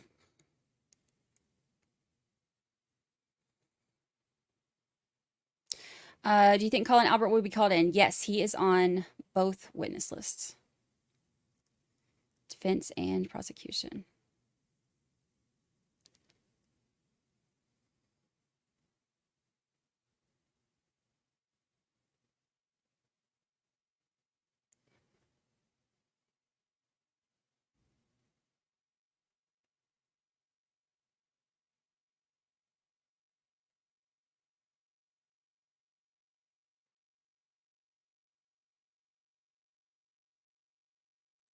Chelsea said, I just do not see the Commonwealth giving us a case. They seem to be trying to destroy the defense case, but where is their case? Karen hit John with a car. Yeah, I guess that's what, maybe that's what they're planning on closing everything out with.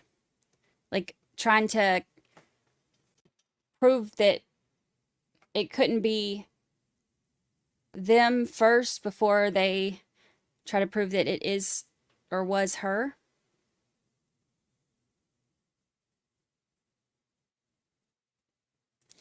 Has anyone ever asked why there was not more blood on the scene? Head wounds are notorious for bleeding a lot. I mean, people discussing it have brought that up a lot. As far as through the trial, I have not, I don't recall it being mentioned. I do not recall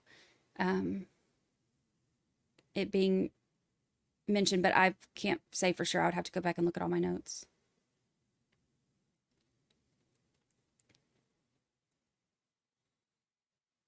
Interesting.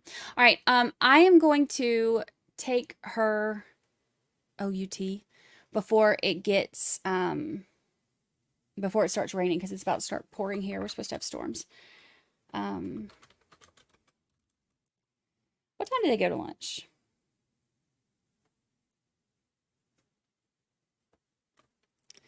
Like 11:40?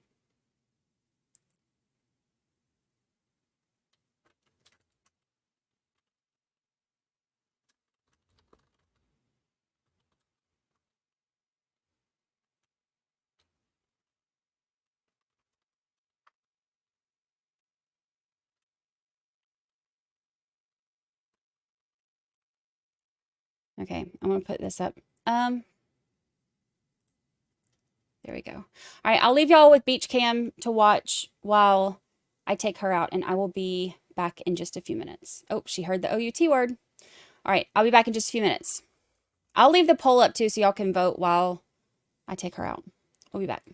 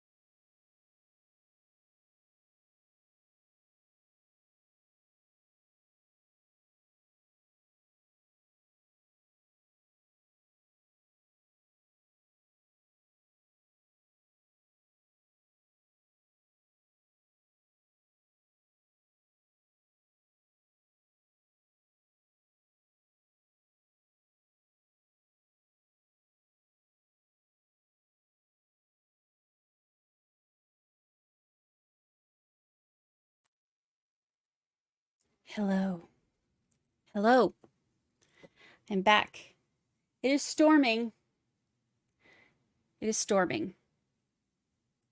We made it back right before the storm started. You can see it out there right now. It is storming. All right. So what'd I miss? What'd I miss?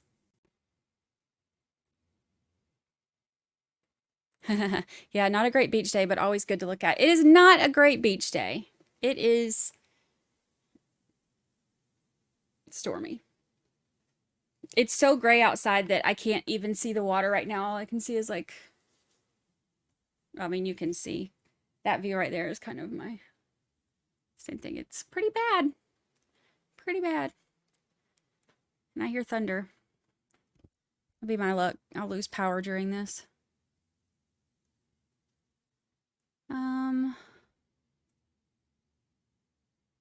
I hope not. So now let's see. Just went to EDB for a check. Emily and Rob have questions. Chat and Runkle seem to be leaning toward conspiracy. I mean, look, anybody who does not have questions after watching this is purposely dismissing things because they want everything to fit into the theory that they have already decided for. Period. You will not change my mind on that. If you don't see problems and you don't have questions with this testimony and these things that are happening, it is because you are choosing not to see it. That is confirmation bias, and that is fine. You do you, boo. But there are questions. There are questions.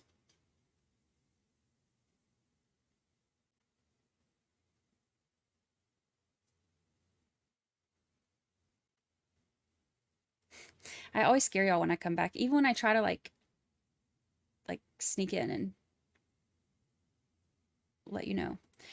Do I swim in the ocean? Yes. I love it.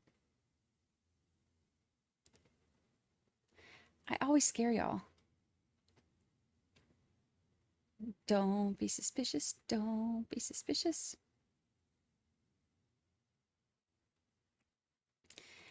Elena says, I have all the questions. I have all the questions. I do too. That's the thing. You cannot watch this and not have questions. You can't.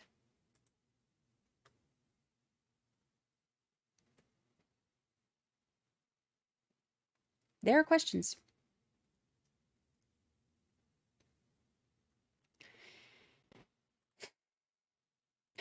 Jubilant says, that's my fear of power outage. Yeah, I mean, if I lose power, I'll come back when I can.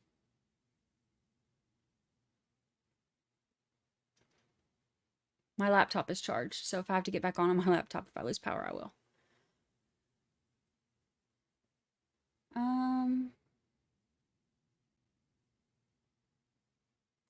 Just trying to figure out why the Commonwealth would waste the last 2 weeks and not really show anything except that it was snowing and where the band is.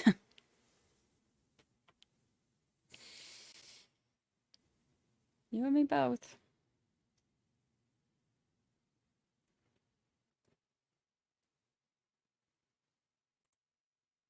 Also, it doesn't matter what we know or think. If the jury doesn't hear it, it won't matter.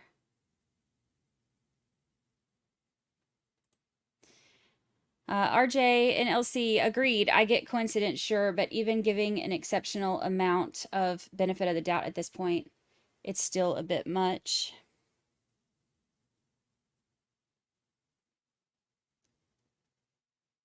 Oh, it's lightning.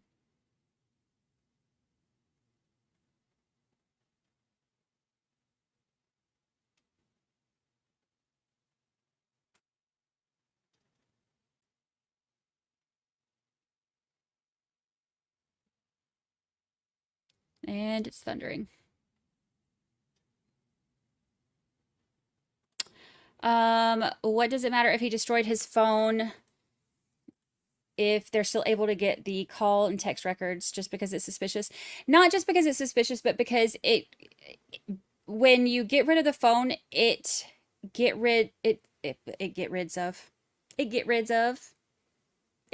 of everything. No, it gets rid of the full download of the phone, things that you can't get just from the call and text records. So, like the Murdoch, for example. Remember during the Alex Murdoch trial when we heard how they had all of the information about like the phone was locked at this time and it changed, rotation at this time and it, did this, and location information. And I mean, it goes from where you have a limited view of information based on calls and text to having a full comprehensive view of everything if you are able to actually have the phone. And him being a Boston cop detective for 30 years, come on, bruh. You know that. You know that. Pictures, notes, everything. Yeah, like, I mean, the stuff that, there are things that you can back up on iCloud and stuff like that, but it prevents them from having the entire picture, which again, I keep saying, if nothing else, it could help eliminate questions.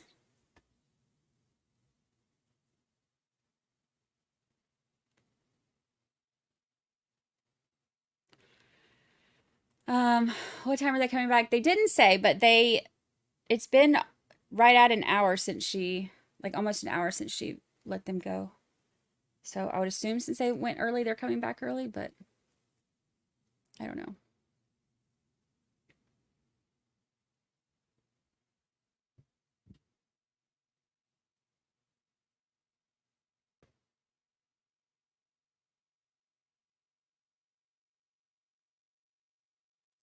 He did retire. The sneaking in hello scared me. He did retire, yes. The solo cups are still stunning to me. Me too. Me too. So much.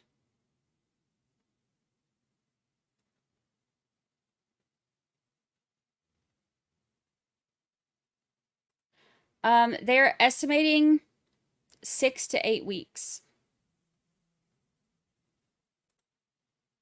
But with some of the repetitive questioning about snow and if the band was loud or not, it could be like, I mean, hopefully we'll be out of here. Look, I have a trip planned next summer. Like, so we've got like 14 months that if we're done by then.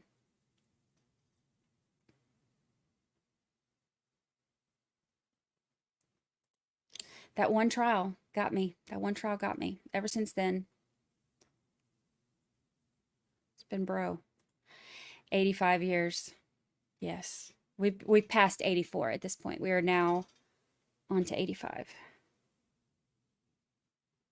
On to 85. Solo cups are now and forever known as plastic evidence collectors.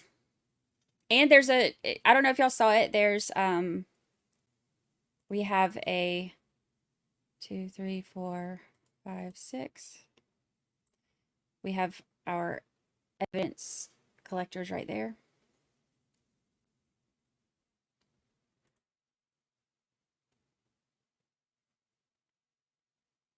The band played Let It Snow, Let It Snow, Let It Snow. But only a light dusting at 12:30 and then blizzard conditions by 8 a.m. Oh. Do you think the victim's family knew about all this crud? Do you think that they have questions as the trial goes on? They knew about it, yes. because we've gone through some of this in the pretrial motions, and then of course the Commonwealth is going to go over certain things with them, but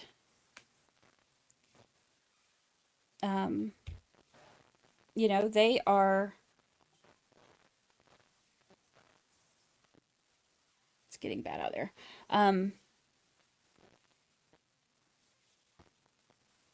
They are,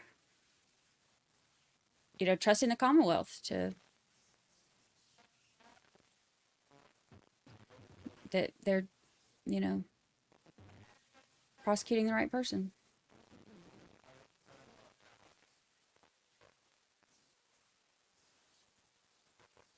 B&W said there is 0% chance that the dog wouldn't be going crazy if there were people on the front lawn and fire trucks and ambulances. Mine would.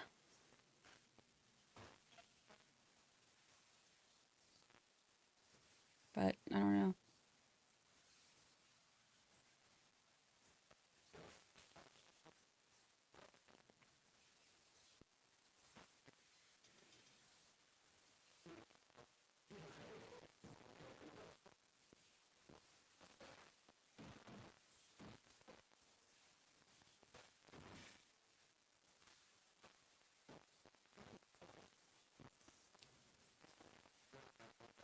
Was the brother buddies with the Alberts or anyone at the house? The brother...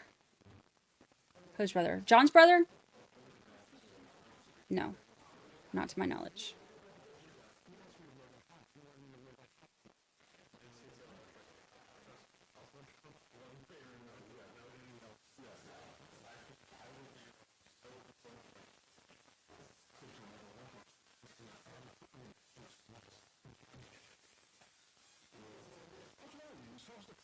Yeah, they didn't take any pictures. I mean, the whole investigation is just a disaster. I really might lose power, y'all. It's getting really bad out there. Let me look. See how long this is supposed to last.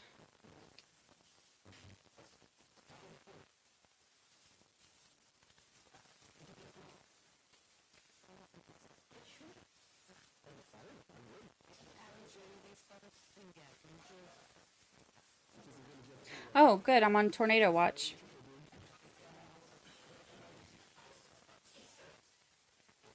It's great.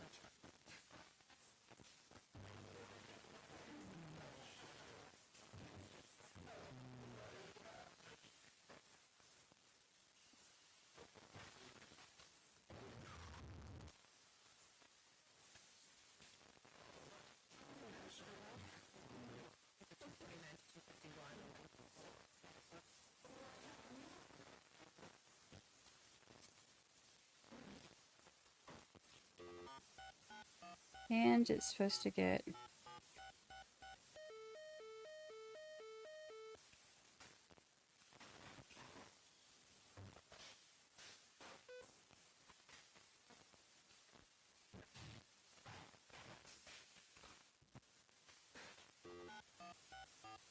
The next 45 minutes here in my house are supposed to get really, really bad.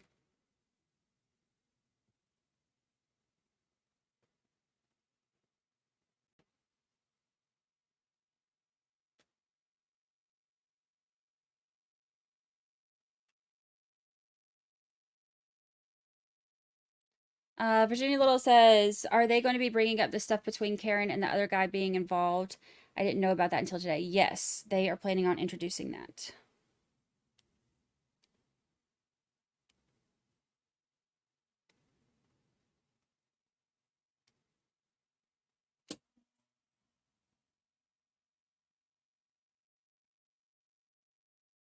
All right, I'm about to end our poll. End poll. Let's see what y'all decided.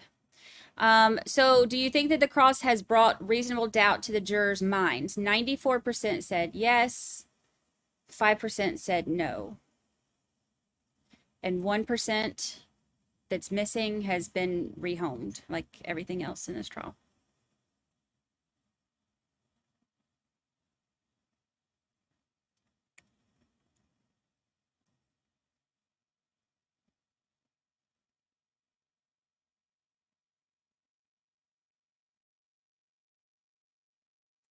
Okay, look.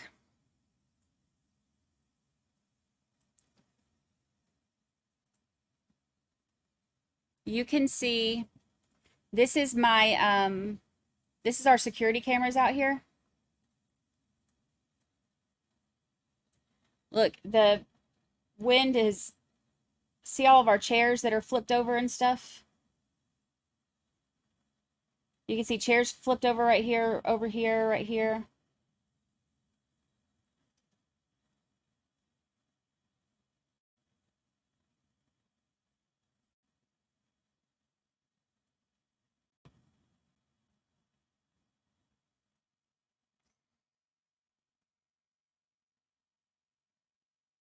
Hopefully, it'll calm down.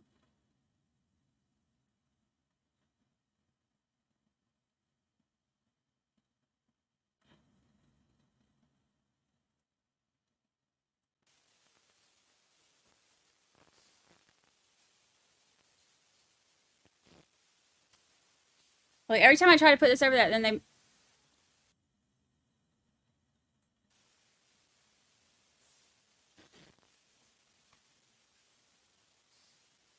move.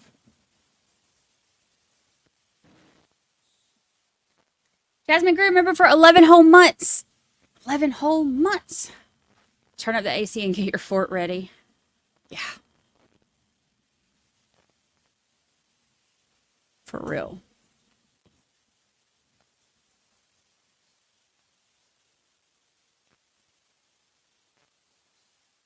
Goodness gracious. Is it really 80 degrees there? Yes. It is 80 degrees today.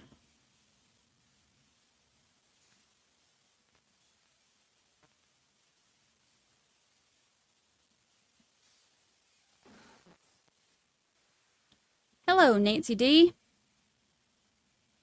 Welcome.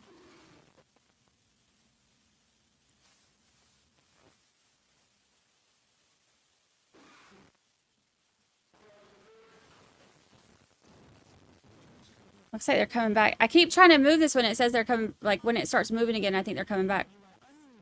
Why can't they train the camera on the state seal like most do? Maybe we just need to make up our own state seal and send it to them.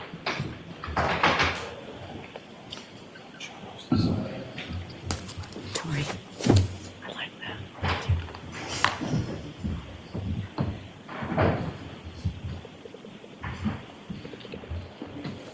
Thank you. Please be seated. Court is back in session. You are muted. So, Mr. Jackson, if I had realized that you only had a couple of questions left, we would not have taken the break when we did. So, May I proceed? please. Thank you.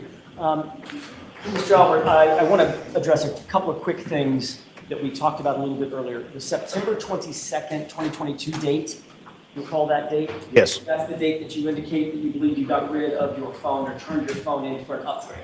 Yes. Did you watch the proceedings that on this case, the Commonwealth versus Karen Reed, on September 22nd, 2022? No. You were not aware that that was the first date that I appeared on this case when it was nationally televised? Objection. Sustained. Were you aware that that hearing date of September 22nd, 2022 was a televised hearing? Objection. Sustained. What did you know about the hearing date of September 22nd, 2022? I didn't know anything about it. Knew nothing about it? No. Okay. Let me ask a different question. This is going to dovetail into an earlier conversation you and I had concerning statement that you gave to in June of 2023 to the other hearing. You understand what I'm saying? Yes. I'm fumbling the language a little bit, but you understand the hearing that I'm talking about. Yes. You had indicated a little bit earlier in my questioning that you did not recall saying something to the effect of, yeah, it's only possible that it was me who answered the phone. You remember saying that? That you didn't recall that? Yes. Okay. May I approach, Your Honor? Yes. Thank you.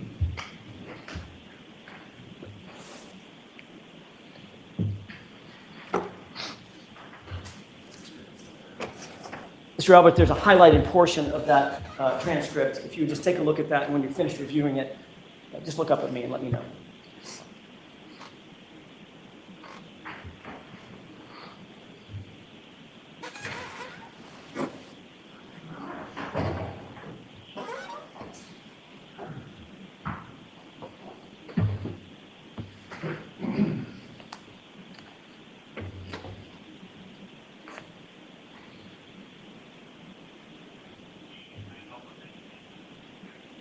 Yes, I get. May I approach, Your Honor? Yes. Thank you. Mr. Albert, did that refresh your recollection as to the colloquy that you had with someone questioning you about this issue in June of 2023? Yes. And in fact, you testified as follows. Question, can you just but then you? Objection, Your Honor, as far as the reading. As far as what? Reading from the transcript, he's asked him if his memories are fresh. All right, so go ahead and ask him a question. Don't read from the transcript. Did you in fact say in answer to the question, if it's not your wife and it's not your dog, who else is it possible on earth to answer this phone? Answer, yeah, it's only possible that it's me. Did you say that? Yes.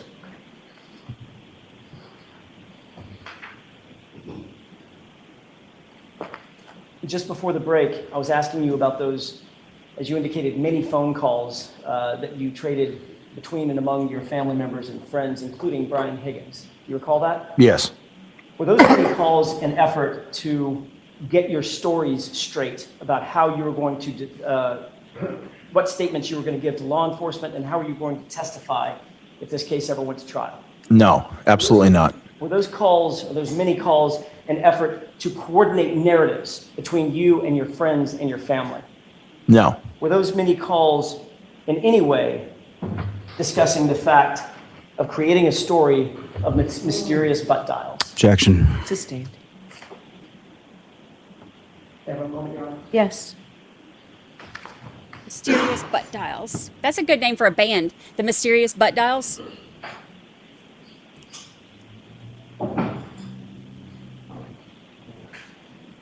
Thank you, Your Honor. I have nothing further. Okay. Mr. Lally? Thank you, Your Honor.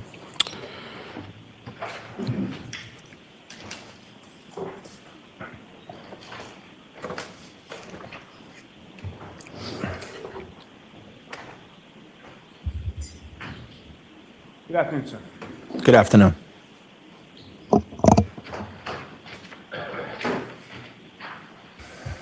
You were asked some questions about the week prior to being at the waterfall. At some point, you were at the hillside, correct? Yes. And you were there with friends and family, is that correct? Yes. You weren't specifically there with either Mr. O'Keefe or the defendant, correct? No, I was not. And same with respect to the waterfall on January 28th, you were there with friends and family, is that correct? Yes. You weren't specifically there with Mr. O'Keefe or the defendant, correct? No, they came unrelated to anything I was doing. And you were shown some video from the waterfall from January 28th in which you were speaking at a sort of section of the table, correct? Yes. And was the defendant the only person in that section of the table? No. There were other people around her, behind her, is that correct? Yes, it looked like there were other people at the table as well as situated right behind where she was sitting. And those other people around her, behind her, those are people that you knew far better on January 28th than the defendant? Yes, those are my relatives and friends, and that's why I was at that location.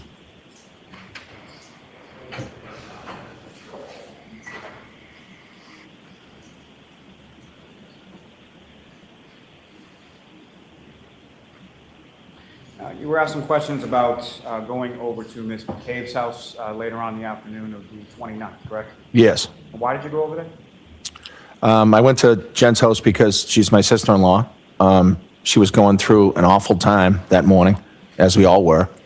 And I wanted to be there to comfort her if she needed anything. Because we're so close, I didn't want her to feel like this was too much for her to handle. And again, how long have you known Ms. McCabe? I've known Jen since she was probably 6 or 7 years old. She's like a sister to me. Now, at your home on the January 28th and the January 29th, when people came back after the waterfall, did you at any point in time go into the basement area of your home? No, Did Brian Higgins at any time go into the basement area of your home? not that I know of. Did you see anyone go into the basement area of your home during the time that you were there after coming home from the waterfall? No. Now, you were asked some questions about your dog, Chloe, in that she wasn't great with strangers. What exactly did you mean by that? All I meant was that she wasn't overly affectionate with strangers.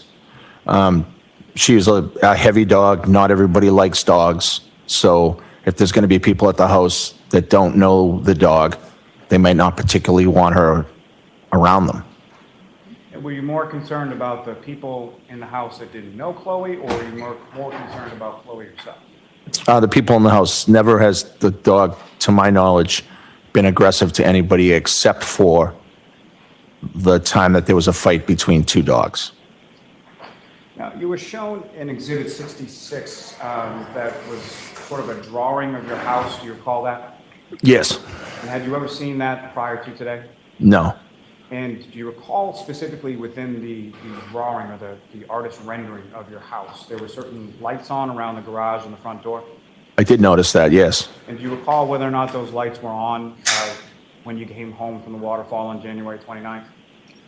I don't recall, but oftentimes those lights are off, and sometimes the bulbs don't even work in them. And when Ms. McCabe comes into your bedroom sometime after 6 a.m. on the 29th, Yes, that was following a day in which you woke up in New York City and went to a funeral, is that correct? yes, I went to a funeral that morning in New York. And that was for a fallen police officer from the New York City Police Department? Yes, a police officer in New York that had been murdered while on duty, and that was his funeral. And did you know that police officer whose funeral you attended? Objection. The objection sustained. Next question. Now, with reference to, you then drive all the way home from New York to Massachusetts, correct? Yes, And you went out to a couple of different places, had a couple drinks, correct? yes, And then went back to your home and went to bed sometime around 2 a.m. or so? yes, after 2. And so about how long had you been asleep from the time that you dozed off to the time that Ms. McCabe comes into your bedroom that morning? Only a few hours, probably 3-4 hours, 3.5, 4 hours. Now, in relation to waking up that morning, you testified that you did not go outside, correct? Yes. And why not? Initially, when I woke up and I was told what was going on out front, I looked out my window and I saw some emergency vehicles. I did not see John at that time. I came downstairs with my wife and she asked, where was John? And Jen said that he was... Sustained. Next question. What was your understanding of where Mr. O'Keefe was when he came downstairs? Objection. Ask it differently, Mr. Lally. In reference to when you came downstairs, what was your understanding of medically what was going on outside your house? Objection. The objection sustained. Was there any reason for you to go outside of your house at that time? No, there was not. At that time, there was no victim out in front of my house. So there was no first aid for me to give. There was nothing I could do. You were asking questions about the sort of bulkhead in the back of your house, correct? Yes. Where is that bulkhead in relation to the bay windows of the kitchen that you were testifying about? So the bulkhead door is directly under the bay windows in the kitchen. The bulkhead door opens up almost directly into the windows, obviously without hitting them, but it opens up into the front of the bay windows. What you saw as far as that video that was shown to you, that's not what the bulkhead looked like, that's not what the door looked like at that time on January 28th or 29th, 2022? No, those are not the doors we had. And as far as the bulkhead was concerned, when that bulkhead was opened around that time, what, if any, kind of noise would that bulkhead make? A loud creaking, old rusty metal sound when you opened it. And is that something that if it was open and you were in the kitchen area, you could hear? Yes.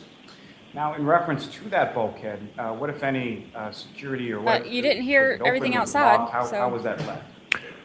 So the bulkhead door was shut and it was broken, so sometimes you could turn the middle thing to lock it, and sometimes it would be hard to do. But the wooden door that goes into the basement has a lock on the doorknob. That is a door that we keep locked because we don't use it. Now, as far as from the bulkhead, you were shown in that video a gate that opens up to the front yard area of the house, is that correct? Yes. And what if any other gates are located on the fence in your backyard? So we also have a gate on the rear part of the fence. And there's also a gate on the opposite side of the house. And the gate in the rear area of the fence, where does that lead to? So that leads to some woods, and then eventually you'll hit some train tracks. Now, with respect to your phone, that was something that you had upgraded prior to any notification you received from the district attorney's office or anything in relation to preserving your phone, is that correct? Yes. Now, with respect to that, as far as the information contained within the phone, there are certain types of information, are you familiar with being sort of backed up by the cloud? Yes. Would that include calls? It could. Could that also include text? Yes. Could that include photos? Yes. Could that include contacts? Yes. And the information that you were shown as far as certain call logs or call records, as far as you know, was that generated after that September of 2022 date? Yes. Now, with respect to the preservation, that was in regard to a motion the council had filed for your physical phone, correct? Yes. Are you also aware of a judge's order denying that repeatedly as far as them gaining access to your physical phone? Objection. I'll allow it. Yes, it was denied on multiple occasions. I'll strike the multiple occasions.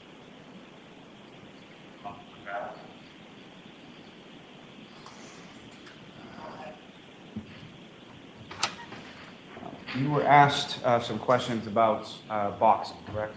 Yes. And the boxing that you did, that was in relation to a group associated with the Boston Police Department, is that correct? Yes. And when was the last time that you were involved in any kind of actual boxing match? 20, close to 20 years ago. Now, with respect to some of the training that you were talking about, with respect to the Boston Police Department, you were given some training as far as defensive tactics, is that correct? Yes. And is that something that is standard, that is sort of given and administered to every Boston police officer? Yes, and within the academy, you go to the defensive tactics training. And that would include John O'Keefe, correct? Yes.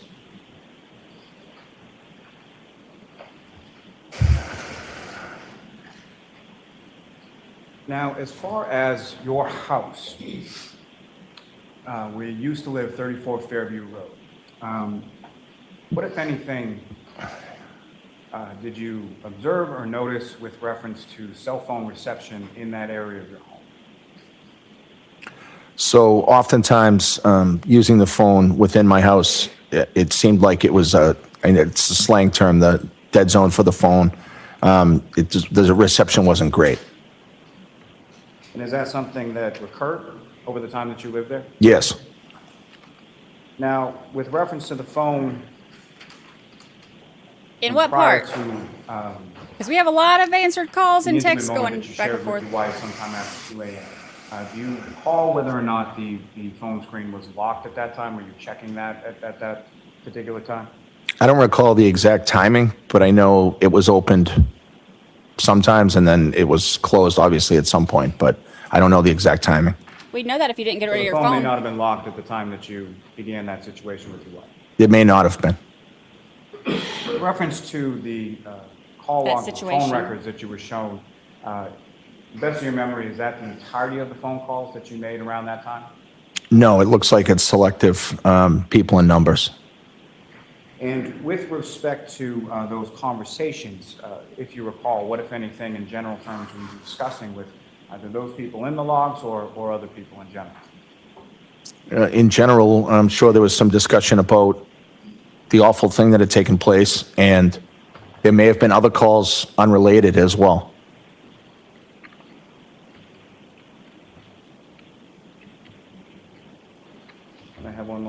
Yes. No.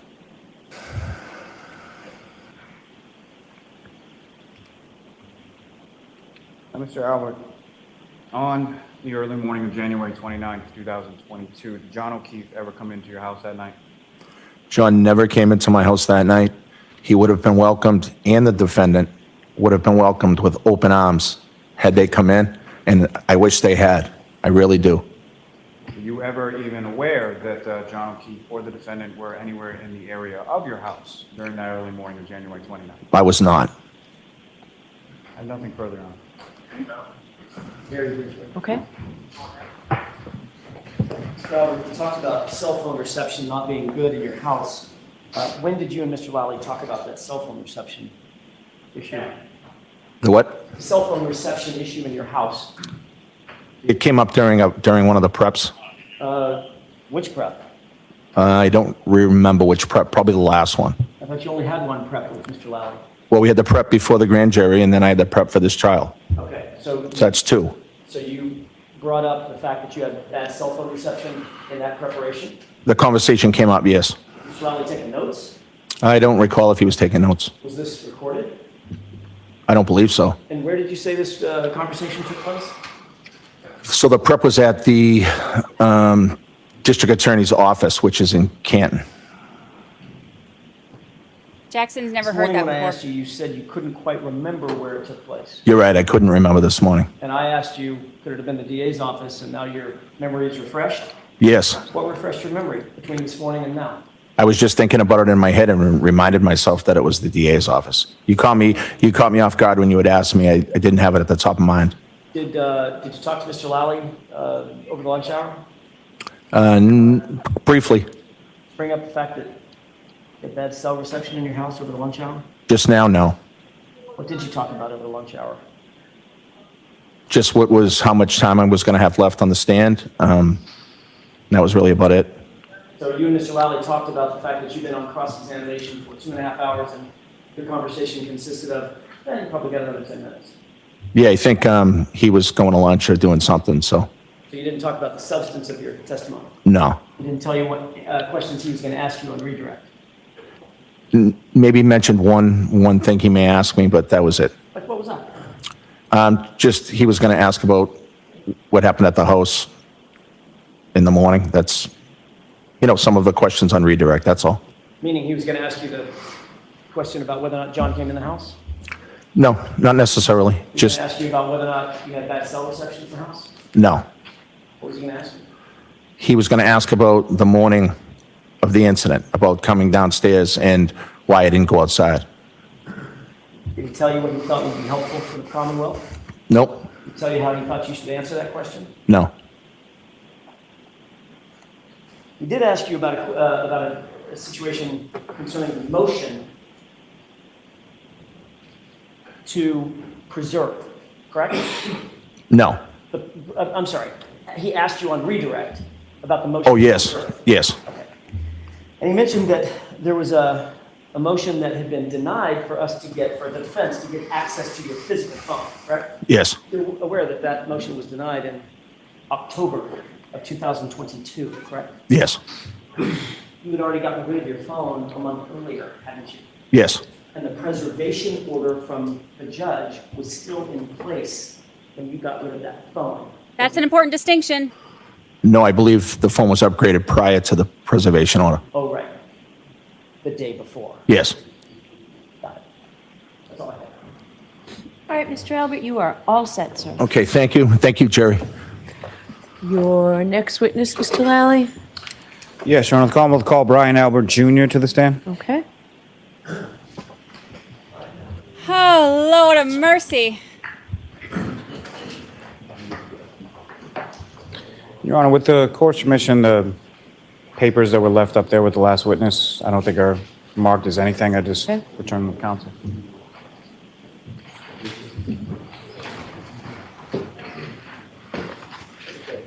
So if the house was a dead zone, Step right up here, just watch your step on that thunder. Face the clerk. Do you solemnly swear the evidence of the court and jury in the case now and hearing the truth, the whole truth, and nothing but the truth, so help you God? I do. Thank you. Storming so bad. If the house was a dead zone, Jim McKay was sure able to get out a bunch of texts and stuff.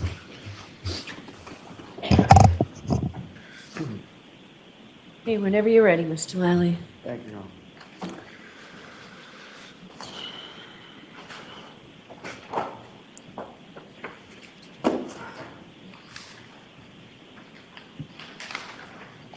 Good afternoon, sir. Good afternoon.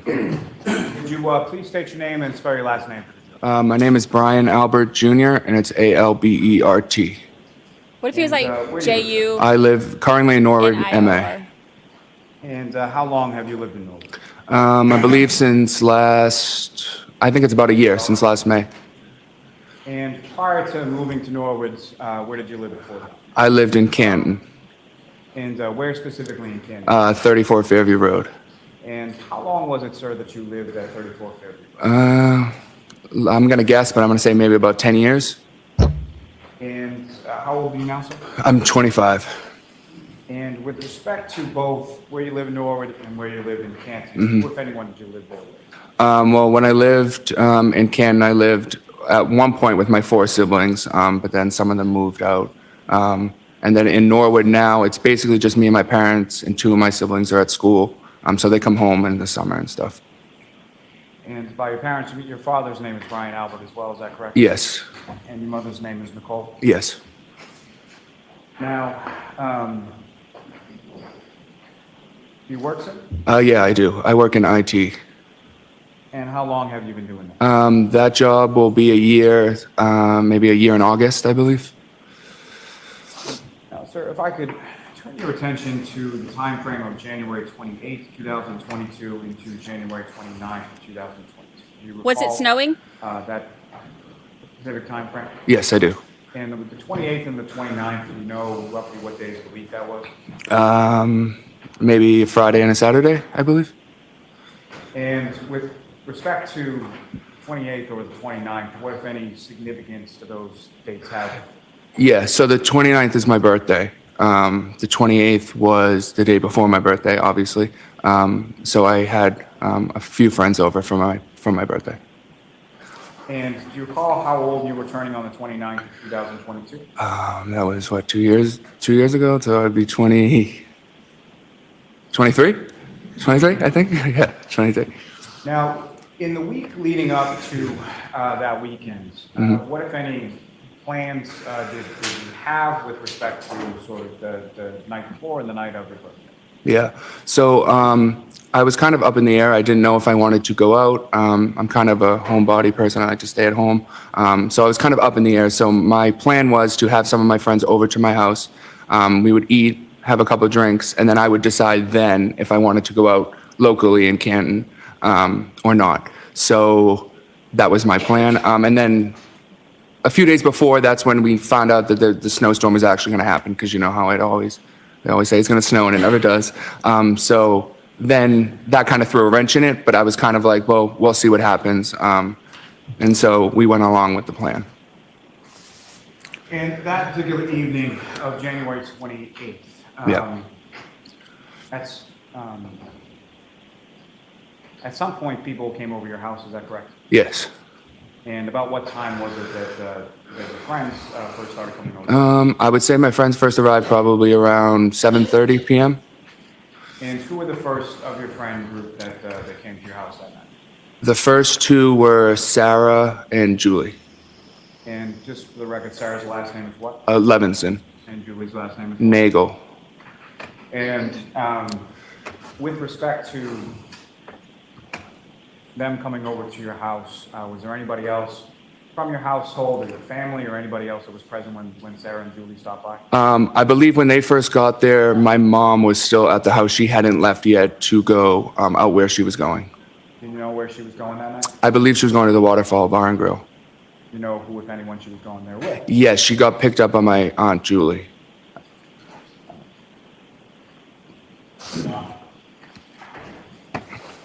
Now, Ms. Levinson and Ms. Nagel, how long have you known them? I've known them, I would say, since high school. I think I was a sophomore and they're a year older than me. They were a junior. So probably a good 7, 8 years, 9 years, 10 years in between there. And when they came over your house, what was it that you did?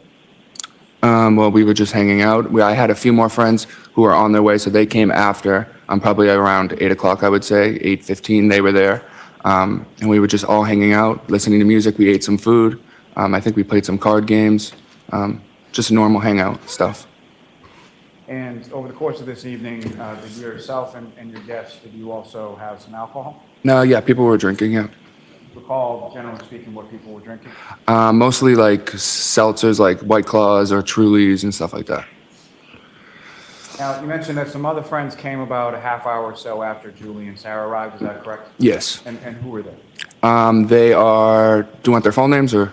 Please. Okay. They are Catherine Duty, trying to think. Emily Fabiano, Courtney Alba, and I think that's it that I can recall as I sit here.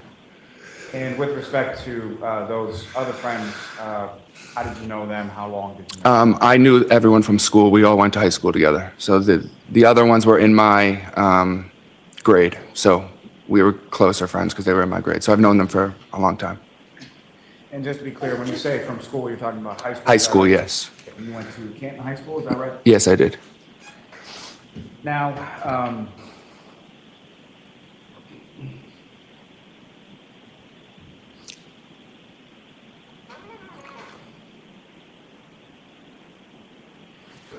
with respect to having your friends over your house, was where sort of within the house were you all sort of hanging out? We would all just kind of hang out probably, I would say, mostly in the dining room. The dining room and the kitchen were kind of like one big open space. So we would be like in the kitchen or the dining room. And sometimes I think we may have like walked into like the family room area, sat down for a little bit, but mostly it was just the dining room and the kitchen. And the family room area, is that visible from the kitchen and dining room area? There's a wall, but there is a doorway, door frame. So you can't see all of the family room, but you can see a good amount of it, yeah. And as far as each of your respective friends that you were testifying came over to your house that night, do you have any idea how they got there? No, I don't know. None of them drove. I know that, so I would assume that they got dropped off by someone, but I don't know who. So there wasn't like a pile of cars like out in front of your house at any point during the evening? No, there wasn't. Now, later on that evening, who, if anyone else, came by the house? Well, my cousin Colin arrived at the house at some point, and then my mom and my dad and them came back from the waterfall back to the house at some point as well. Now, with respect to your cousin Colin, his last name is Albert as well? Yes. And how is he related to you? He is my first cousin. He's my dad's brother's son. And his father would be Christopher Albert, is that correct? Yes. He's older, younger? Is Colin younger than me? Yes. Yes, he is. And about how old was Colin around this time? Maybe 17, I think. So was he in high school around this time? I would assume so, yes.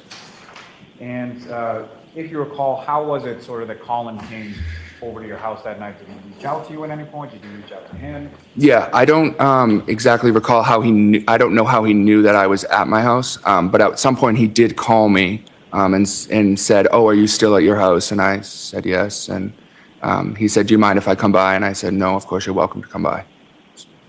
And with regard to earlier at your house, when you indicated that your mother went out to the waterfall, she went out with Julie Albert, correct? And that's your aunt? Yes. And I'm sorry, I asked you about 3 different questions. No, it's all right. As far as Colin is concerned, Julie is Colin's mother? Yes. Do you recall about what time it was that Colin came by the house? I don't recall exactly. I would say maybe closer, maybe 10:45, 11 p.m. And as far as the other people at the house, the women that you had over, did Colin know any of them that you knew of? Yeah, Colin knew some of them just from being in the same town. And Colin's older brother is just 1 year older than me. So Colin's brother is in some of the grade of some of the girls, in the grade of some of the girls that were there. So that's how he knew them. And just to be clear, Colin's older brother is also named Christopher Albert? Yes. And now when Colin came over to the house, as far as the things that you were describing before, as far as hanging out, is that essentially what continued after Colin's arrival? Yeah, he was just another addition. We just were continuing to do the same stuff, hanging out. Now, with respect to within the home, you've mentioned sort of the kitchen, the dining area, and the family room. Were there any other areas of the house that anybody went to during the course of the evening? Not to my knowledge. I mean, there's a bathroom, but it's just off the kitchen. So I assume the bathroom. But that's really it. We didn't go anywhere else than that first floor area. So mainly in the first floor, is that correct? Yes. Did you see anybody at any time go down to the basement? No. Did you see anybody at any time go upstairs? Not to my knowledge, no. Now, you mentioned that at some point, your parents and some people that were at the waterfall came to your house, is that right? Yes, so first a group of my friends had left my house. And I think that was probably around, they were only there for a few minutes while Colin was there. So I would say probably around 11:10, a few select people left the house to go home. So at that point, it was just me, Colin, Julie Nagel, and Sarah Levinson at the house until my parents arrived. And so Courtney, Catherine, and Emily would have left at some point shortly after Colin arrived? Yes. And when your parents came home, if you recall, what was sort of the order of, do you recall about what time that was? I would say that would be right around midnight, I would say, maybe 12:05, 12:10-ish in that area. And just turning back to Colin for a second, do you recall, do you know how Colin came to be at your house? Like how he was dropped, like if he was dropped off? Yeah, yes. Did you know whether or not he drove there, was dropped off there, similar to the other people that you were talking about? Well, I know he didn't drive there, but I would assume he got dropped off. He didn't say how he got there, though. Right, so we'll strike, you don't know how we got there. Okay. Oh, Miss yeah. Little's doing the cross. And as far as the order of people that arrived back at your home, who were the first people to arrive back at your home from the waterfall? The first people to arrive were my mom, my dad, my sister Caitlin, and my dad's friend Brian Higgins. And prior to that evening of January 28th, had you met Mr. Higgins before? I don't recall ever meeting him. I could have met him in passing, but I don't ever formally remember meeting him, no. Do you recall ever seeing him at your house at Fairview Road prior to that? I don't think he'd ever been there that I have saw, no. And as far as Colin was concerned, when your parents and your sister and Mr. Higgins arrived, when, in relation to that, when did Colin leave your house? Colin was actually getting up and leaving as they were coming into the house.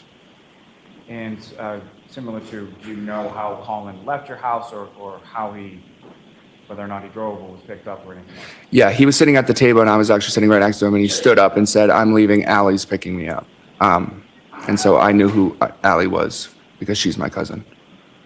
And what is Allie's last name? McCabe. And she's your cousin as well, is that correct? Yes. Is she Colin Albert's cousin? She's not Colin's cousin, no, she's my cousin on my mom's side. And so Colin would be a cousin on your father's side? Yes.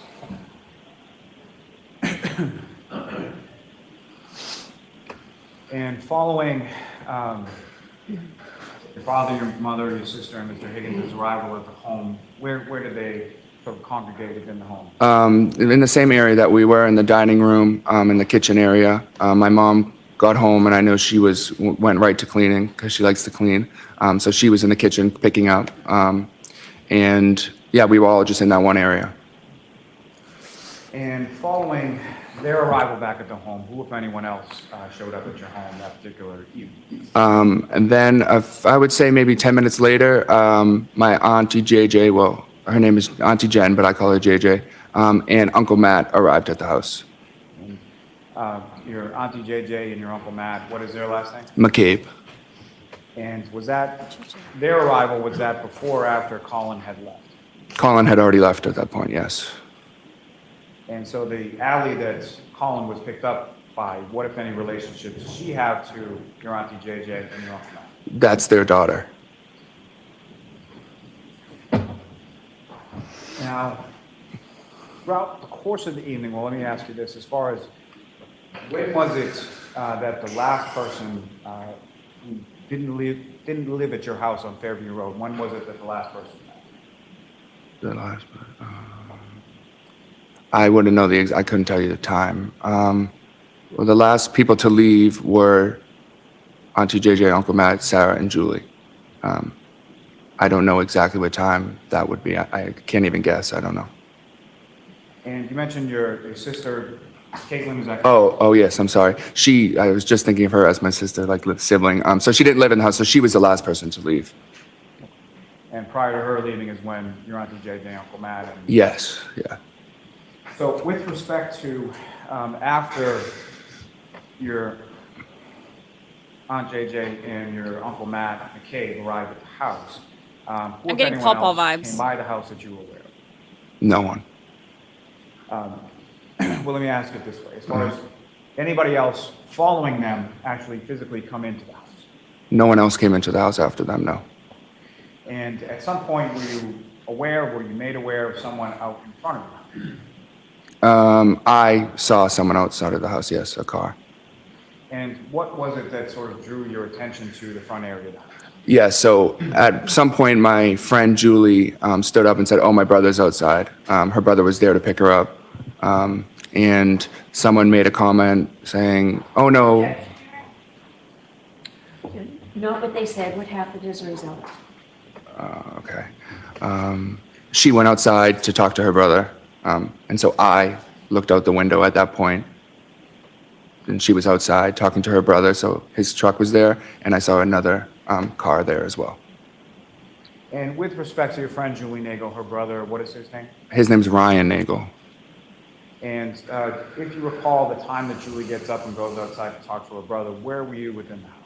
I was still sitting at the dining room table. And with regard to that area of the dining room table, how is it that you were able to see out in front of the house? There's two windows there, so I just turned around and looked through the blinds. And when you look through the blinds, what is it that you saw out in front of your house at that time? Yeah, so I saw a truck, which was Julie Nagel's brother's truck, I believe, and that was a little ways, almost like in front of the driveway of the house, and then a little ways in front of it, there was another car that I hadn't recognized before. It was a dark SUV-ish, and that's all I knew about it and could see about it.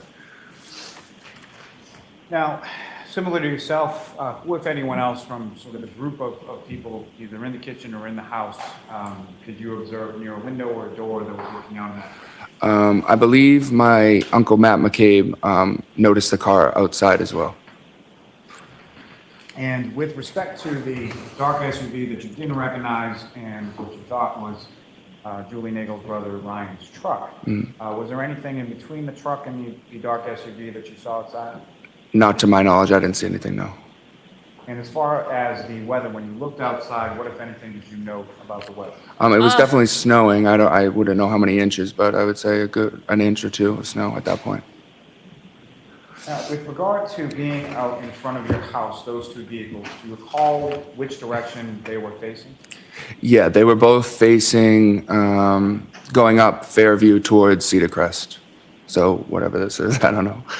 Well, let me ask you probably in a better way. As far as what was facing towards your house, was that the driver's side or the passenger side of each of the vehicles? That would have been the passenger side. And that's with respect to both vehicles, is that correct? Yes.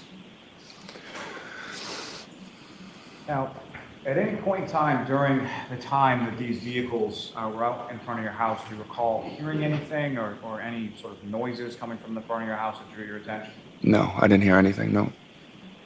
And as far as looking out the windows and seeing these vehicles in front of your house, how many times did you look out? I believe I looked at that one time, and then I think looked out one more time after that. And as far as your friend Julie, if you know, about how long was she out in front of your house at that time? I would say not more than 5 minutes, more likely about 3 or 4 minutes she was outside. And when did you see her outside in relation to the truck as well? Yeah, I saw her at the passenger door of the truck. Now, that vehicle that you observed that you didn't recognize, the darker black SUV, was that vehicle in one place or more than one place during the times that you looked out the window and saw it? Yeah, so the first time I looked, I would say it was closer towards the mailbox, maybe a little bit in front of the mailbox. And then the second time, the last time I looked out the window, it had moved further down, closer to, I'll say, the flagpole. So closer that way, it went down that way, towards the flagpole. So closer to the there's an area in the front of your yard where there's a flagpole, is that right? Yes. Now, as far as when it moved, as far as the weather and the snow was concerned, could you see anything in relation to the roadway in behind the SUV as it, once it had moved from that initial position to the following position by the flagpole? Yeah, I had noticed just some tracks in the snow, indicating that the car had moved up.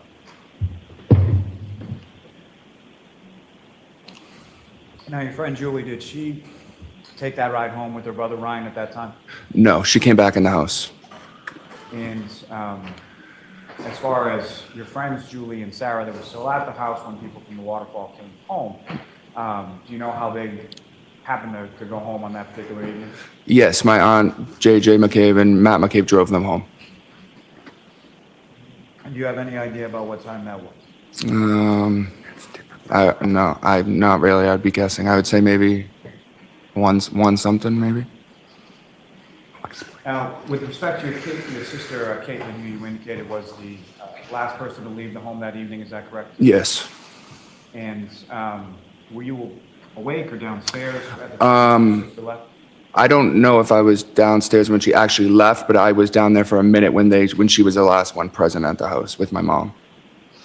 And do you know how she was leaving the house that night or how she was getting home? Yeah, I believe her boyfriend was picking her up. What's her boyfriend's name? Tristan Morris.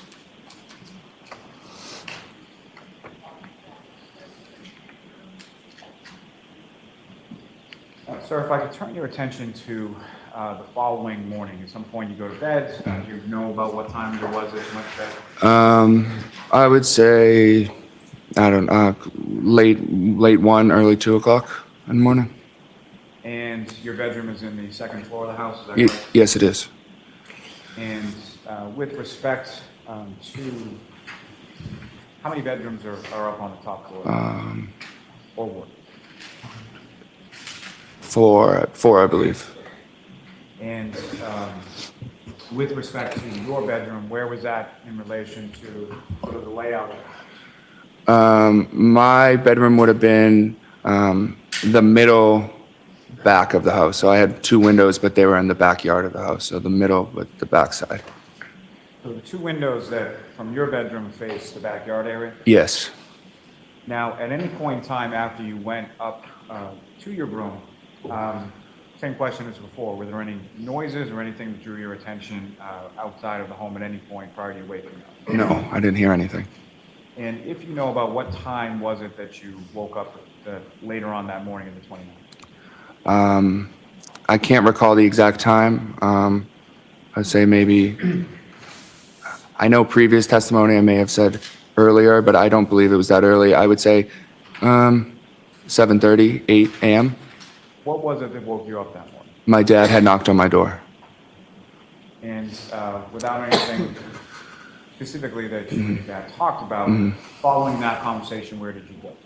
I just threw on some clothes and I went downstairs into the main first floor of the house.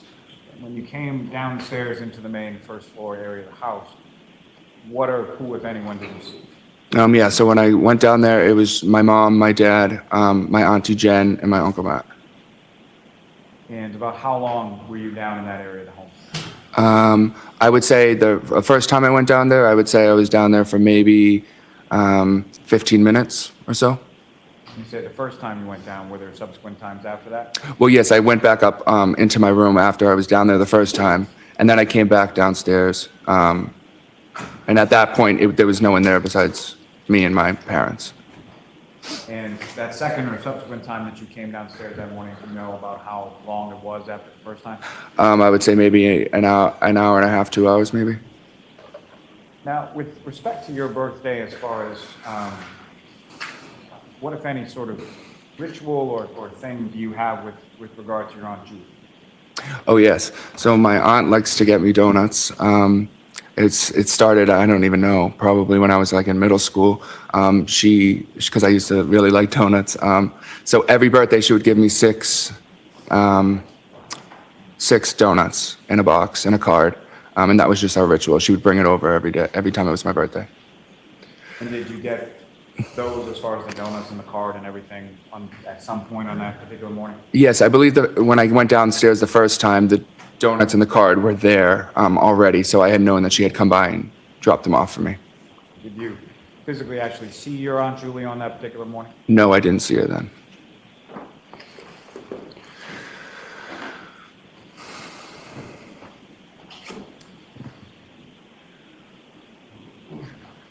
Now I'm craving blueberry donut. Your Honor, may I approach? Yes.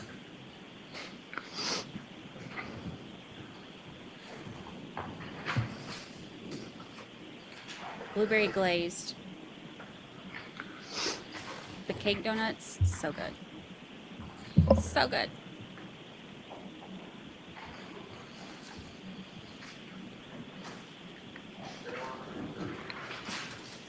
Sir, I'm going to show you a series of four photographs. I just asked you to look at those to yourself and then look up what you think. Okay.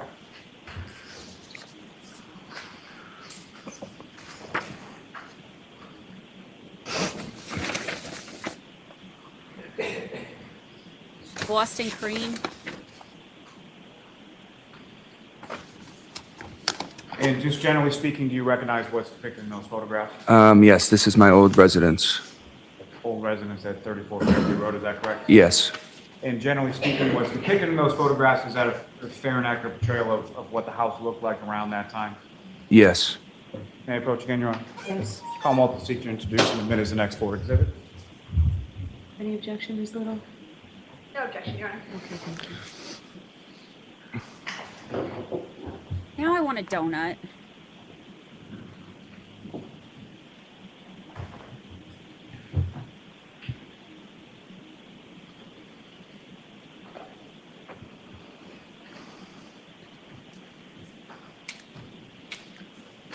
All it takes is that one little piece of testimony and to have us all off on a tangent about donuts.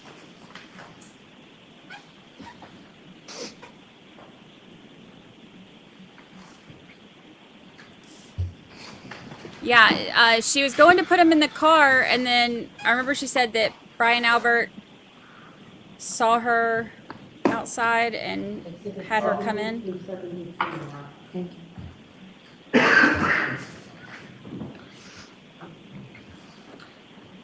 May I return to the witness, Your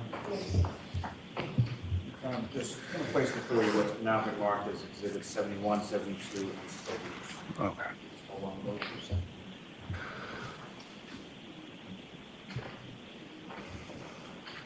And Your Honor, with the court's permission, I would ask that those three photographs be published in succession with the jury. Pictures. And Ms. Gilman, if I could first have, I believe it's 2592. Sir, what's up on the screen? Is that what you have before you? As I believe it should be exhibit 71, probably? Yes, that's the same. And again, just for the record, you recognize what's up on the screen now? Yes, I do. Now, before I get into the photograph, there is one other question that I need to ask. As far as, with respect to the sort of tenor and demeanor of that evening, how would you describe sort of, from when your friends were there to the time that the folks came back from the waterfall, how was sort of the mood within the house? Cheerful, fun. Everyone was having a great time. Any fights, any arguing, any tension, anything else that you noted of note with regard to that? No, not at all. And I believe, sir, there should be a laser pointer on the desk there in front of you. Just push the button on top. Yeah. I'm going to ask you a question about it with respect to the pictures. Okay. Now, with regard to the front area of your house at 34 Fairview Road when you lived there, there's basically two doors on the front of the house, correct? Yes. And if you could just use the matte laser pointer and direct the jury's attention to where in the photograph you observe each of those two. Okay. So this would be the first door, right here, and this is the second door. And the first door sort of further away from the driveway, is that sort of the front door area of the home? Yes, that's the front door. And the other door, where does that lead? The side door leads just right into the family room. And as far as around this time, January, or on this evening, if you recall, where were people sort of coming in and going out of their house? I don't know. I couldn't tell you specifically. I think some people use both doors.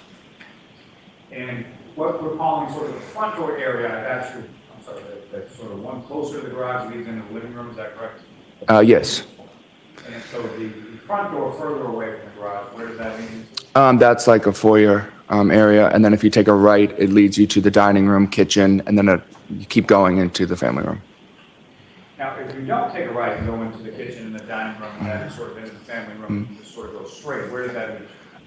Well, you can't really go straight. If you walk in a little ways to the left, there's a set of stairs that go upstairs, and you can go straight a little bit, and then to your left again, there's stairs that go downstairs into the basement. Now, in addition to you, your mother, your father, did around this time in January 2022, did you have a pet as well? Yeah, we had a dog, Chloe. Well, a dog named Chloe? Yes. But how long at that point had you had Chloe? We had her for a few years. I don't know exactly how many years, but a few years. 6 or 7. We've been Now, through this. On that night, specifically Over and over. January 28th leading into the 29th, did you do anything as far as letting Chloe out to use the bathroom or anything like that? Yeah, sorry. So the dog was actually upstairs in my parents' bedroom. She likes to sleep up there and stay up there. So she was upstairs when my friends were downstairs. And at one point, after my dad came home,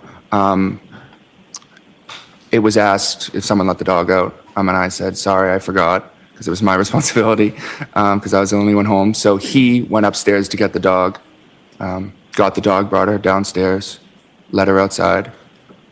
And so when someone would let Chloe outside around this time, so can you describe that process as far as would it be a leash or just let her out, or how would that?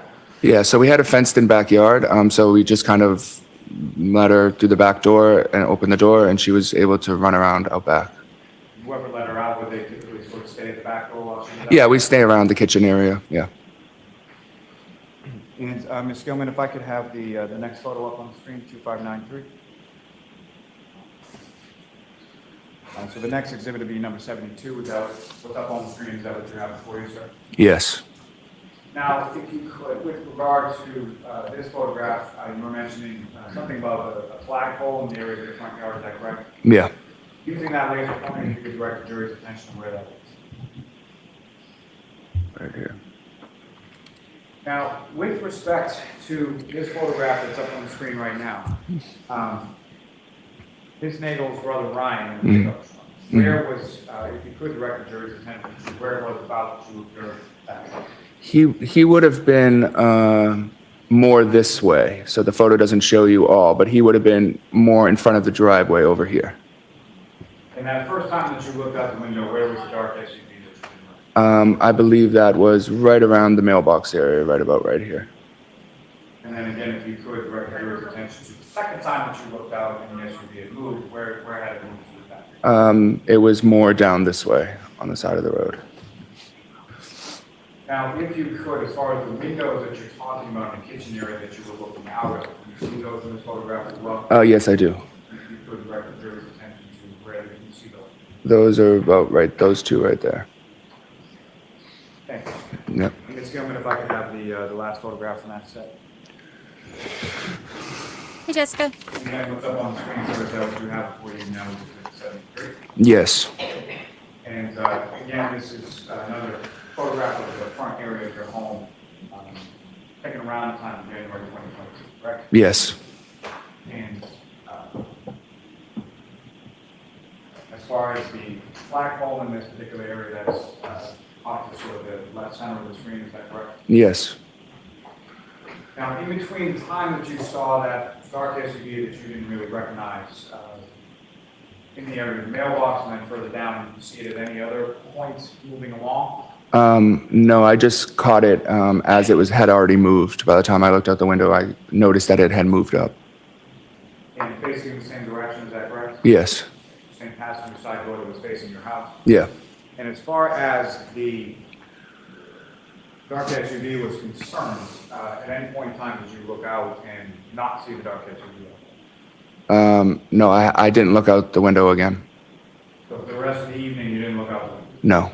Now, in reference to the time that expired between the time that you saw it in the area of the mailbox and the time that you saw it over by the flagpole. Do you have any idea how long period of time that was? I would say probably within a couple minutes. It wasn't a long period of time that I looked out the window. And as far as you know, your friend Julie, who had gone out to the pickup truck to talk to her brother Ryan, was she still outside around the time that you looked out the second time? She could have been. I'm not sure if she was at that point, but she could have been. And Ms. Gilman, you can take that. May I have just one moment, Your Honor? Yes. Let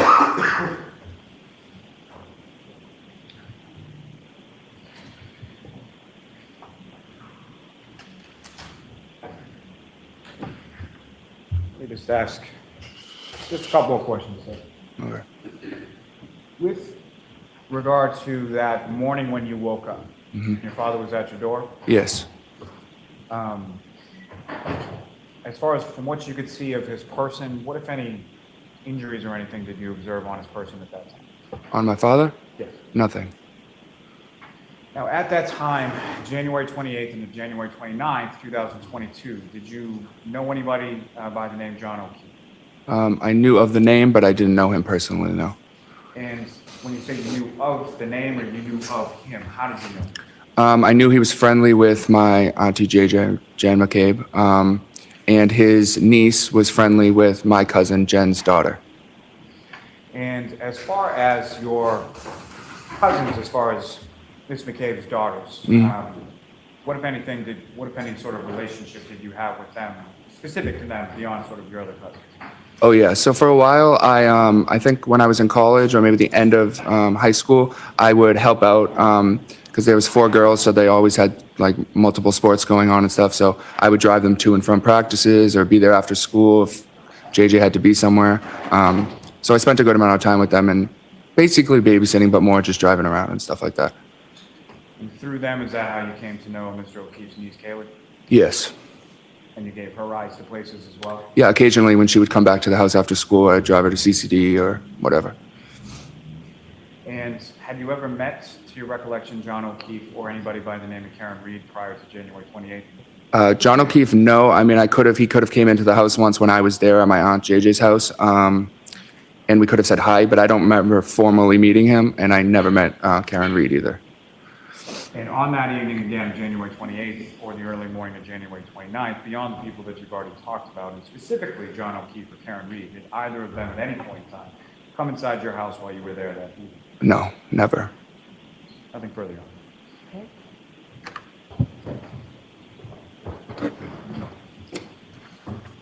All right, Cross. Little, I'm just going to hold you up 1 minute. I think we probably need spellings of the. Yeah, we do. I don't know if I'm going to be the best speller, but I'll try.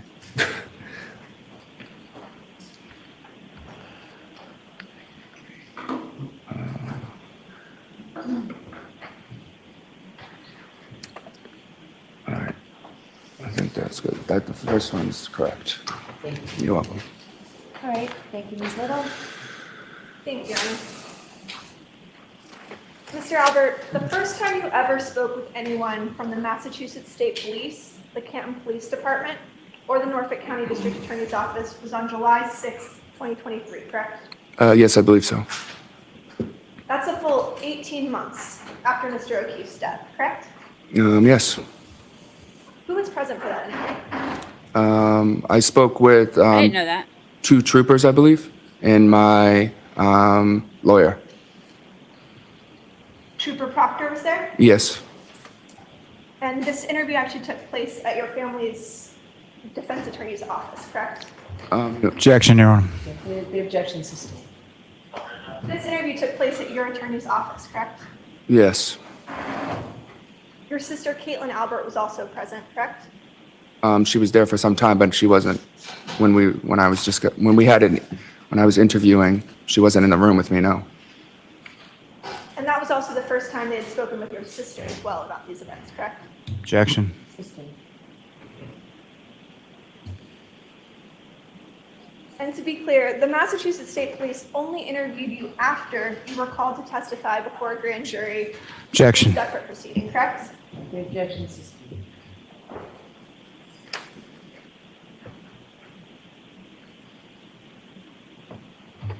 I want to direct your attention to your testimony regarding your cousin, Colin Albert. You testified today that Colin Albert called you to come to the house, correct? I believe so, he did, yeah. Do you recall some prior testimony in which you said that you all had exchanged Snapchats about what you were doing that night in the house? No, I don't believe I said that. I said for him to know that I was at the house, he could have seen a Snapchat that I had sent, but he didn't ask me on Snapchat if he can come over. I said more of that he had could have seen a Snapchat saying that we were at my house. That's how he knew, because I didn't know how he knew that we were there. You and your cousins frequently communicate on Snapchat, correct? Occasionally here and there. You actually have a cousin group chat on Snapchat, don't you? Yeah, we do, an Albert cousin group chat. Who else is on that Snapchat? There's all my cousins, a lot of us, a good amount of my cousins. Would that include you, Yep, Colin Albert, yep. Allie McCabe, No, she's not an Albert. a member? I believe we have a cousins on my mom's side group chat, yes. But she wouldn't be in that group chat with Colin, no. Understood. And do you still have any of the messages you exchanged with your cousin on January 28th? I don't know, can you rephrase the question? Do you have any of those Snapchat messages or other messages that you exchanged with your cousin Colin Albert on January 28th? No, I'm not even sure if there was any messages. Not to my knowledge, I don't know.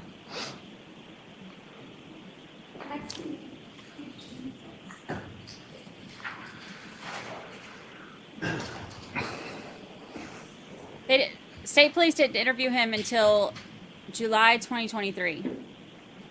That's crazy.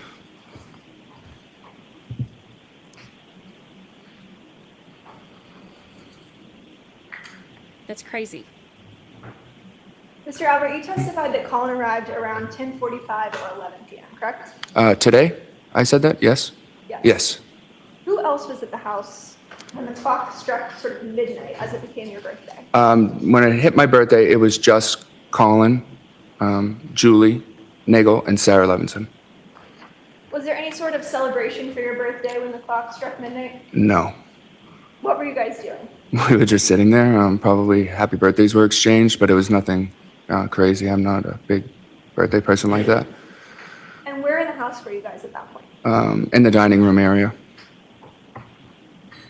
You testified that your parents and Brian Higgins arrived shortly after midnight with your sister, correct? Yeah, I believe I said around 12:05, 12:10 in that area. Describe what happened when they came into the house that night. They all just walked in the door, and at that point, my cousin Colin was standing up to leave. They passed each other, said hi, and that was it. Mr. Albert, you never actually observed Colin leave in a vehicle from 34 Fairview, correct?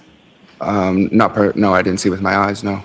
In fact, you said you only looked out the window 2 times that night, correct? Yes, that's true.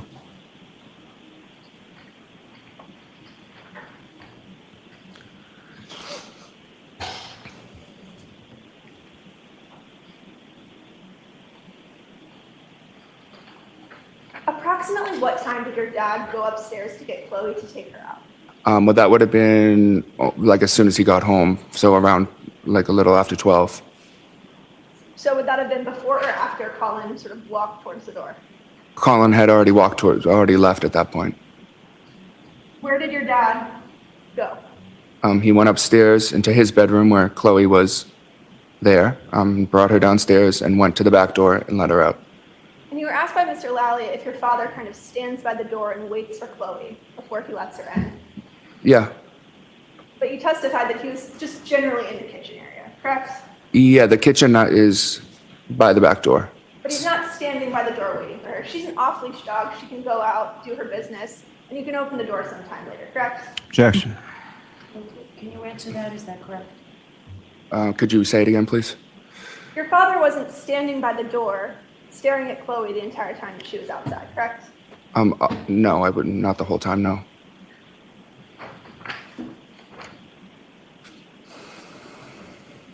You testified earlier that Julie Nagel went outside to speak with her brother to indicate that she no longer needed a ride. Do you recall that testimony? I'm not sure if I said that exactly, but yeah. Can Can you describe sort of what you saw the first time you looked out the window?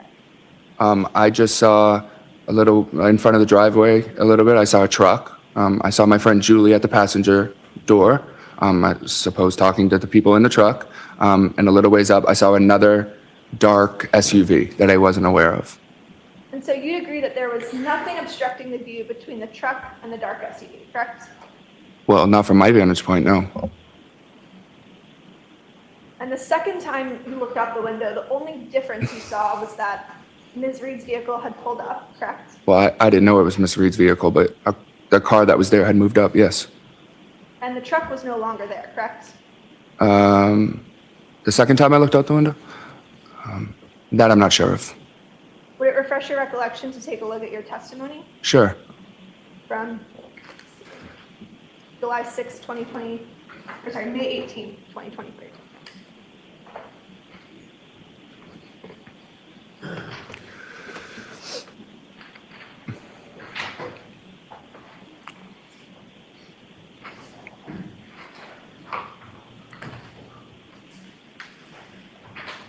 One thing with them having all these minutes, they have the federal grand jury minutes and the state grand jury minutes to look at for all this stuff.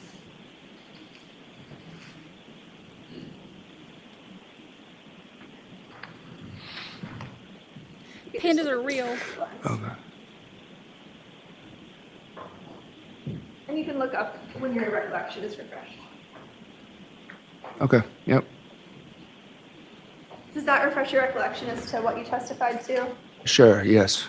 on May 18, 2023? Yes. Isn't it true that you said that the second time you looked out, you saw that there was a black SUV that had pulled forward, Yes. but the truck was no longer there? Sure, it seems like I said that then, yes. You also testified earlier that you saw tire tracks in the snow, correct? Yep. Where were those tracks? Just along the side towards the driveway along this way, going up towards the flagpole. And you viewed those tracks kind of leading up towards the flagpole, correct? Yes. So you'd agree that the visibility and lighting in front of the house was good enough that you were able to see tire tracks in the snow, correct? Sure. But you did not see a 220-pound man lying in the snow in your front yard, did you? Objection. Was that something that you saw, sir? No, I didn't see that. Who was in the house the second time that you looked out the window? It would have been my mom, my dad, Brian Higgins, my sister, Julie, Sarah, Uncle Matt. Mr. Albert, you testified on May 18th, 2023 in another grand jury, and you said, quote, "I'm not sure if Brian Higgins was still there. I know he left at some point." Do you recall that testimony? Yeah, I know he left my house at some point. I just don't know exactly when it was. You were asked specifically at the time that you looked out the window, who was there? And you said, "I'm not sure if Brian Higgins was there." Yeah. Isn't that correct? Okay, if I said that, yes, because I was not sure. I'm still not sure that if he was there or not. So you're not sure whether Brian Higgins was there when you looked out the window, correct? No. I'm not sure. You have no independent recollection as you sit here today where Mr. Higgins was when you looked out the window, correct? No. You also didn't recall Mr. Higgins ever saying goodbye to you or your group, correct? I believe that's true, yeah.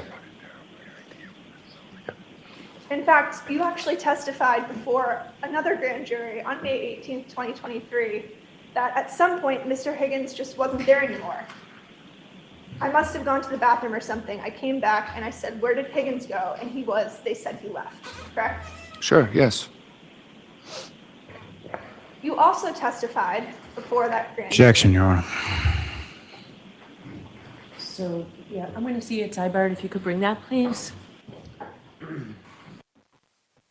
There was some kind of whispering that was just caught by the mic, but I couldn't make out what it was.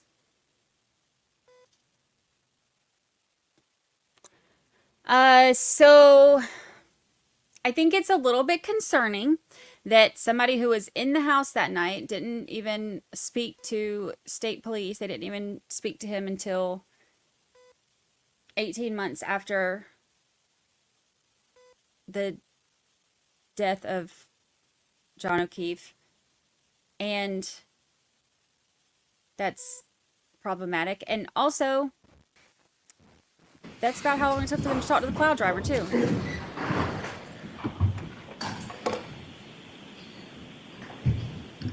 Hey, Ricky Watson. When did your father leave in relation to Brian Higgins? Leave? You mean like go upstairs, go to bed, or? Leave your view. He would have left after Brian Higgins had gone. Mr. Albert, isn't it true that you weren't quite so sure about that when you testified on May 18th, 2023? I don't know. You would have to show me. Do you have a specific recollection of your father leaving after Mr. Higgins was gone? Yep, I'm pretty sure he went upstairs after Brian Higgins left.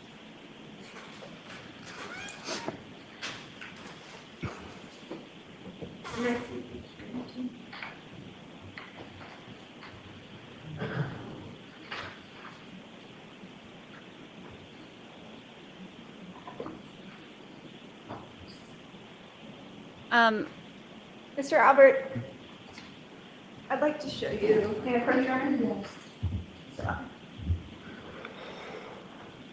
Showing these little changes in testimony, too, shows how memory can change over time, too. Which I think is important, especially when you think about the first Right here? responders. Okay, all right.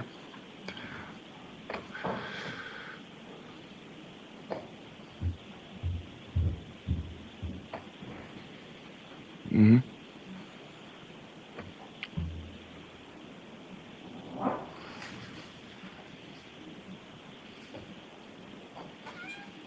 Mr. Albert, isn't it true that you told the grand jury, I'm pretty sure Mr. Higgins left first before my dad went upstairs, because he wouldn't have left if his friend was still there? Yes, I just said that here as well. I mean, you don't have any specific recollection as you sit here today where your father was or where Mr. Higgins was when you looked out the window that night, No. correct? No, that's not true. I know that my father was in the room with us. I'm saying I don't know when Brian Higgins left the house. And when Brian Higgins left the house, then my father went upstairs into his bedroom. But what you actually said was, quote, I'm pretty sure Mr. Higgins left first before my dad went upstairs because he wouldn't have left if his friend was still there, correct? I see what you're saying. Yes, but I still say that my dad wouldn't have went upstairs until Brian Higgins left the house. Right, and that's based on an assumption, correct? Sure, yeah. Because you weren't interviewed about this case until 18 months later, correct? Yeah.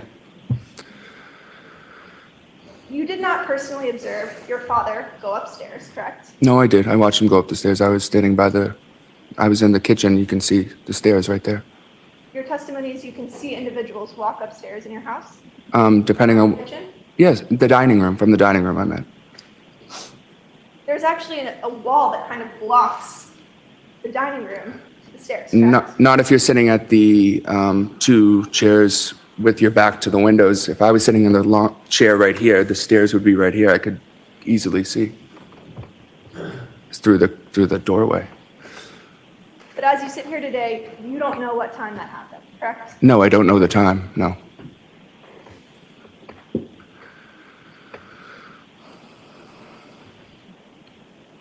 Mr. Albert, I'd like to direct your attention to the morning of January 29th. Sure. Can you describe sort of how you woke up that morning? My dad just knocked on my door, and I woke up and opened the door. You didn't hear any dog barking? No, You didn't see any emergency vehicles? no, Didn't hear any ambulances? no, Didn't hear any screaming outside? no. What did you do once you woke up? Room is on the back I went side. downstairs. Did you ever look out the window? I don't recall if I did or not. Would it refresh your recollection to take a look at your grand jury testimony? from Sure, May 18th, sure. 2023? Thank you. I find it more believable that he wouldn't hear it because his is in the middle on the back side, so he's kind of removed from that. It's lines 8 through 12.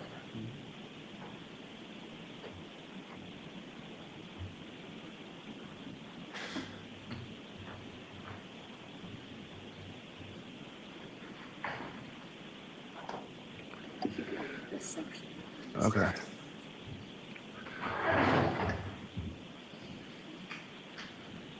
But also, he wasn't interviewed until so long after that. It's going to be hard for him to remember specifics about that, too. I mean, there are specifics that I wouldn't remember. Yep. Is your recollection refreshed? Sure, yeah. Unless it's talked about. Why all the did you time. look out the window that morning? Well, I say here that I just would give me anxiety to look out the window. Is there a reason that you didn't want to look outside? I'm just an anxious person, and I got overwhelmed. I think most people would be overwhelmed in that situation. Did you say that this was kind of a new thing for you, for cops and police to be at the house? Yeah, that's never happened before. I've never had cops at or near my house. And it made you overwhelmed, correct? Yeah, I get overwhelmed easy, so. Aw. Mr. Albert, how many times did you discuss this case with members of your family before you spoke to the Massachusetts State Police on May 18, 2023? I don't have an answer for that. I don't know how many times. Hundreds? We talk about it pretty decent. I mean, considering, yeah. What members of your family have you discussed this case with? My parents, my sister, occasionally my aunt, JJ, and Uncle Matt. Would you say it's been hundreds of conversations? Well, I guess you can, I mean, you'd have to split it up and quantify what conversations were about the actual case and what conversations have been the harassment we faced since then. And all of these discussions took place with you and members of your family prior to your interview with the Massachusetts State Police, correct? And no, we've talked since then. Continued to speak with them about this case Not, since your interview. I don't know what you mean by this case. This case meaning the actual case at hand, or just the case about the harassment we faced? I'm talking about what happened on January 28th and January 29th. But there's really nothing to talk about those specifics, no, because we have nothing to say about that. We weren't part of it. Mr. Albert, you looked out the window multiple times on January 29th, correct? Twice, I think I said? You never heard any sort of commotion outside. No, You never heard screaming, yelling, or the screech of brakes in the front yard. no, You never saw a 220-pound man in dark clothes in the white snow on your front lawn. no, But you did see those tire tracks. I did. No further questions. Okay, Mr. Lally? No redirect, Your Honor. Sorry? No redirect. I'm all set? All right, Mr. Albert, you're all set, sir. Let that kid go. He's anxious. You know, with them talking about the case and stuff so much. Lally, your next witness, please. Yes, Your Honor. The Commonwealth call Miss Caitlin Albert to the stand. That can also have an impact on memory. All right, Caitlin's up next.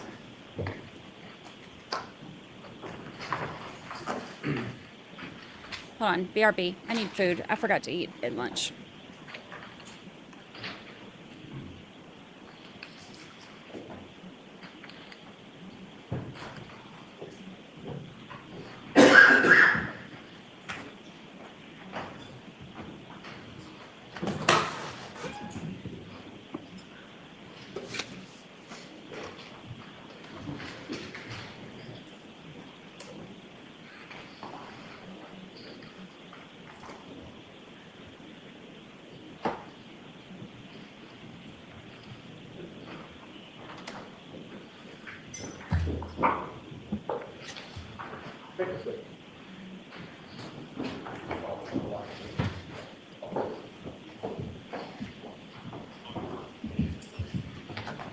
Step right up here and just watch your step for me. Step right up. Remain standing and face the clerk right here. Can you raise your right hand? Do you solemnly swear the evidence given to the court and jury in the case now and here to be the truth, the whole truth, and nothing but the truth, so help you God? I do. Thank you. You may take the stand.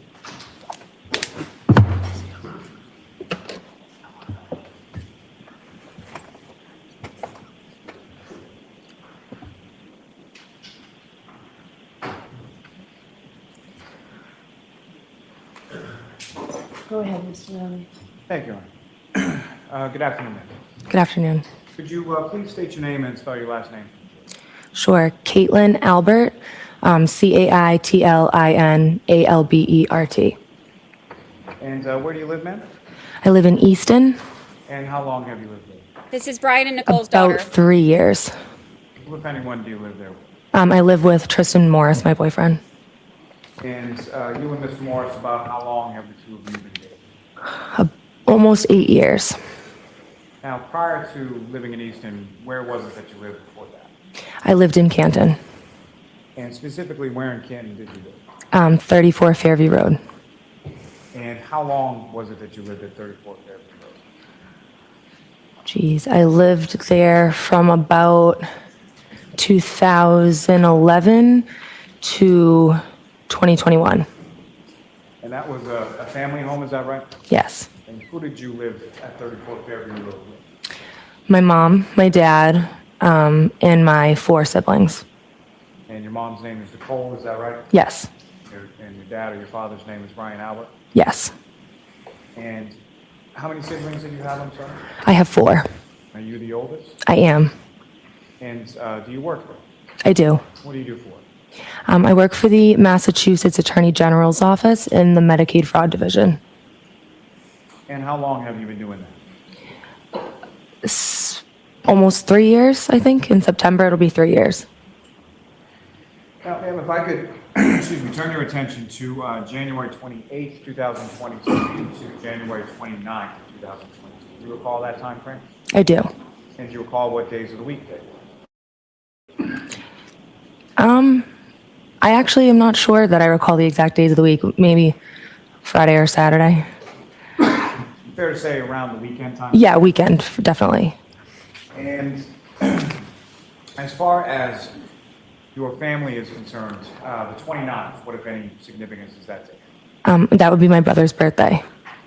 And which of your brothers is it whose birthday that was? Brian Albert Jr.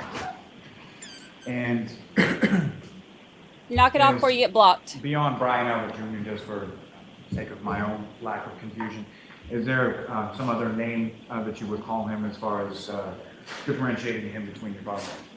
Little Brian, sometimes, even though he's not so little. Okay. And so during the course of that week, sort of leading up to the weekend, what, if any, discussion did you have with your mother or anybody else in your family in regard to little Brian's birthday? So leading up to that weekend, I was aware that my brother might have like a friend or two over the house for his birthday. And then I had spoken with my mom and my aunt, Julie Albert, about maybe going to a local Canton bar, grabbing some food and some drinks, and just kind of seeing where the night takes us, and then maybe ultimately going back and seeing my brother for just to say happy birthday, kind of end the night that way. As the week went along, what, if anything, sort of affected or changed plans in reference to that? Nothing that I can really think of. Nothing really changed. I mean, that was sort of, I don't remember exactly how the plan came about, that we were going to, go get food and that my brother was going to have friends over, but I believe that was always sort of our plan. And so specifically on the 28th, at some point you came to Canton, correct? Yes. And do you recall how you came to Canton and where was it that you went first? So I can't say for sure. From what I remember, I believe that my boyfriend Tristan and I went straight from Easton to the waterfall and actually got there before my mom and my aunt Julie, from what I can remember. And then my mom and Julie ended up meeting us there. And that's when we sort of started just kind of like hanging out, ordering food, some drinks. And we were there for a little bit, just the 4 of us. And do you recall about what time it was that you got to the waterfall? Unfortunately, I can't remember an exact time, but it would have been around like dinner time. So if I had to guess, maybe like 6. And as far as drinking was concerned with that night, you're at a bar and you weren't driving, correct? Oh, yeah, no, I was not driving. And do you recall specifically what kind of drinks you had or what you had to drink that night? I believe that night I was drinking White Claw, I think. And your boyfriend, Mr. Morris, as far as what, if anything, was going on with him that night, as far as how long was he at the bar? Yeah, so we were aware that it was likely going to snow that night. So my boyfriend Tristan had gotten offered to do some like plowing or shoveling. So he knew that he was going to have to probably be up for the majority of the night into the morning doing some shoveling. So he didn't stick around at the waterfall for too long. I think he had some food, maybe like 1 or 2 drinks, and then he actually ended up going home. And you stayed at the waterfall after he went home? I stayed there, yeah, with my mom and my Aunt Julie. And if you recall, as far as that evening at the waterfall, what, if anything, was going on as far as like live entertainment? I want to say that there might have been a band. I just don't want to say for sure, but I think I do recall a band coming in and setting up, and yeah, I think that there might have been one. Would seeing the footage refresh your memory? Now, as far as the evening progressed and went on, who, if anyone else, came into the waterfall and sort of joined your group when you were there? Sure. So I can't say for sure like times of people arriving or order of people arriving, but I know at one point my uncle Chris Albert, he ended up joining us. He owns a pizza shop across the street. So when he was done working, he came and joined us. And then my aunt Jen McCabe and her husband Matt McCabe joined us. And then at some point, my father, Brian Albert, and his friend, Brian Higgins, also joined us.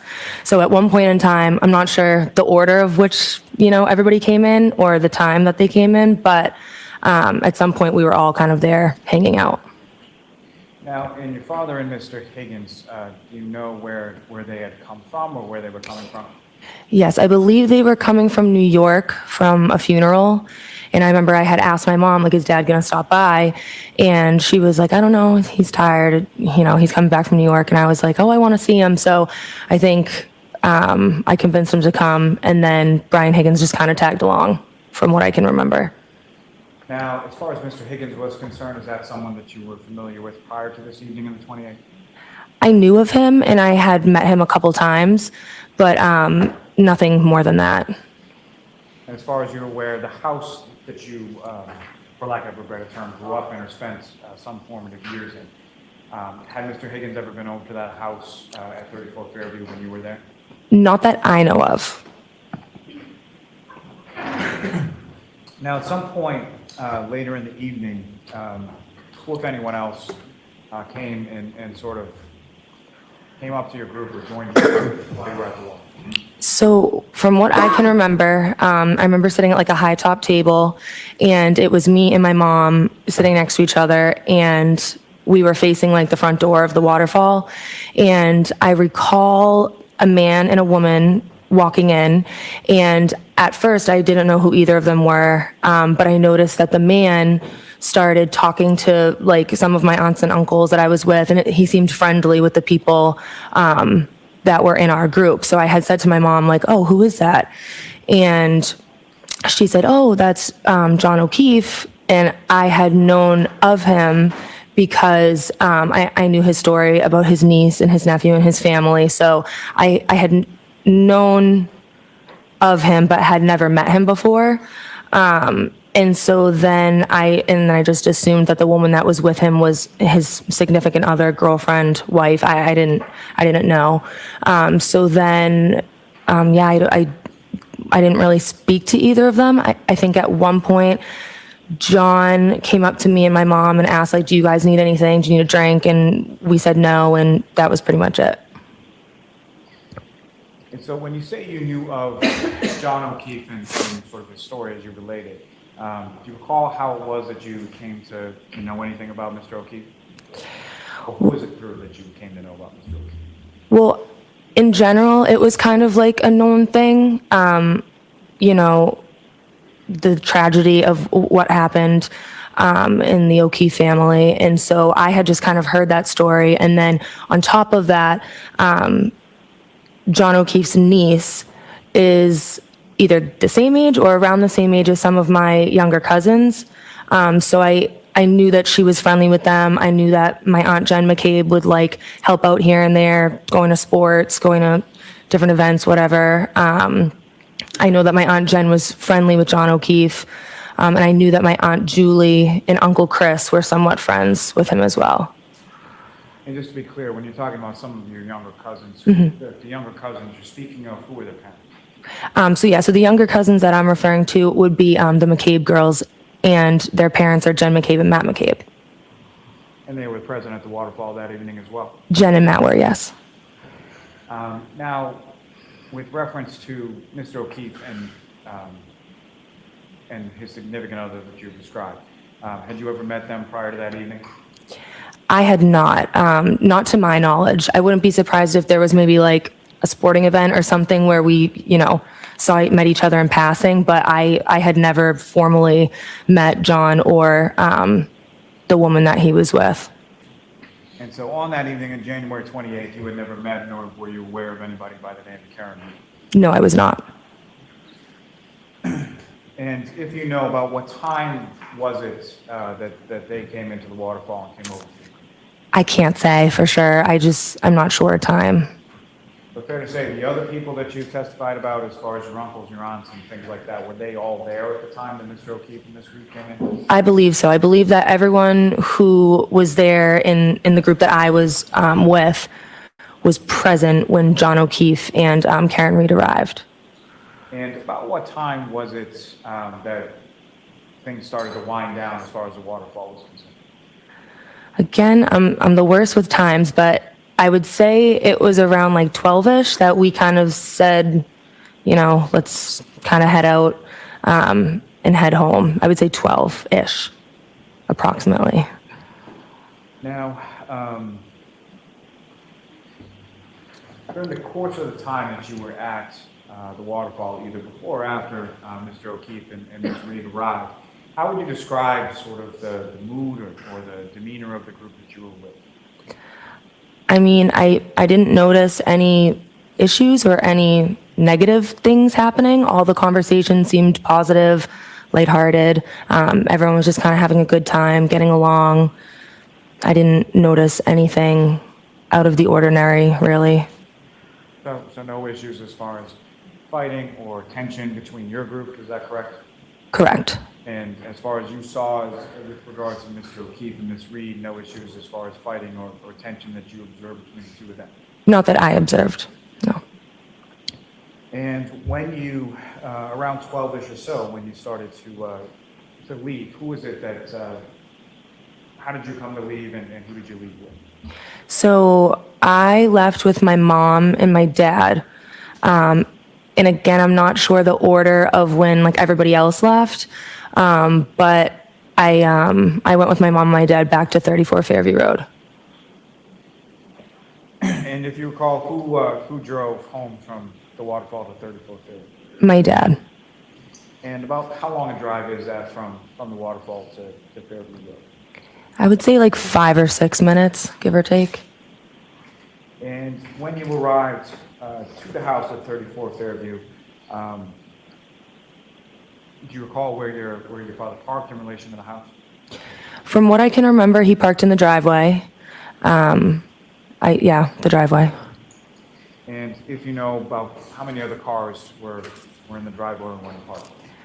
I'm not sure. I know there was at least like 1 or 2, but I can't say for sure. I just don't really remember how many were in the driveway at the time. I had like younger siblings in college at the time who would sometimes take some of the cars, so I just don't remember for sure. And if you know, essentially, within the driveway, there's a garage at the end of the driveway, is that correct? Yes. And there's a door on the left, door on the right, is that right? Yes. And do you recall whether or not your father pulled into the driveway on the left side or the right side in relation to those two? I don't remember. And when you came into the house, do you remember how it was that you came from the vehicle to the house? Yes. From what I remember, I went in the front door. So I would have gotten out and walked on the brick path over to the front door area, walked up the steps, and then walked through the door that enters into like a foyer area. And just to be clear, sort of when you walk into that front door with the foyer area, what if anything's right in front? So when I first walked in, I actually had seen my cousin Colin. He was standing in the foyer area. And I remember I said to him, like, "Oh, hi, what are you doing?" Next question. Not what you said to me. Taking you back to sort of when you're exiting the waterfall and when you're exiting your parents' vehicle and walking into the house, what, if anything, did you observe as far as the weather at that point? I remember at that point, snow was definitely coming down. And I could tell that it was like progressively getting worse. And so you walk into the home in the front foyer area, that's where you run into your cousin Colin? Yes. How is Colin related to you as far as, how is he your cousin? So Colin is Julie Albert and Chris Albert's son. So he's my first cousin. And when you walk in, you sort of bump into him. Where was it that he was? He told me that he was headed. Not what he told you. Where was he going? To my knowledge, he was going home. Objection. Oh, wow. Next question. Next question. From the time that you walked in and bumped into Colin sort of in the foyer of the home, how long was it that he was in the home while you were there? I would say No, how long was he in the home when you were there? minutes. And from your group, this includes yourself, your mother, your father, is that correct? Sorry, what was that? From your group, when you enter the home, that includes you, your mother, and your father? Correct? Yes. And who, if anyone else from the waterfall, arrived at your home around the same time as yourself, your mother, and your father? I believe that Brian Higgins was the next to arrive. I think he very shortly after came inside, after myself, my mom and dad. And so when Mr. Higgins comes into the house at 34 Fairview, are you already in the house? I was already inside, yes. And so do you have any idea what Mr. Higgins was driving that evening or where he parked it? I do not. And then once you come into the house, when you come into the house, where is it within the home that you go? So I walked in through the foyer, and then I took a right turn, which leads into like the dining room area. And that's where my brother Brian and two of his friends were just sitting around the dining room table. So I said happy birthday to him and was just kind of hanging out in there for a little bit. And the friends that you observed in that sort of kitchen dining area, the friends of your brother Brian, little Brian, what were their names? Sarah Levinson and Julie Nagel. And were those people that you were familiar with prior to this evening in January 28th? Yes. Familiar with them as their friends of your little brother? Yes, exactly. And with regard to the house, after yourself, your mother, and your father arrived, and then Mr. Higgins after that, who, if anyone else from the waterfall, came to the house that you saw? My Aunt Jen and my Uncle Matt McCabe. And when your Aunt Jen and your Uncle Matt McCabe arrived, where was Colin? Colin had left by then. Objection. I'm going to allow it. And when Mr. and Mrs. or your uncle and your Aunt McCabe come in, where is it that they go within the home? I believe they did a similar thing. They either entered through the dining room or through the kitchen area, but the dining room and the kitchen are like open floor, kind of all the same room. So we were just all kind of hanging out in that area. And if you know about how long a period of time were you at your parents' house on Fairview Road that evening? I would say hour 45, latest 2 hours, but around like an hour and a half, an hour 45. Yeah, I can't say for sure. It's an estimate. And for the balance of the time that you were there, were you in that same sort of kitchen dining room area? Yes. And what is it that you were doing as far as you and the group doing in that area of the house? We were just kind of hanging out. I remember that my mom had grabbed like a small speaker and put some music on. We had a couple drinks and everyone was just kind of like having a good time, hanging out. We said happy birthday to Brian And that was kind of it. And Ms. Albert, Well, Lally's got me clearing my at any throat. point in time when you were within, well, let me ask you this first. As far as the sort of demeanor or mood within the house, similar to how I'd asked you at the waterfall, did any of that change once you returned back to your parents' house at Fairview Road? No. So everyone getting along, no arguments, no tension, anything you observed? Correct, yeah. Now, beyond the people that you just described, did anyone else come into your house, into your parents' house that evening while you were there? No. And specifically, Mr. O'Keefe and/or his significant other, Ms. Reed, at any point in time while you were there, did they come into your house? No, neither of them ever came into the home. Now, with regard to the people that you were describing before, at any point in time, did the people in the kitchen dining room area, any of them leave that area of the house? I think when my mom, my dad, and I first got there, I believe my dad went upstairs to grab the dog to let her out. So he did that, and then I think there was another period of time where my dad might have been showing, or maybe my mom or my dad were showing Brian Higgins, like family photos of one of my brothers, who's in the Marines. So that would have been in like the family room area, which still is like, there's an open doorway, so it's not like the door was shut or anything. But other than that, we all kind of stayed within that dining room, kitchen vicinity. Now, with reference to the dog, that was a family dog, is that right? Yes. And your family had the dog when you still lived on Fairview Road with your parents? Yes. And what was the dog's name? Chloe. And with respect to letting the dog out, can you describe to the jury sort of what that process entailed? Was it on a leash, or how would the dog be let out? Sure. So we had like a fenced-in backyard, and we had a back door. So we would just kind of open the back door, let her out. She would kind of do her thing, and then she would come back in when she was done.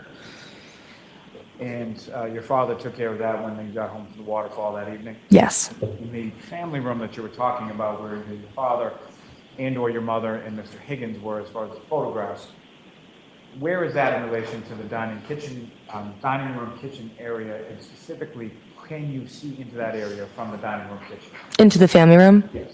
Yes. So there's just sort of like it's like a doorway, but there's no door there. It's pretty open. And if you're standing in the dining room or the kitchen, you can see into the family room for the most part. Now, you at that point were not living at the address on Fairview Road, is that right? Correct. And as far as the people that were at the house who did not live at the Fairview home on that night, who was the last person to leave? I was the last person to leave. And prior to your departure from the house, sometime hour 45 or so after you got there, can you describe the order in which the other people that you just described were there? What order did those be? I don't remember the order in which everybody left, but I do remember that Sarah Levinson, Julie Nagel, my aunt Jen, and my uncle Matt, they all left in one car, and then Brian Higgins left. But I just don't remember the order in which it was. Probably within like a couple minutes of each other, but I just don't remember exactly who left first. And then I left pretty shortly after everyone else as well. Now, during the time that you were hanging out in that dining room kitchen area of the home, at any point in time was your attention drawn to the outside of the house? Did you hear anything, see anything outside the house? I did not. And with respect to the front area of the house, at any point in time, was there any discussion that you recall about anything going on in that area? I don't recall a discussion going on about anything happening out front, except for at one point, No, let me hear her answer first. Except for what, at one point? At one point, I remember that Julie Nagel's brother was supposed to pick her up. So I knew that there was some communication where she told him, never mind, I'm you don't need to pick me up. You can go home. I'm going to go home with Jen and Matt. Now, with respect to your aunt, Jennifer McKay, what, if anything, do you recall her doing with, do you recall her having a cell phone that night? I do. And what, if anything, do you recall her doing with respect to that cell phone? I remember at one point we were standing in the kitchen and I had noticed she was on the phone. And I remember she said something to the effect of like, oh, No, not what she said. okay. So next question, Steve.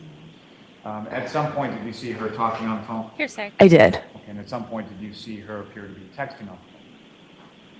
I'm not sure about texting. I definitely saw her speaking with somebody on the phone though. And at some point, where did she put her phone in relation to where you guys were in the kitchen and dining room? I'm not sure.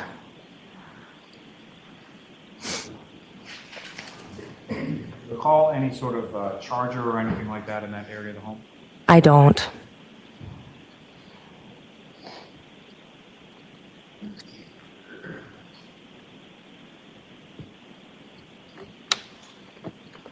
Now, as far as who picked you up from the house that night? My boyfriend. And Mr. Morris came to the house in Fairview Road and picked you up at some point, about an hour and 45 minutes or so after you arrived there, is that correct? Yes. And recall what Mr. Morris was driving on that particular evening? I remember that he actually was driving my car, which is a 2019 white Jeep Cherokee. And what kind of car did Mr. Morris have at that time, if you recall? At that time, he had a very old, I want to say like 2012 Ford Taurus. So that's why he took my car, because the Taurus wouldn't have been good in the snow. And how was it that you came? Did he call you, text you? How did you know that he was there? I believe that we texted, and that's how I was informed that he was out front. So you receive a text, something to the effect of here, and then you go outside? Yes. And when you went outside, if you recall, what was the weather like when you were coming out of that? When I walked outside, I remember, again, the snow was coming down a lot. I remember like sort of trying to watch my step because the stairs in the brick path were pretty snowy, and I didn't want to slip. So as far as weather, yeah, I remember it was actively snowing and I was trying not to slip. And that's pretty much what I can remember. And do you recall where it was that your boyfriend, Mr. Morris, parked the car in relation to the house when he arrived? I believe he parked in the driveway. So you would have come down the steps, down the walkway to the driveway area, correct? Yes. And who drove from Fairview Road to back home that evening? Tristan did. Now, if you recall, when Mr. Morris, I'm assuming, backs out of the driveway, is that correct? Mm-hmm. When he backs out of the driveway, where does the vehicle go in relation to the house? We went up Fairview Road, so towards the flagpole in our yard. And so towards the flagpole with the passenger side facing the house, is that right? Yes. And if you recall, as Mr. Morris is driving away from the home, what, if anything, with respect to the weather, did he have to employ within the car? It was snowing. I remember the windshield wipers were on, and I remember he was driving very cautiously 10 and 2. And I remember thinking to myself, oh, the snow is coming down pretty hard. And as you drove past the house, were you looking outside or looking at the house or the front lawn area of the home? I was not. Once I got inside the car, my attention was on him, and we were having a conversation, so I hadn't been looking out the passenger window towards my house at really any point. So your head was turned towards your boyfriend who's driving the car to the left of you as he's driving away from the home? Yes.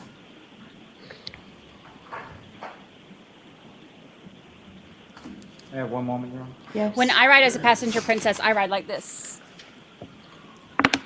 Stare at the driver.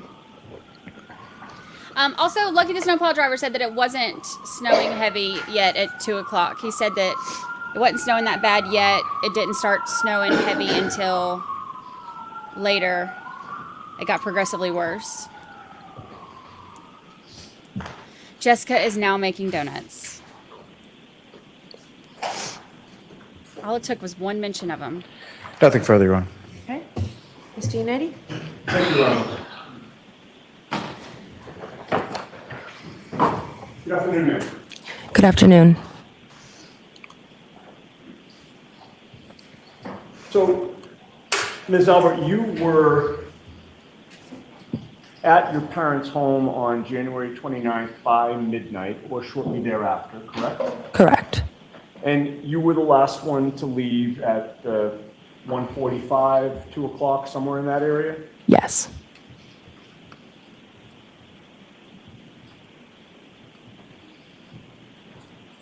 On January 29th of 2022, after you got up that day, did you receive a call, a text, any sort of communication from any investigator connected with this case? I did not. Oh, Turtle Boy's in there. Proctor did not contact you on January 29th? No, He did not interview you on January 29th? he did not. What about January 30th, No. 31st? Nope. How about the entire month of February? Did you hear from Trooper Proctor wherein he set up a meeting or an interview with you? I did not. Then what about the entire rest of 2022? Objection, did Your Trooper Honor. Proctor interview you during that entire year? All right, so the objection's overruled. You can answer that. I was not interviewed, no. No. And then in 2023, prior to May of 2023, were you contacted by Trooper Proctor or any investigator for an interview regarding what you just testified to here today? I don't think so.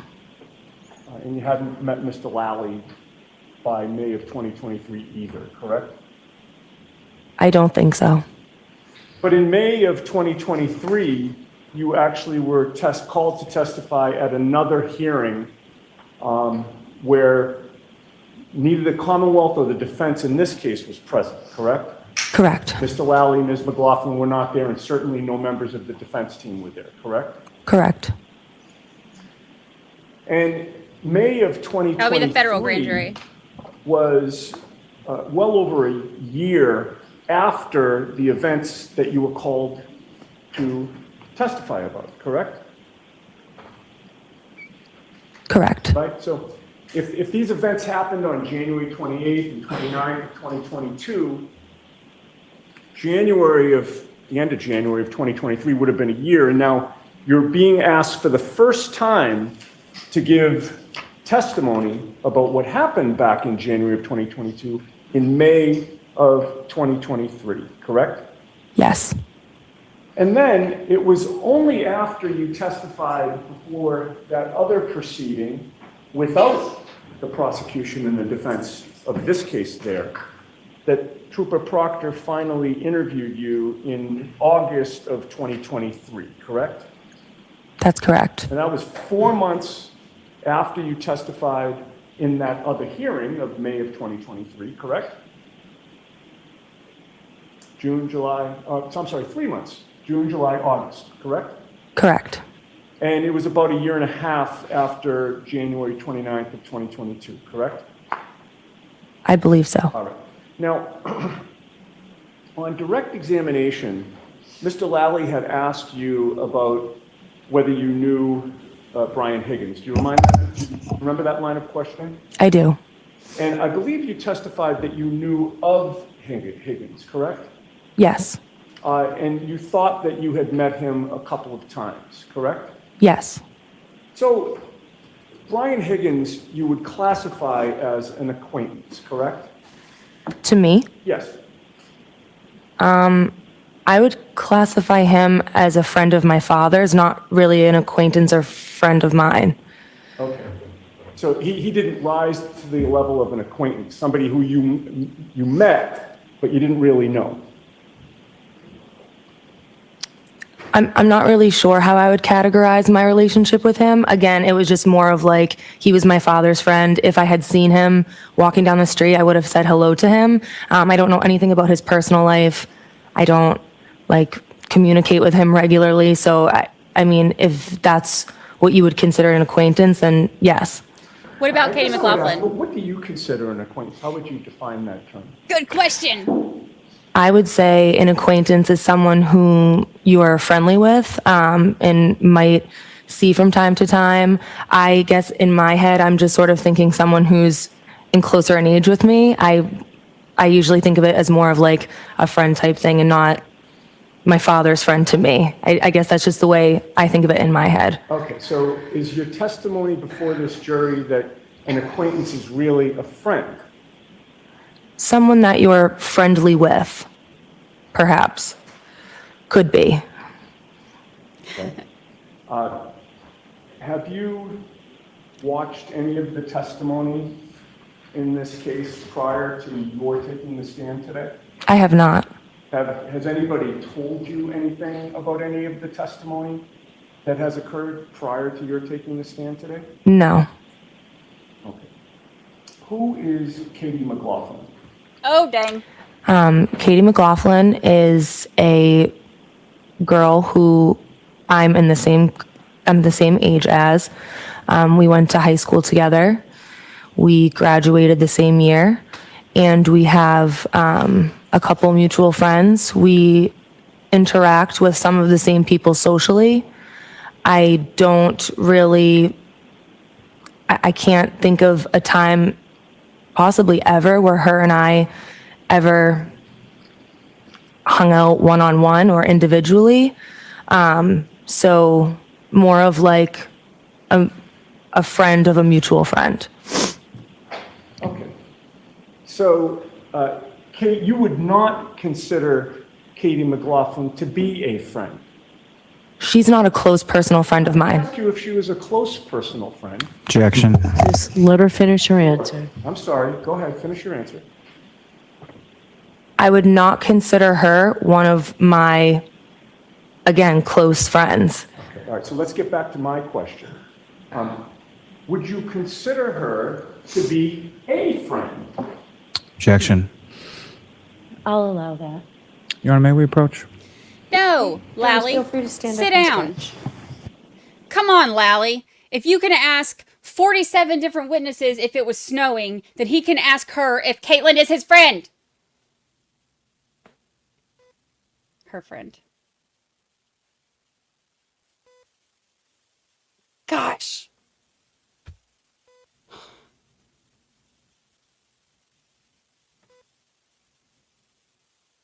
Everyone in the town of Canton or Boston has testified that it was snowing, but you let Yannetti ask one question about if Caitlin McLaughlin is a friend, and then all of a sudden we need to have a sidebar.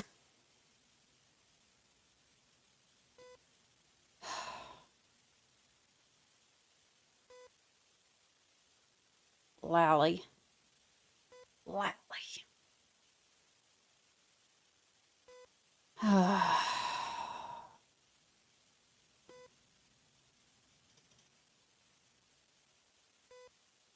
I got acquaintances in low places.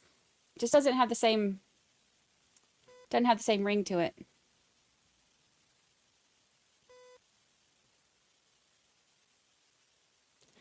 I got acquaintance. Yeah, it just doesn't ring true. Who, if anyone, prepped you for this?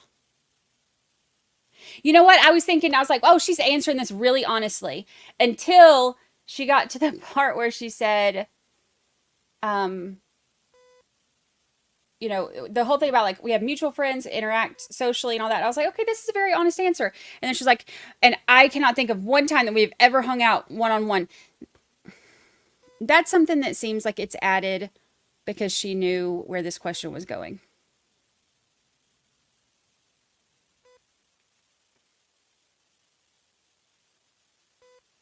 Bless it.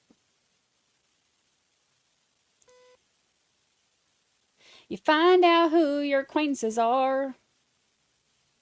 Yeah. Just doesn't have the same.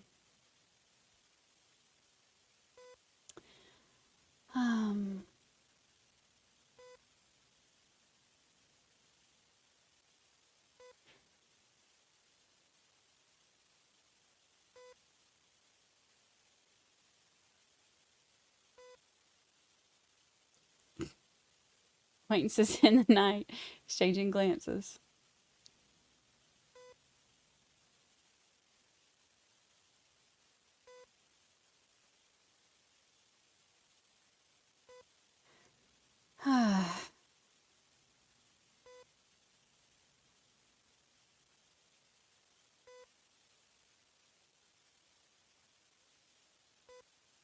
Somebody get that child a Boston cream donut.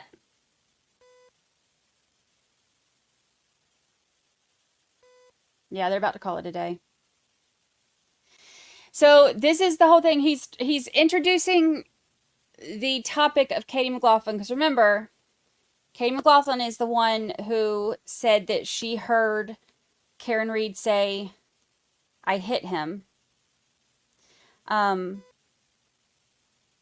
then she went and told the other two guys.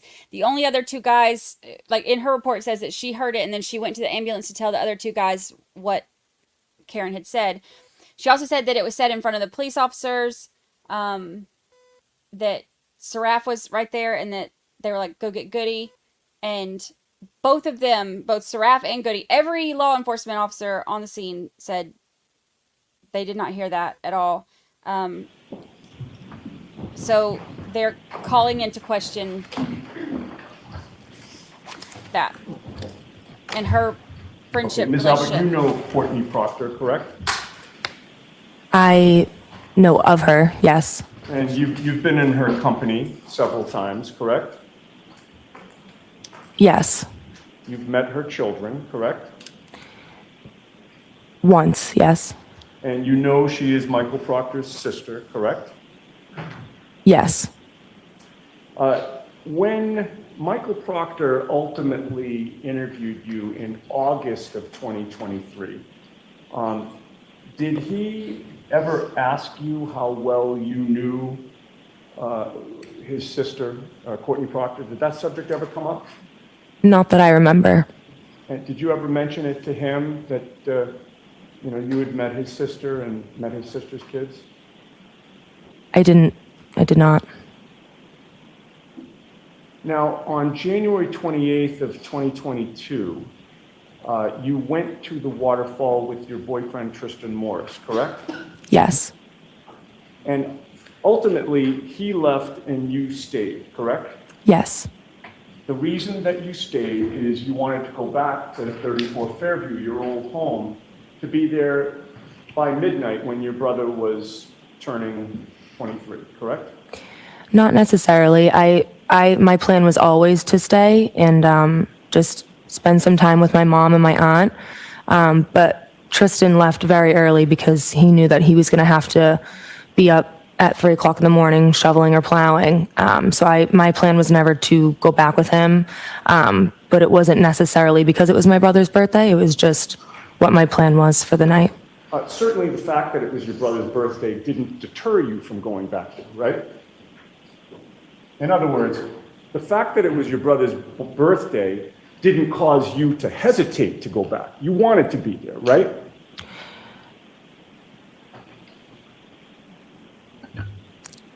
Well, my brother Brian wasn't at the waterfall. No, I'm talking about, let's start over.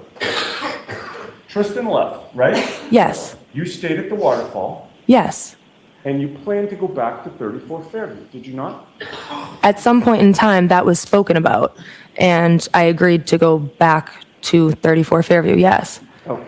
And you went back there to see your family, correct? Yes. Including your brother Brian, whose birthday it was, correct?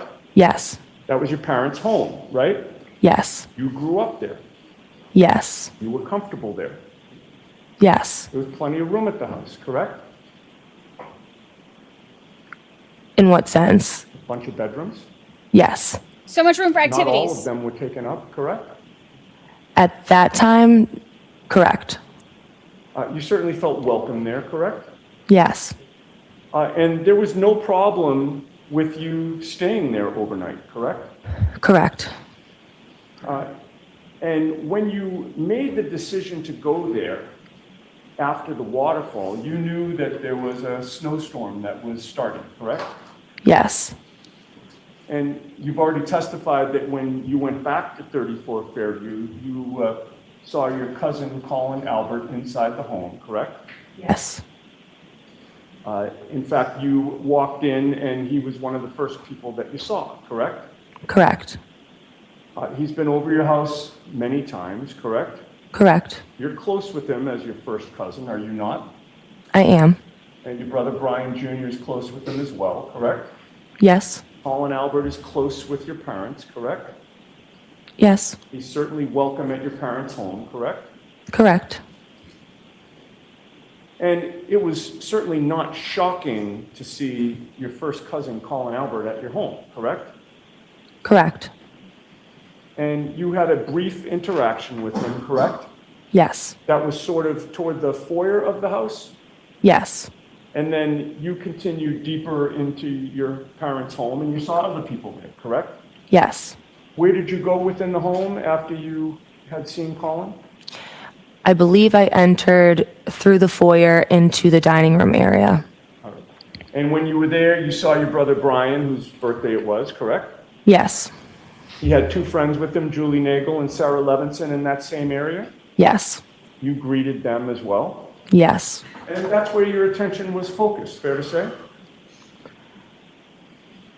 I would say that once I said hello to them, I didn't just sit with them three. I sort of was walking around. I wouldn't say my attention was solely focused on them three, but I did greet them, yes. And where you were walking around within the kitchen dining room area? Yes. And once you greeted Colin and left him, it's fair to say that you then were not looking over your shoulder monitoring what Colin was doing or where he was going, correct? Correct.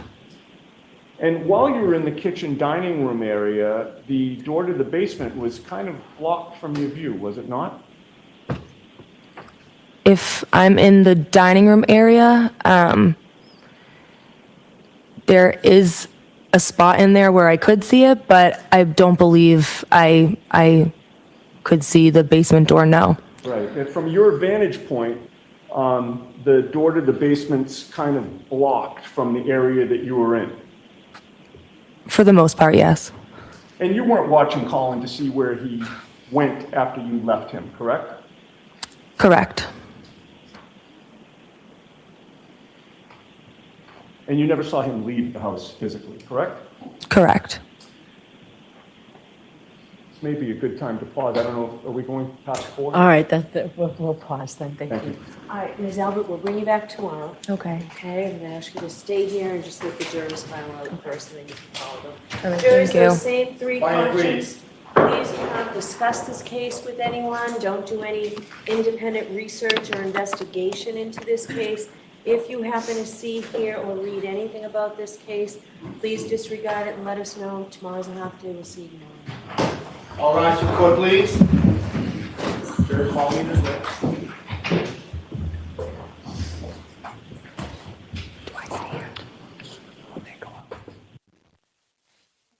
And goodness, I've become the coffer in court. Should I follow them out? Okay, thank you. Yes, that's.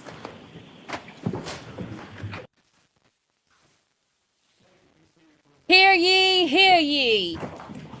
Oh, not done.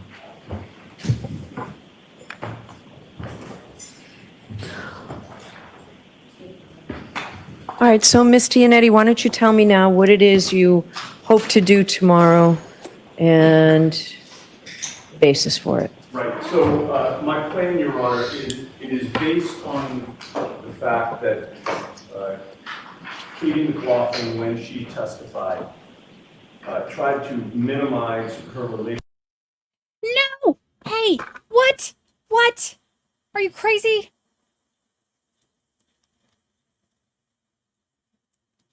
Are you crazy?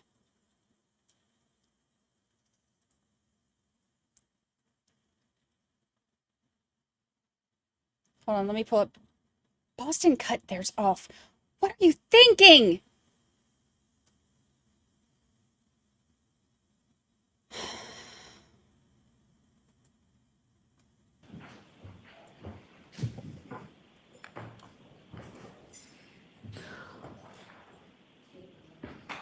All right, so Mr. Yannetti, why don't you tell me now what it is you hope to do tomorrow and the basis for it? Right, so my plan, Your Honor, is based on the fact that Katie McLaughlin, when she testified, tried to minimize her relationship with Caitlin Albert. The reason why that's relevant is that we have proof that she has changed her story after she learned that 34 Fairview was the Albert family home. She was on record with Trooper Proctor stating that, this is Katie McLaughlin, stating that what she heard my client say, she actually overheard. She heard my client addressing Jennifer McCabe on scene in a hysterical manner saying, allegedly, I hit him, I hit him, I hit him. And that evolved in this case to a multi-part conversation with many different people, including starting with Katie McLaughlin saying, was there any trauma? And my client supposedly responded, I hit him. And then a police officer jumps in and asks another question, and my client supposedly said, I hit him. And there were like 4 different times where my client was responding to others so that it wasn't really this burst of excitement and an excited utterance. She tried to cast it as statements that were made upon reflection, making them sound more ominous and more inculpatory than what they were, particularly because the person to whom my client was speaking, who was no friend of my client, reported that she said, did I hit him, could I have hit him? So we have a clear conflict in the testimony. We have a witness who has admitted that her statement has evolved, and she's admitted that her statement evolved after she learned the identity of the house that she was at, which happens to be the house that Caitlin Albert grew up in. When she was confronted with, who is Caitlin Albert, when Mr. Jackson asked Katie McLaughlin who Caitlin Albert was, there was a long pause, and then she was and then even the way she phrased it was, I think, telling. I went to school with somebody by that name, or it was something to that effect. It just sounded ridiculous. I went to high school with a girl named Caitlin Albert. She's trying to remember. At that point, we had 4 photos that we marked for ID, H, I, J, and K, where we have them together. We have them being Facebook friends. We have a nature of the relationship that she tried to conceal in our view. Since that time, we've been deluged by other photos of the 2 of them together, including one, intimate photo of them, the 4 of them. I'm sorry, when I say the 4 of them, I mean Caitlin Albert, her 2 college roommates, and the only person who's not a college roommate in that photo is Katie McLaughlin. Katie McLaughlin also said that she never went on anything other than occasional day trips with Caitlin Albert. We now know that that's false. We have them together in a hot tub drinking in a photo that is from Maine, which is about a 4-hour drive away. When is That that? was, it was posted in 2016, which is another. But when reason. did it occur? Did it occur in 2016, or was it posted in 2016? It was posted in 2016. I think the inference is that's when it was a new photo that was uploaded. I mean,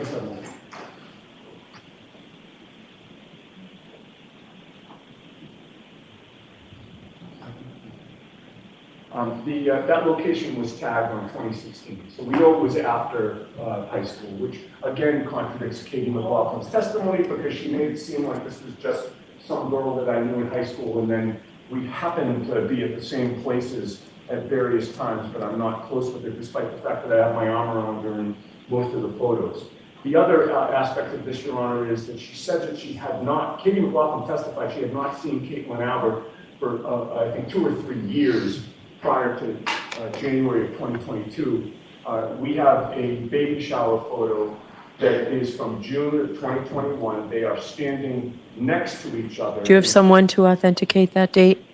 Caitlin Albert will authenticate that date. Why are you Because sure of that?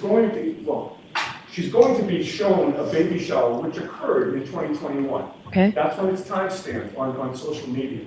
And Caitlin Albert, her face and her body are in that photo. Katie McLaughlin's face and body are in that photo. How many other people are in that photo? I think there are 6. I have the photo. Give it back to Mr. McDermott. The one's for ID. Oh, thank you. Or actually, if I can just see those, I thought these were different photos. If I could have those, then you don't need to count the people. There are 5 other people in the photo with them, but they're together on the right side of the photo. I mean, you know, these photos impeach the testimony of Katie McLaughlin multiple times, and we should be allowed to explore the bias of these witnesses, particularly the bias of Katie McLaughlin, who purports to give incriminating testimony against my client, brand new testimony that only existed after she learned the identity of the homeowners in this case. This is classic bias and classic impeachment evidence. There's no reason why we shouldn't be able to show photographic evidence of this relationship, much like Mr. Lally's shown photographic evidence of the 34 Fairview, what it looks like. It's intended to assist the jury. And in doing a 403 balancing test, Your Honor, the probative nature of this evidence greatly outweighs any prejudice. She's able to explain these photos any way she wants when Mr. Lally does his redirect examination of her. But without being able to get into this, Your Honor, Katie McLaughlin's testimony, it's like she's wearing a suit of armor. We can't get through it. We have the tools and the evidence to get through it. We have the ability to expose her as somebody that's misrepresented something very important to this court. But if we can't ask these questions and we can't get in these photos, then we're not able to do it. All right, Mr. Lally, what do you say? You know, just as far as the authenticity of whatever these is, as far as social media is concerned, there's a variety of ways to fabricate that. And I think it's interesting that Mr. Yannetti is really vague about where these photos came from or how he knows the specifics that he's so sure about when they occurred, where they occurred, what state people were in, what day it was, who is college roommates of who within these photographs, but has no specifics about, you know, where these deluge of photographs came from. More importantly, Your Honor, what I would submit as far as Ms. McLaughlin is concerned is she was entirely consistent, and I did the disparagement as far as what her testimony has been, as far as her statement within the report to Trooper Proctor, her grand jury testimony in this case, and her testimony before this jury on the stand were identical, if not entirely consistent. And again, it's not just Ms. McLaughlin that is attributing this statement to the defendant. The jury has heard from 2 other firefighters, as well as anticipated other witnesses who will testify to these exact same statements that the defendant made outside of the home on that date. What counsel I think is referring to as far as the could I have hit him is something that the defendant said to Ms. McCabe, which was overheard by Ms. Roberts on a speakerphone on the way to Fairview Road. And then she modifies that statement when she's asked specifically about the bruising and how that could have been caused. And it's at that point where she repeats, I hit him, I hit him, I hit him, I hit him. So to then use prior statements to a completely separate witness that have nothing to do with Ms. McLaughlin to try to use that to claim impeachment or bias is ridiculous. And then as far as it applies to this specific witness, when it comes to impeachment and bias, what the case law is very clear about is if it goes to bias of the witness who is on the stand, and the witness in this case is Ms. Albert, not Ms. McLaughlin. All right, thank you. This will save us some time tomorrow. All right. Well, the only other thing I was going to add, Your Honor, is Mr. Lowry's arguments go to the weight, not the admissibility. But I pulled up my notes, which I'm sure the court has.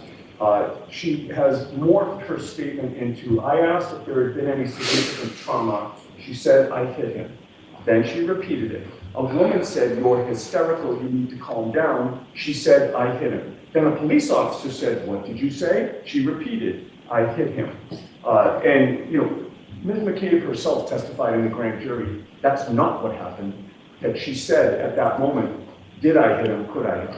She's on record saying it. The All right, officers also. thank you. I'll take a look at my notes and we'll figure this out first thing in the morning. Court, all rise. The officers also said that they didn't hear that wasn't what they heard. So take that for what you will.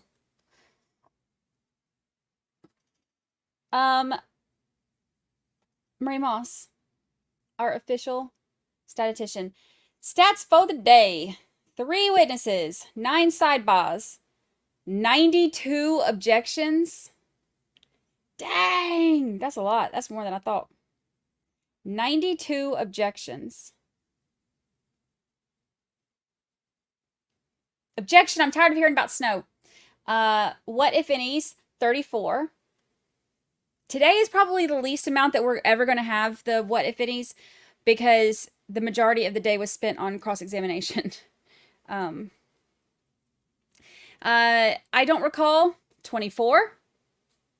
Bev, I'll let him have that. 17. 1 voir dire. And the word of the day, butt doll. Butt doll. Butt doll. Fun times. Fun times. Butt doll. That was actually quite uncomfortable, but also funny how he worded when Lally was talking to him about, he's like, so before you and your wife got in that situation, what situation, Lally? Could you expand on that, please? Ew, just joking, don't.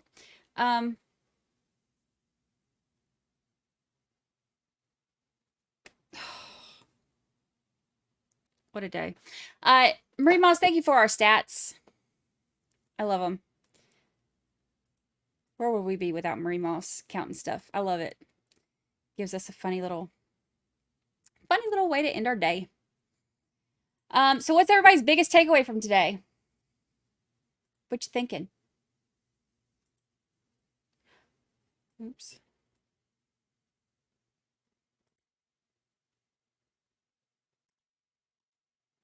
Look, I have to show y'all this before we go.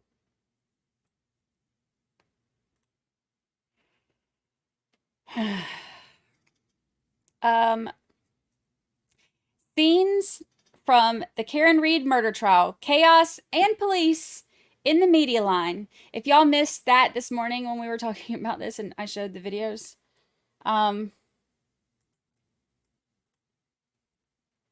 Grant talking to police. Could the media become the message in the Karen Reed murder trial?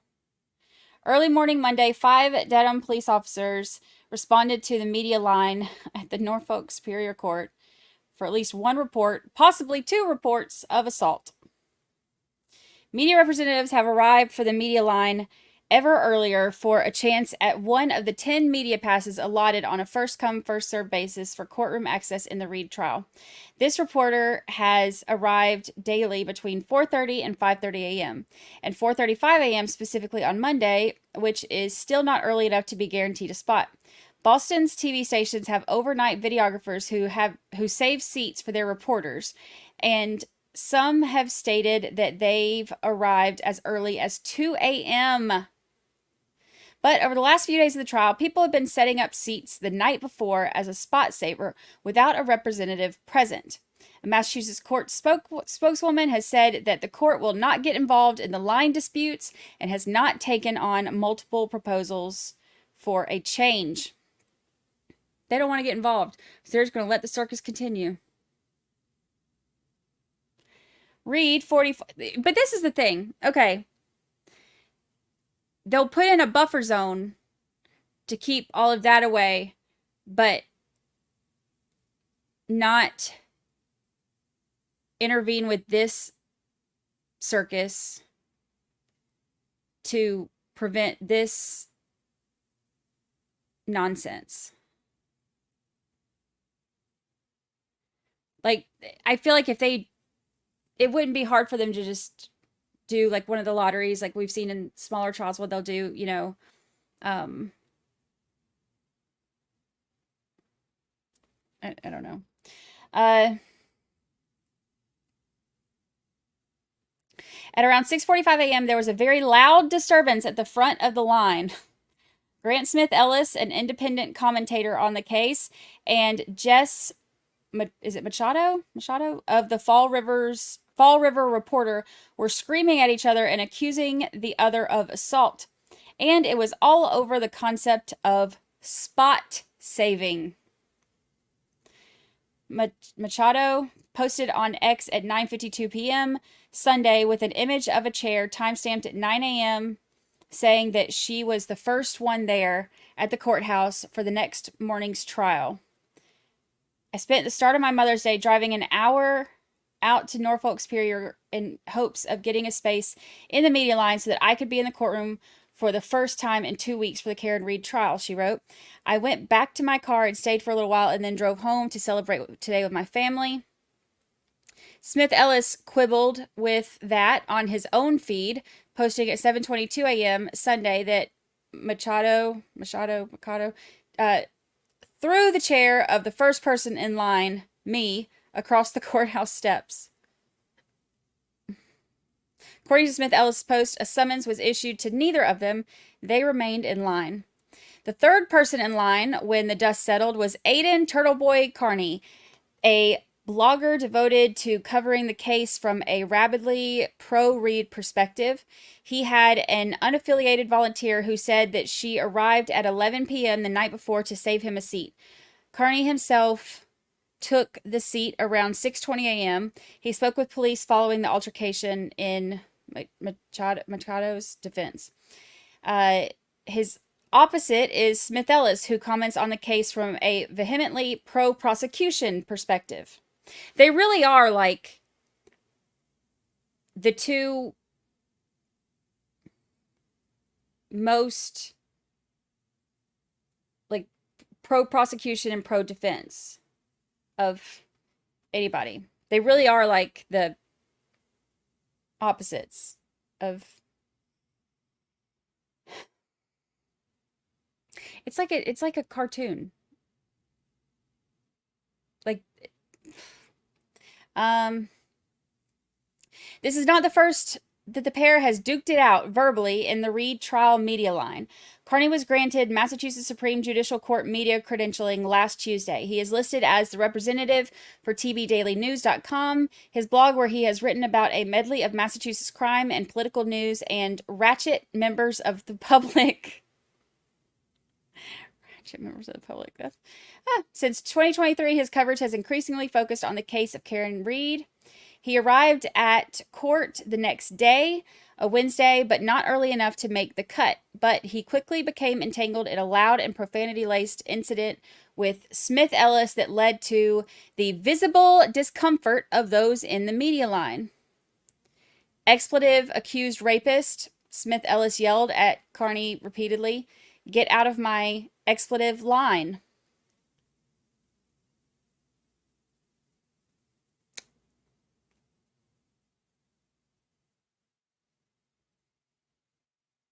Think about the actual media, like reporters watching these like listening to that.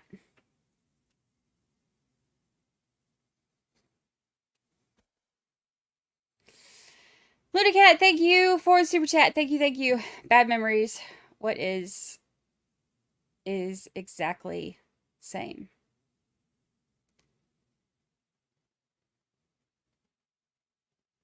What is exactly same. Thank you for super chat. Thank you. Thank you.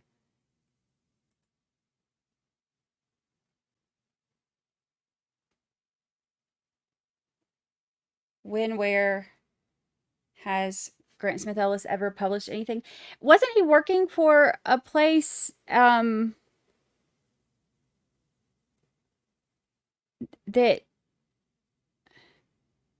when let me not say that because I might be remembering wrong. I think he was working for a place before that he was let go for some stuff happening with some of the coverage of this, if I remember right.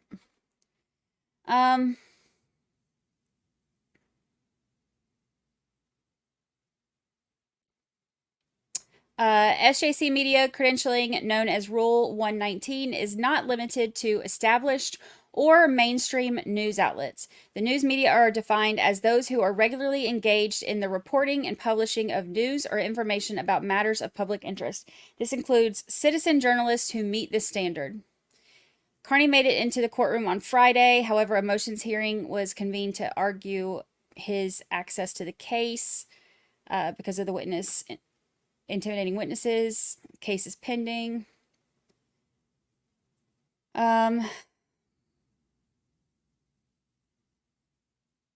The ever earlier arrivals of those wanting a spot and the increasing confusion and hostility experienced in the line has led to new proposals to try to solve the issue.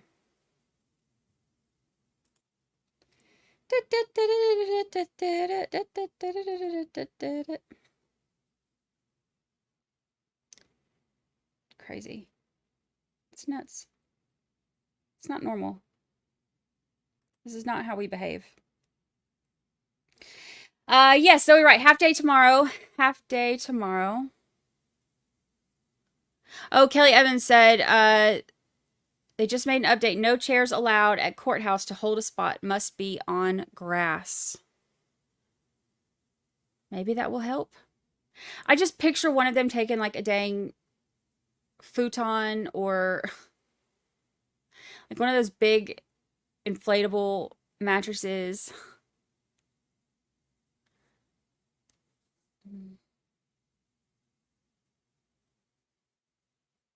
I don't know. I don't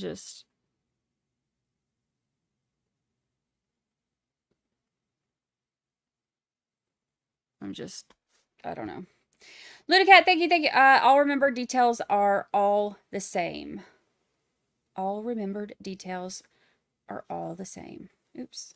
I almost timed you out and I meant to hit the like on your thing. Thank you for the super chat. All remembered details are all the same. I feel like it's been like that with some of this stuff. The specifics on some of the details have been very very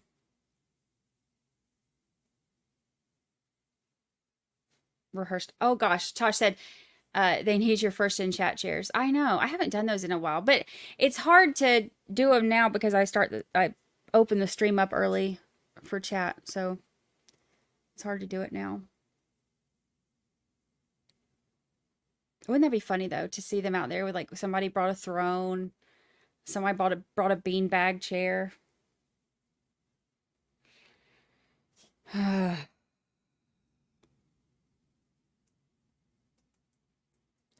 Simad says, thank you for your great coverage. I live here now, but got to go watch Peter at 8:45 to see if he has lost his mind yet.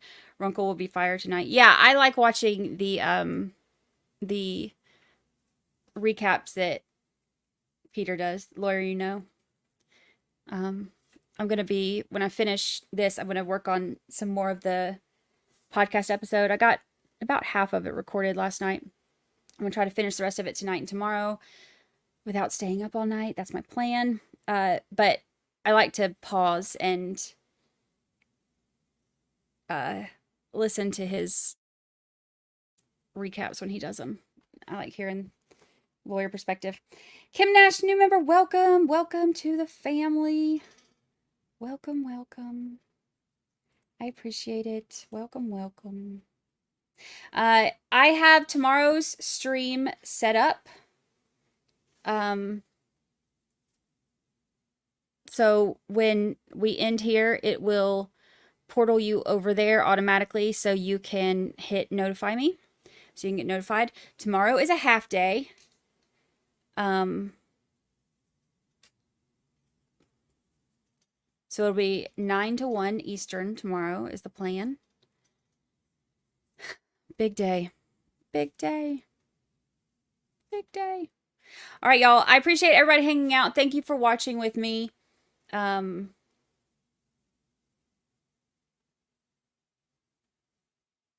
it's pronounced Machado. Okay. Thank you. I didn't know how to say it. I tried to say it like every possible way so that at least one time I would be getting it right. And not one time did I get it right out of all the different ways I pronounced it. So Machado, if you're out there, I apologize. All right, y'all. I appreciate you so much. I will see you tomorrow. Why are you whining? I just now started saying goodbye. Can you give me a second?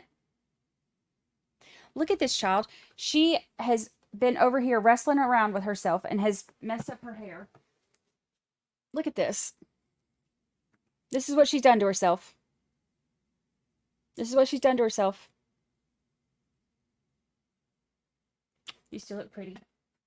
All right. I appreciate everybody. I will see y'all bright and early tomorrow.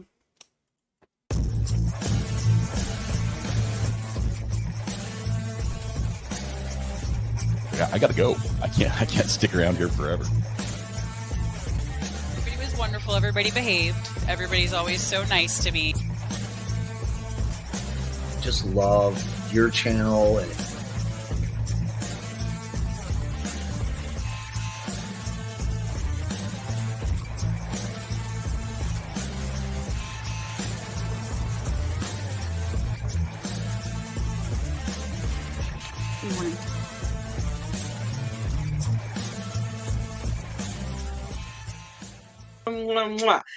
Goodbye, good people. Now, how the heck do I get out of here?